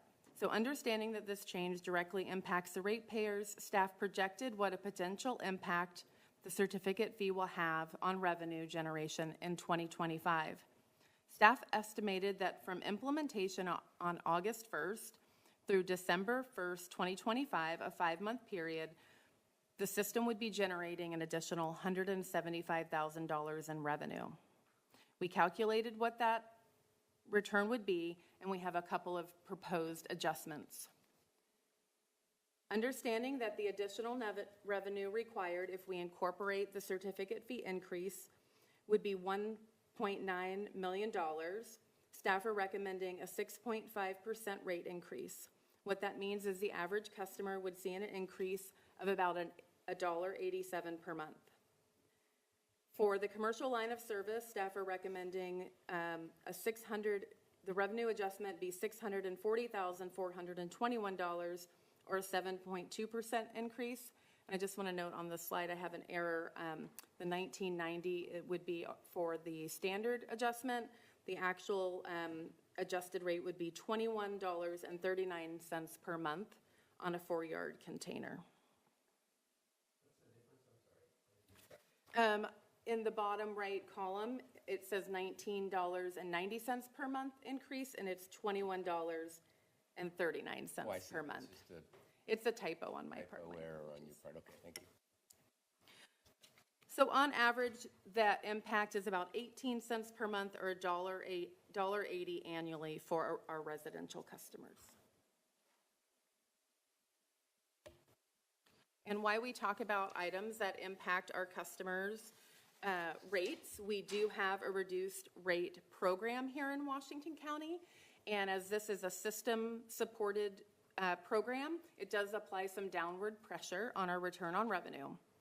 And I'd just like to start off that partnerships are really important. And so we contract with Community Action to administer this reduced rate program. This relieves our certificate holders and the county from management of households' personal financial information to confirm eligibility. And it's also a natural pathway for conditional eligibility, as Community Action provides rent and utility assistance for programs countywide. That connection to Community Action for those seeking assistance is a really important part of this program. About 75% of our participants have been onboarded directly through Community Action. Washington County serves over 67,000 households, and we estimate about 1,300 of those would be eligible for the reduced rate program. In our modeling, we planned for 2,000 households by the time we reach peak participation at year 4. I'm excited to announce that for our year 2, we onboarded an additional 575 households. To date, we've had 1,333 households on the program, and that does have a financial impact of about $343,000 to the 2024 financials.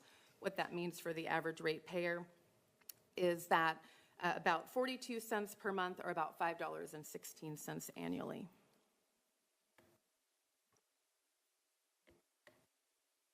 And I think it's a general theme across our nation, just rising cost in general.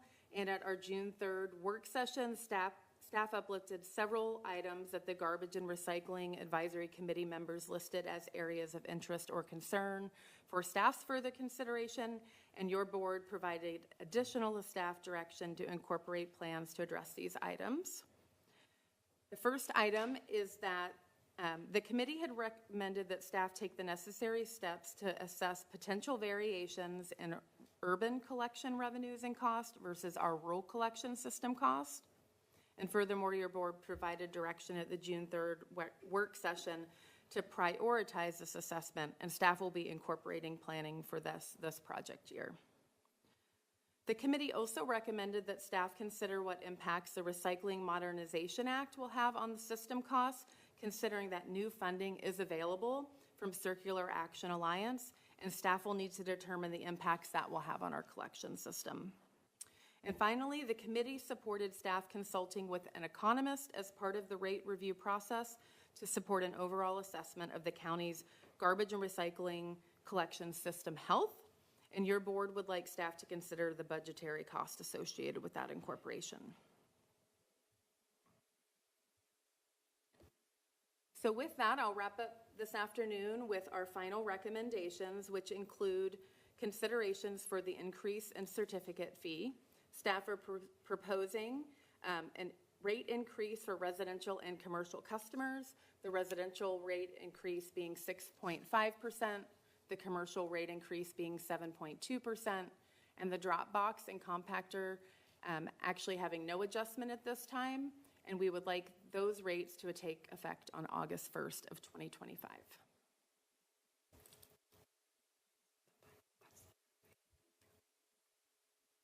And with that, any questions? Thank you, Erin. Really appreciate it. Ms. Stein, sorry. Commissioners, do you have any questions on all that was brought forward today? I don't. We had a pretty robust work session discussion. Yep. I do too. Thank you, Ms. Stein, Ms. Mantle, and thank you for the haulers for being here as well today. I appreciate it. The question that I have, You mentioned the issues with SWATCO in the rural part of our county, and I assume that that's on page 13, is it? Sorry. Yes, 13. The immediate action was to develop a method to assess the potential variations. That is the piece that we're talking about. Yes. Thank you.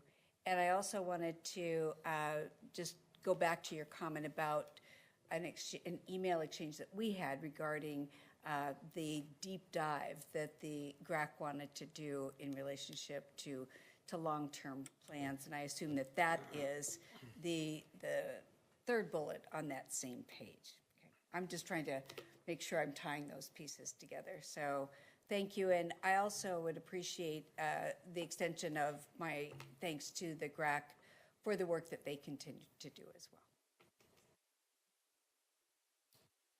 Yeah, I'm going to follow up. I'm not sure I've tracked all what you said, Pam, but in this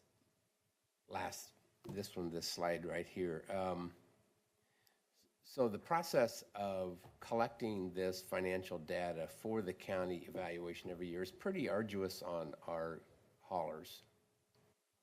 And so I guess what I would hope, in addition to this study of rural cost, that the consultant might look at, is this still pertinent? Because we've been doing this for a number of years, I'm assuming, same process. We've been doing it since I came on the commission in 19, so I'm assuming before that.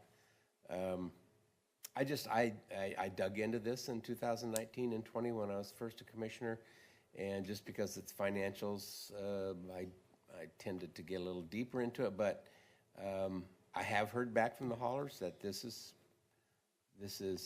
time consuming for them, and so I was just wondering maybe if there's, in this process of evaluation, we could step back a little bit and say, can we do something that's a little bit more current in the way we do the evaluation of these things? I don't know what I'm expecting here, but I'm just saying that I'm hoping we look at it with a little bit of a fresh set of eyes when we hire this person.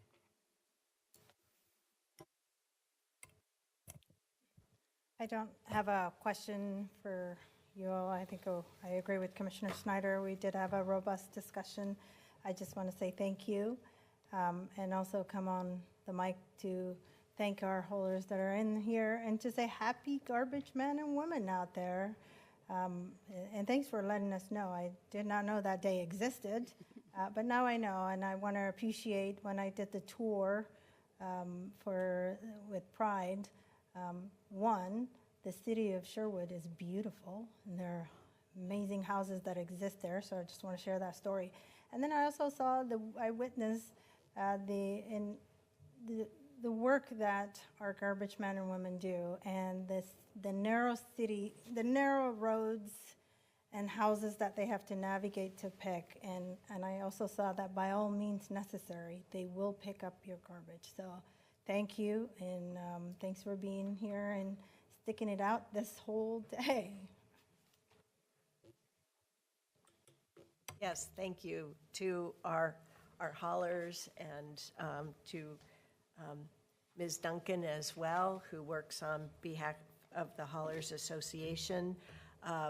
Great small businesses here, not just small. We've got some pretty large corporations, but they have local presence and are providing good family wage jobs here in our area.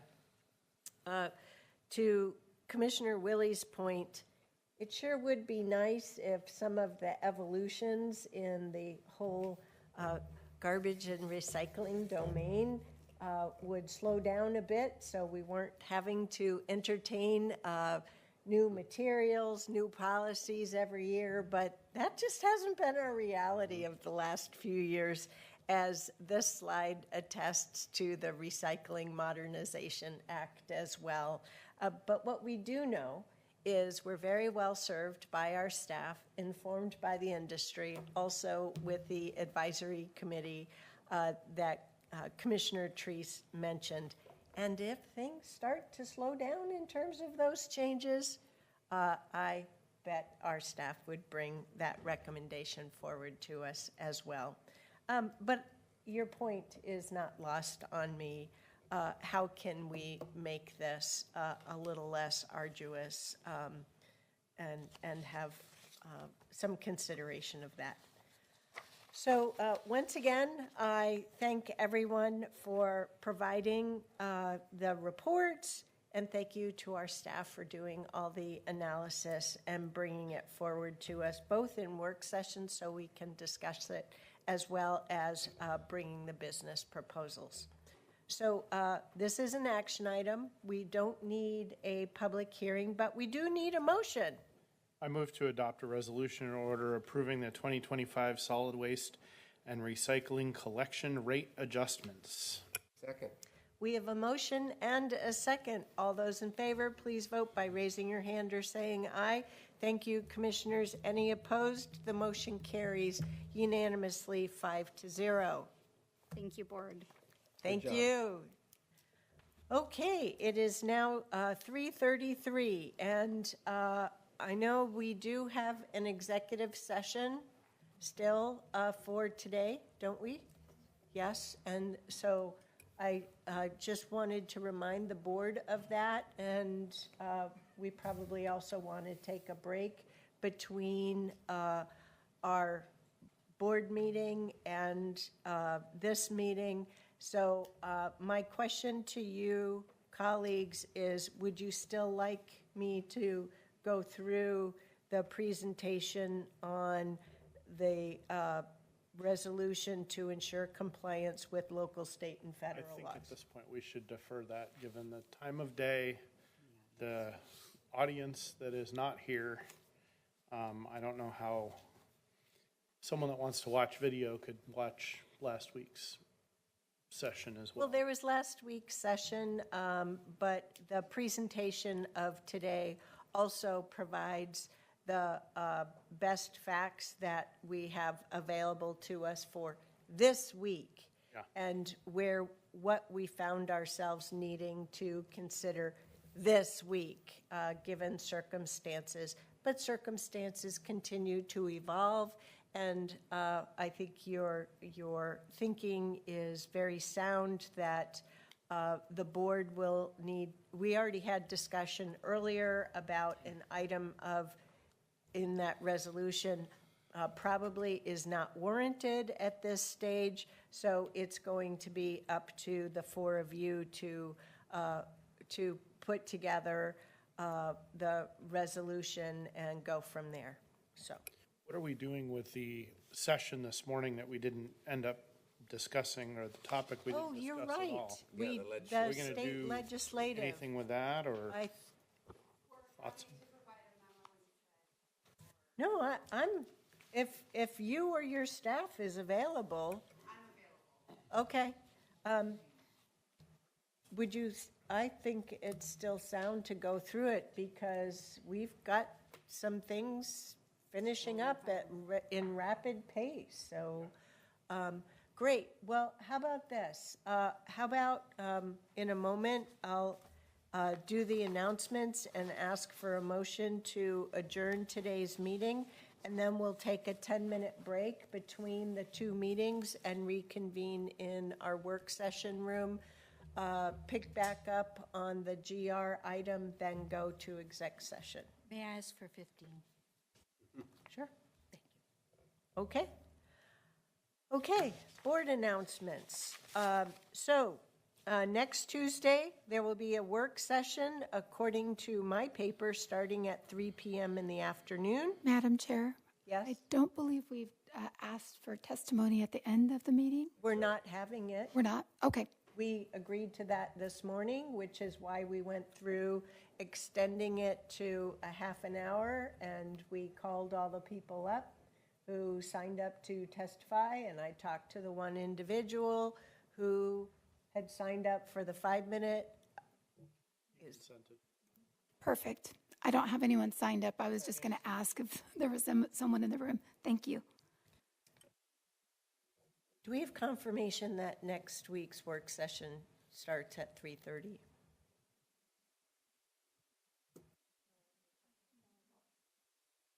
I can confirm that.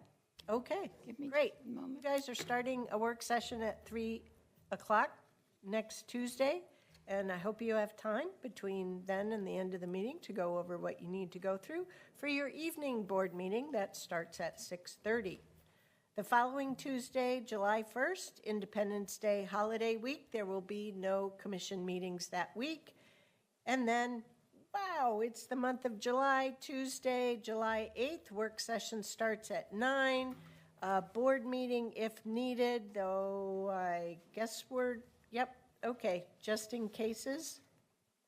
Don't know for sure, but things have to be decided within a 20-day window.